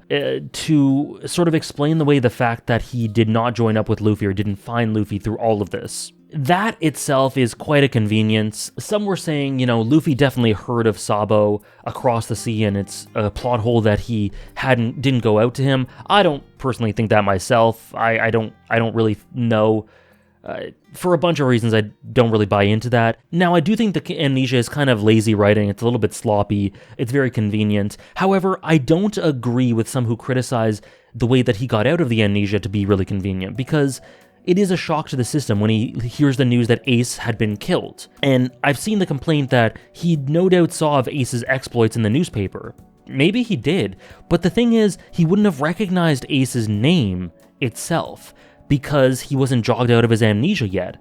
But the shock of seeing him dead is what did it. He only recognized the name after he was out of his amnesia, so naturally he wouldn't have been able to recognize it before that. So I don't see any problem with that. The amnesia itself, but this stuff, I don't see a problem with. So this is all recounted. He realized what he had lost all in that moment, and the weight of that must have been so terrifying, so so devastating. And he says to Luffy, it's revealed here, all the way back at the Colosseum, he said to him, "Thank you for being alive." It's this beautiful watershed moment between two brothers, and it makes me think back to 590, chapter 590, where Luffy could easily have just given up. I think that Jinbei is a huge part of why Luffy is still alive at this moment, still fighting. And I think that this is Luffy's reward for forging ahead, this moment. He almost gave up because of Ace being lost to him, one brother. But if he had given up, he would have lost both brothers. And because he pursues forward, because he forges ahead, he got his reward here. And Sabo asks the crew to take care of Luffy. The rest of the Straw Hats, he asked them, please take care of my brother, just like Ace did all that time ago. Now at this moment, Fujitora is doing this sort of gamble to decide when he's going to go after Luffy and Law. There may be some manipulation here as it keeps rolling against it, which frustrates his fellow Marines. Rolling dice, controlling gravity, but I love that for Fujitora. Now Riku talks to Rebecca about them being established as the royal family once more. And we see the rest of the crew, Sanji and Nami and everyone else, it seems like they've been dodging the Big Mom pirates and they're on an island where they're looking for someone. And they're accused of hiding someone, and we see this sort of anthropomorphic animal woman. Now Sanji taking point, he seems to be bickering with Caesar, but Sanji seems to be thrust into this sort of leadership role, which I love, and makes me really excited that he's going to be seemingly more central going forward. I've been waiting for this for hundreds of chapters, but they're being pursued by pirates that seem to be affiliated with Kaido, and they're looking for a samurai. Then we cut and see that there is a person, this mysterious figure, who is on Sky Island and jumped off trying to commit suicide. And then they landed by the Kid Pirate's hideout, which explains a bunch of things. And this is Kaido, who seemingly no matter what happens cannot die. And he says that there is going to be this massive skirmish upcoming. And he says for Doflamingo to get ready. He says, "Get ready, Joker," even knowing that he's been captured, which is interesting. He seems to think that Doflamingo is going to be sprung, which I would be very down for sure. But the way the narration is done, it really makes you feel like Kaido is this... There are these characters in One Piece that feel like they're living legends. Whitebeard felt like it. Roger carried that aura with him whenever we see him. Rayleigh, I'd say. But Whitebeard's the one I really want to draw attention to here, because the way we saw Whitebeard's conclusion, this beautiful poetic narration, nailing in the legacy that he would leave and the legend that he was, his exit, his finale, his goodbye seems like Kaido's introduction, as this narration points out the legend that he is. His hobby is suicide, and his name is Kaido, the King of the Beasts, as we see this grand spread of his character design, this monstrous, hulking man, gigantic, as he calls out for this all-out war. People say in a one-on-one fight, always bet on Kaido. Land, sea, and air, out of every living thing in the world, this pirate is said to be the strongest creature alive. Just like Whitebeard was. So the parallels, they write themselves. Now, I don't know what his preoccupation with death is, suicide is. I imagine that'll be filled in later. I don't really have any thoughts in theorizing on that just yet, but all I have to say is the aura, the presentation, the presence, the richness imbued in this one chapter is insane to me. I'm immediately hooked. It's one of the best character introductions in the series, if not the best. It might be the best, I don't know. But Kaido is definitely a name I'm looking out for in the future. I was before, I am even more so now, especially now that he seems to be on a crash course with the Straw Hats. But I'll just leave you with these last words that he says. "Let this dreary world be destroyed. Let's start the greatest war this planet has ever seen." The way he reflects on Whitebeard and then wants to create this war that'll tilt the world on its axis, it seems, just like the Paramount War. I'm seeing a lot of Marineford parallels there, and I think they're intentional. Now, because Fujitora is slacking on his pursuit of the Straw Hats, Sengoku and Suru pay him a visit, and we see Sengoku, his demeanor and appearance have completely changed. He seems so lax, so easygoing. He looks relaxed, like a Buddha. He seems to show his true essence here. And you integrate that with what we learn about Corazon and him, and it really helps us see his character in a brand new light. This is a few days after this, so things are the dust has settled and things are kind of looking up and developing forward. Mancherry is asking for blood donations. King Riku's return to the throne is sort of publicized. And then there are these rumors about Rebecca's father being this unknown prince who died. But those were started by Kairos to protect her and shield her from disgrace and anything that could follow her. The Straw Hats are encouraged to get out of there because of the marine presence on the island, and Luffy says he has unfinished business on the island. As Fujitora finally goes, okay, let's go after Straw Hat, reminding me of Garp quite a bit. Like, he delayed and delayed and delayed, but when it comes to it, he is going to be an adversary towards Luffy, it seems. He doesn't feel like an antagonist, really, to me, but he is going to play this role, quote-unquote, even if he manipulates it to his own ends. So he reminds me of Garp, and it just so happens that Luffy's unfinished business is making sure that Rebecca is okay with the story that's circulating. And she says that, I got a letter from him saying that we need to distance ourselves, for my own good, for my safety. And Rebecca thinks, does he not want to live with me? Am I nothing but trouble to him? It's heartbreaking, and of course that isn't the case, but you can understand why she might think that. But Luffy, simple and straight to the point as he is, says, I don't know, but you have to figure that out. And my question is, are you okay with this sequence of events? Because if not, stand up for yourself, make a stand, and follow your heart. And so Luffy says, come with me then, as everyone seems to think that she's been abducted by a pirate, but Luffy is really just taking her to her father. And he escapes everything. He's making sure that no one will be able to capture him, because in his mind, this is the foremost thing that he has to do, the biggest priority. He's being chased by Marines for other reasons, but he only sees what's right ahead of him, as always, and that is reuniting Rebecca with Kairos. Luffy then drops her off to meet with Kairos, and Kairos is thinking of Scarlet, thinking, my role's ended, and he thinks to himself that he's satisfied because Rebecca will be okay, and he says, forgive me, Scarlet, for falsifying the nature of our marriage, but it's all for Rebecca's sake, and he wants her to be happy, so he says, I cannot remain here anymore. But what he doesn't understand is that her being happy is synonymous with her being with him. Kairos is a character that's defined by a lot of lack of self-worth, seeing himself, because of the deeds he's done, seeing himself as this horrendous, tainted human being. Couldn't touch Rebecca with his bare hands, didn't want to sully her, sacrificed himself for her, didn't think of himself as worthy, didn't think that he would be someone to make her happy.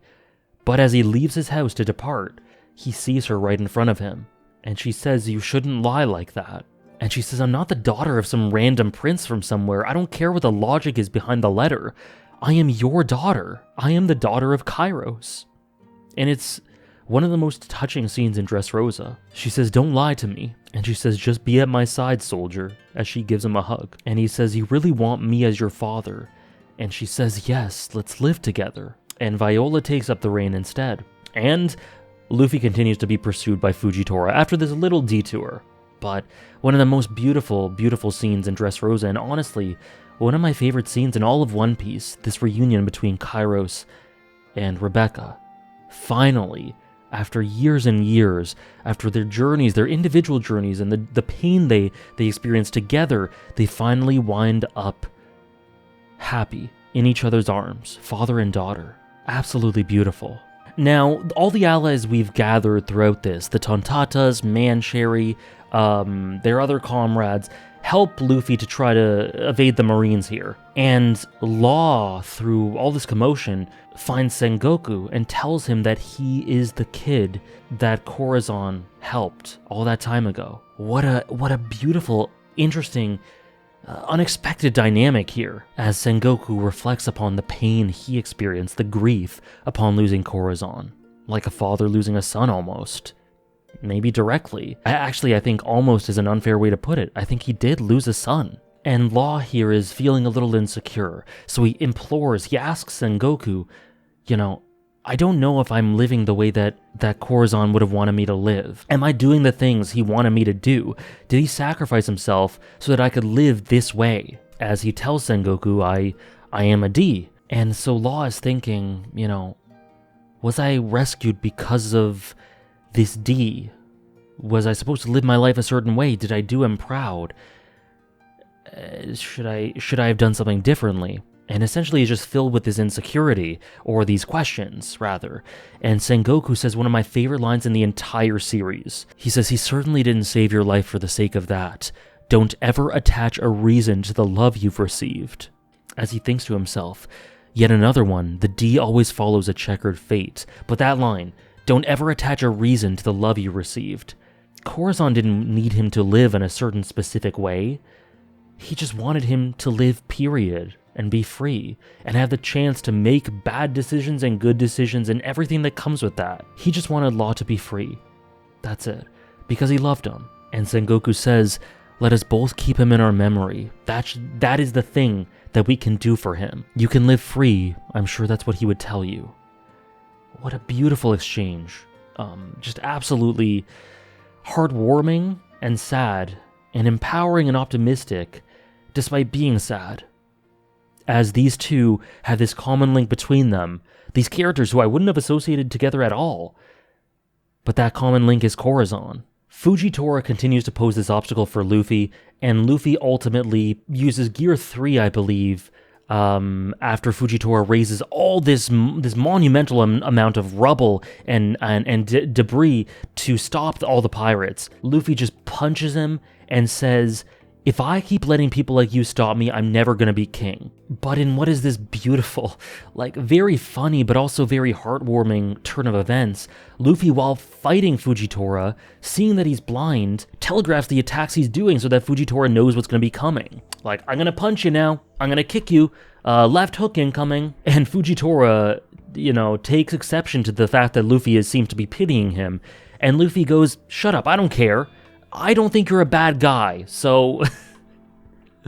and which Fujitora can't help but laugh at. And he goes, what logic does this mercy serve? You're such an illogical person, which is, from a regular person's perspective, I guess that's true, but this is Luffy. He's not a regular person. And Luffy eventually, with the help of his allies, secures his escape from Fujitora, to which Fujitora has this beautiful monologue, one of the most beautiful bits of poetry I've seen in the series, as he goes, I may not be able to see, but I know it's there before your eyes. A black sky with no escape, an endless downfall of rubble that sinks every ship fleeing to sea. Don't you see it? Even if you escape from me, your life will be in peril from the 4 emperors now that you've eliminated Joker. Your future is hell.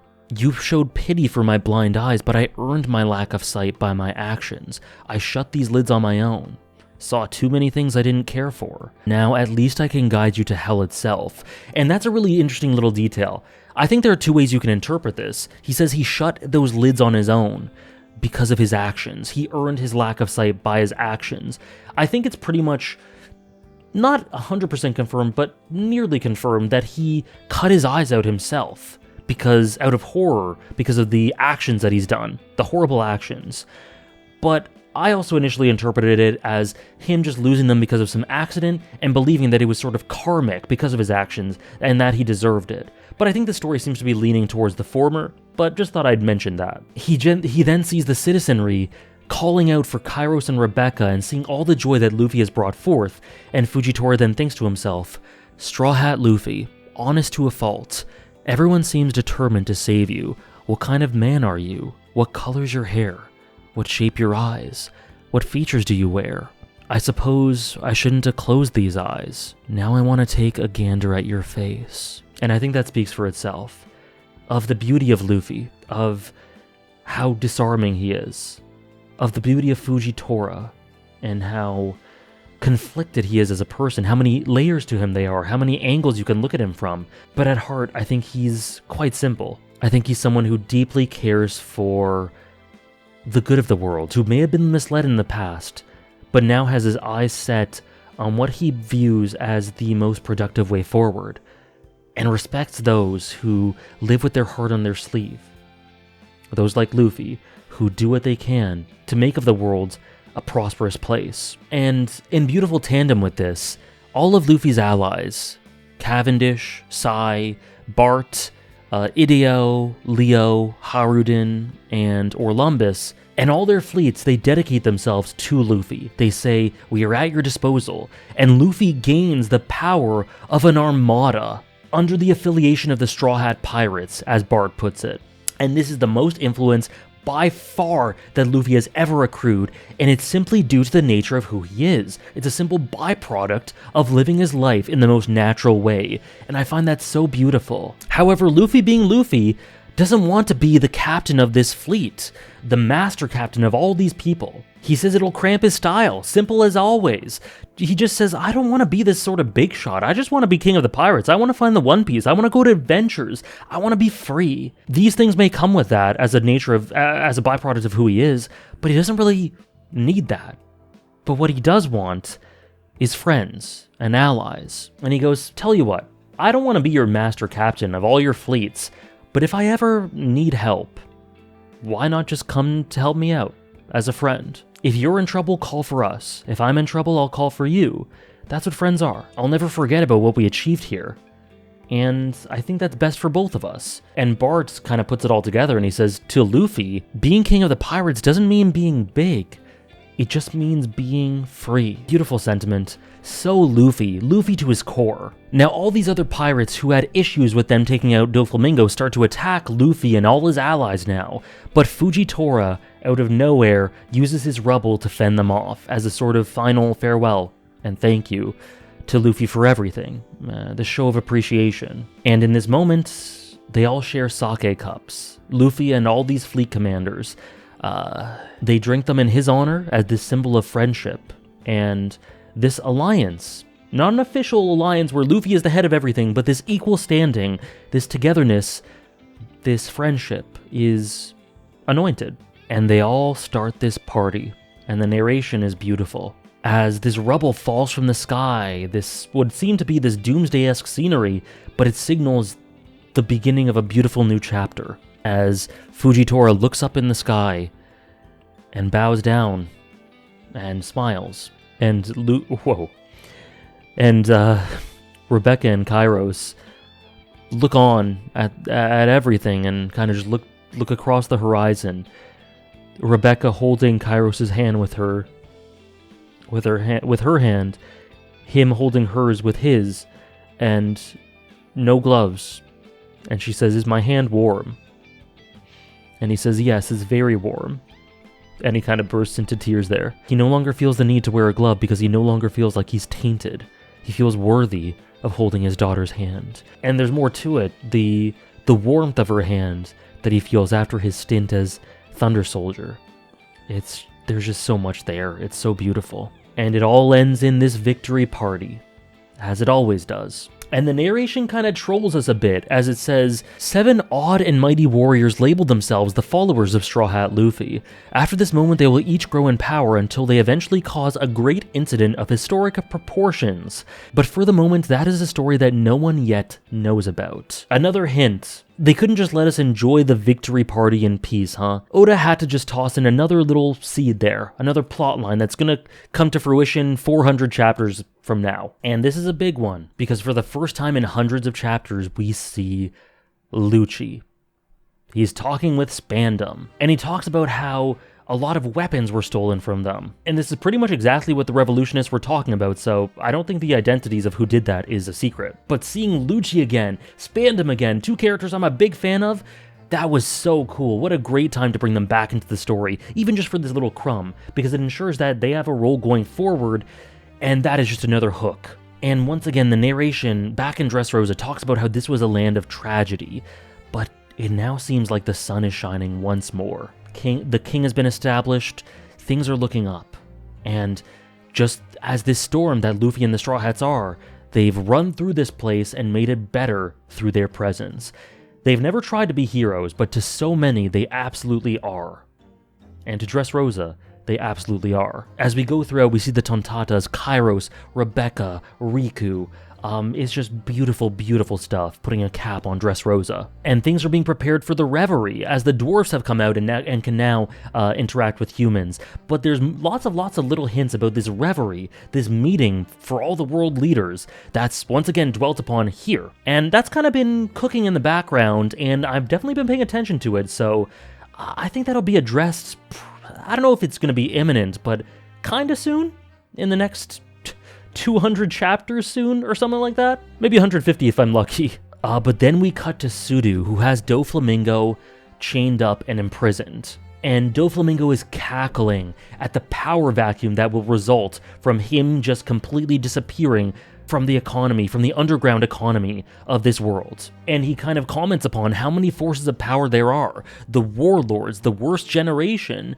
the emperors, the forces of justice, the navy, the revolutionary army, all these players that just, in this sort of movie poster-esque panel, this page, it just brings up so many thrills, because Doflamingo kind of lays out all the power players that are active right now, and that will be active in the story going forward. And then he mentions the people of the D who have smoldered away beneath the currents of history. When will they show themselves? What role will they play? Who, and I'm saying this myself, Doflamingo didn't say this, but who will they be?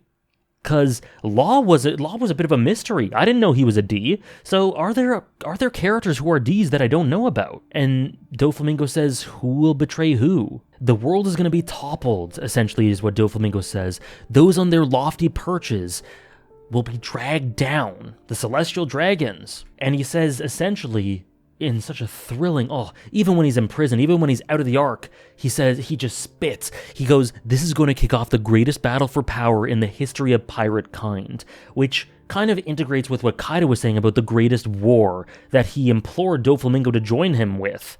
As Doflamingo is being transported to Impel Down, but I don't imagine he'll stay there forever. And so this power vacuum, who is going to fill it? How? Who's going to fight for it? It's maybe the greatest hook going forward for me. And the reason I say that Impel Down may not house them for long is because someone named Jack seems intent with these bloodshot eyes, looking very, very sane. He seems very intent on breaking Doflamingo out immediately, probably working for Kaido, I'd imagine. And the Straw Hats begin to set out to try to reunite with the rest of the Straw Hats, and Bart shows them here, in this conclusion, all their wanted posters, all their bounties. Oh, and we also see, sorry I didn't mention this, but we see that Sabo made a Vive card for him. Bellamy as well, which is really lovely. But so these bounties I was talking about, as they all reflect on Dressrosa and the connections they made and the experiences they had, but at the end we have a bit of a shock, because Bart brings forth these bounties, frames them all, and we see that Luffy has 500 million berries as his bounty, Zoro has 320 million berries, Robin, 130 million berries, it's gone up, Frankie has 94 million, God Usopp has 200 million. My guy. And it's his actual face, not Soga King this time. And Frankie's a bit jealous that it's gone up so much, which is hilarious. It shows this photo of when Usopp was held aloft as God Usopp. Sanji's is 177 million berries, Nami's is 66 million berries, and she's posing for the picture. Sanji's is his real face. He looks really stupid though, because he's got the hard eyes, the ugly nose face.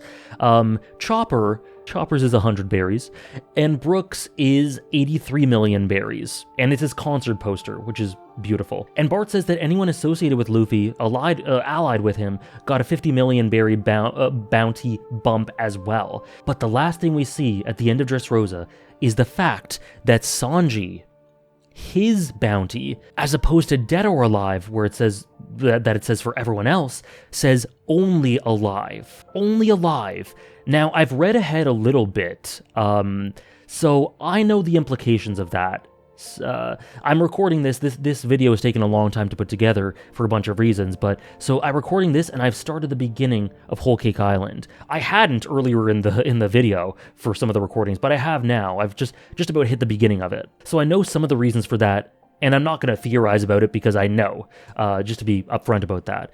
But what a great, amazing, engaging way to pull us into the next arc and wonder, Sanji becoming more and more prominent, what the hell is going on with him? And that is the end of Dressrosa, guys. that is the end. Phenomenal arc. Like I said, it's entered my Mount Rushmore of One Piece arcs, along with Skypiea, Water 7 Enies Lobby, which I consider to be one arc, and Marineford, of course. And I really hope that the upcoming arcs will add to it as well. I can say with confidence that Zoe was amazing. Zoe is so great. So I can't wait to talk about that next time. And if you want to watch that right now, you can do so by subscribing to Patreon on the $5 tier to get early access to that video right now. But yeah, sorry for plugging that right away. Dressrosa, beautiful arc. So much to say about nature versus nurture, memories, the connections we form, the ephemerality of certain experiences and how that can carry us through our lives. The beauty of these sorts of connections, how it comes together between Luffy and all these other fleets and these other leaders, all these connections he makes. Kairos and Rebecca, across time and through all sorts of obstacles, they eventually found each other. Corazon, through how his legacy is inherited and his will is inherited and embodied through law. And then Sabo, and how influential his character is to this arc. How his and Luffy's threads intermingle in this beautiful payoff. Dressrosa embodies so much of what is beautiful about One Piece. It sort of echoes things that happen in Skypiea, in Marineford, in Water 7 Enies Lobby, in Fishman Island. But it is absolutely its own thing. It is one of the most One Piece arcs in One Piece. And most of all, it is this beautiful character study of, in my opinion, One Piece's greatest character up until this point, Don Quixote Doflamingo. What a beautiful experience, and this video has been a challenge. I'm sorry for the delay in it, it's taken me a long time to put it together, but I'm happy with how it's turned out, and I hope that I've at least encapsulated a little bit of what you think makes this arc special. I hope you've enjoyed hearing my thoughts. And thank you for sticking with me for what is by far the biggest video in this series. I know Wano's a huge arc. Trust me, I'll divide it into parts for Wano, but for Dressrosa, I think it felt right. I thought many times throughout this process, should I divide it up? It just felt right to make this a gigantic one. So I hope you've enjoyed. Now, as for my favorite characters, after Dressrosa, things were shaken up a ton, as you can imagine. So my honorable mentions are, and keep in mind, this is just post-Dressrosa, so this'll change down the line, given some stuff that happens in Zoe, and some stuff that may happen in Whole Cake Island, but this is post-Dressrosa. So, for here we have honorable mentions: Sanji, Sengoku, Shirahoshi, Aokiji, Cricket, Kalgara, Hiraluk, and Sir Crocodile. Oh, and Chopper and Frankie as well, excuse me. Those are my honorable mentions. A lot of those used to be in the top 25, so you can imagine the shakeup we have. But as for the top 25, we have Roger in 25, Smoker 24, 23 is Sabo. I loved him in Dressrosa, so he enters the list at 23. Fisher Tiger, number 22. Blackbeard, 21. Wiper, number 20. Number 19, another new addition, is Kairos. I have so much love for Kairos as a character. I think he's monumental. Number 18 is Brook, and I do admit that Brook is being carried a little bit by Bing Sake, but that is, I've come to think of Bing Sake as maybe my favorite backstory for any character up until this point. Maybe. Definitely the most emotional one, the one that makes me think the most and cry the most.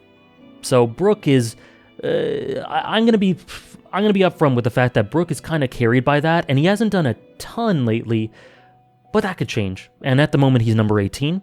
Number 17, a new introduction, another new face, Fujitora, number 17. Number 16 is Noland. Number 15 is Buggy. Number 14 is Jinbei. Number 13 is Vivi. Need her back. Need Jinbei back as well. Number 12 is another new addition in Corazon. The highest placed new addition. Beautiful character. My favorite flashback character. Flashback exclusive character. Corazon. And let me just say, the voice work in the anime for it, which I watched, absolutely stunning. Number 11 is Ace. Number 10 is Garp. Number 9 is Shanks. Number 8 is Nami. Number 7 is Zoro. Number 6 is Robin. And in a huge shakeup, I mean, you can tell by number 6, 7, and 8, who've been in and around the top 5 and are now outside of it. But number 5, in a gigantic jump, we have Trafalgar D. Law. Law enters the top 5. Number 4 is Usopp. And dropping to number 3 is Whitebeard. Number 2 is Luffy. And number 1, my favorite character so far in the series, Will he remain this way forever? I don't know. But as for right now, Don Quixote Doflamingo is my #1 character in One Piece, and I hope I've adequately communicated why I think so. Why I love him so much.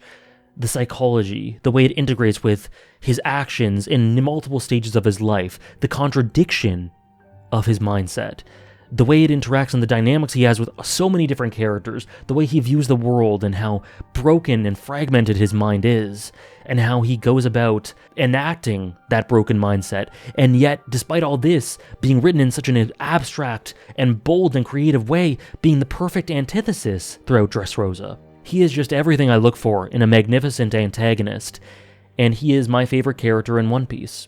As of right now, as of the end of Dressrosa. That's all I got for today, guys. Thank you so much for sticking with me for the longest One Piece video so far, maybe the longest ever. I hope you enjoyed.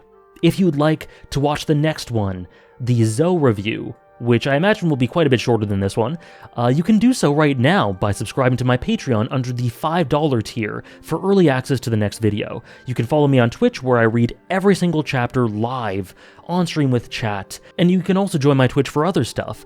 I'm currently playing through the Yakuza series. I'll soon be going through Ghost Trick and the Metal Gear Solid series once that gets released to ports for the first time. I've never played Metal Gear Solid, so that should be tons of fun. You can follow me on Twitch if you're interested in that. I'll stream those on Mondays once they come out, around October, November. But I also read Naruto every week, and that's been so much fun. And I'm going to do Bleach after Naruto.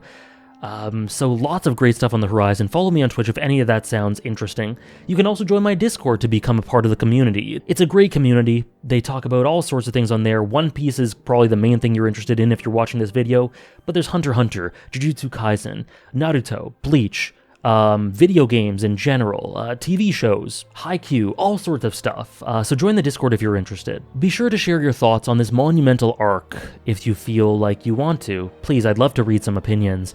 And thank you once again for watching this. And use the hashtag AJPiece if you want to be entered into the pool of comments to be read aloud in a future video. Thank you so much again, and I'll see you guys in the next video.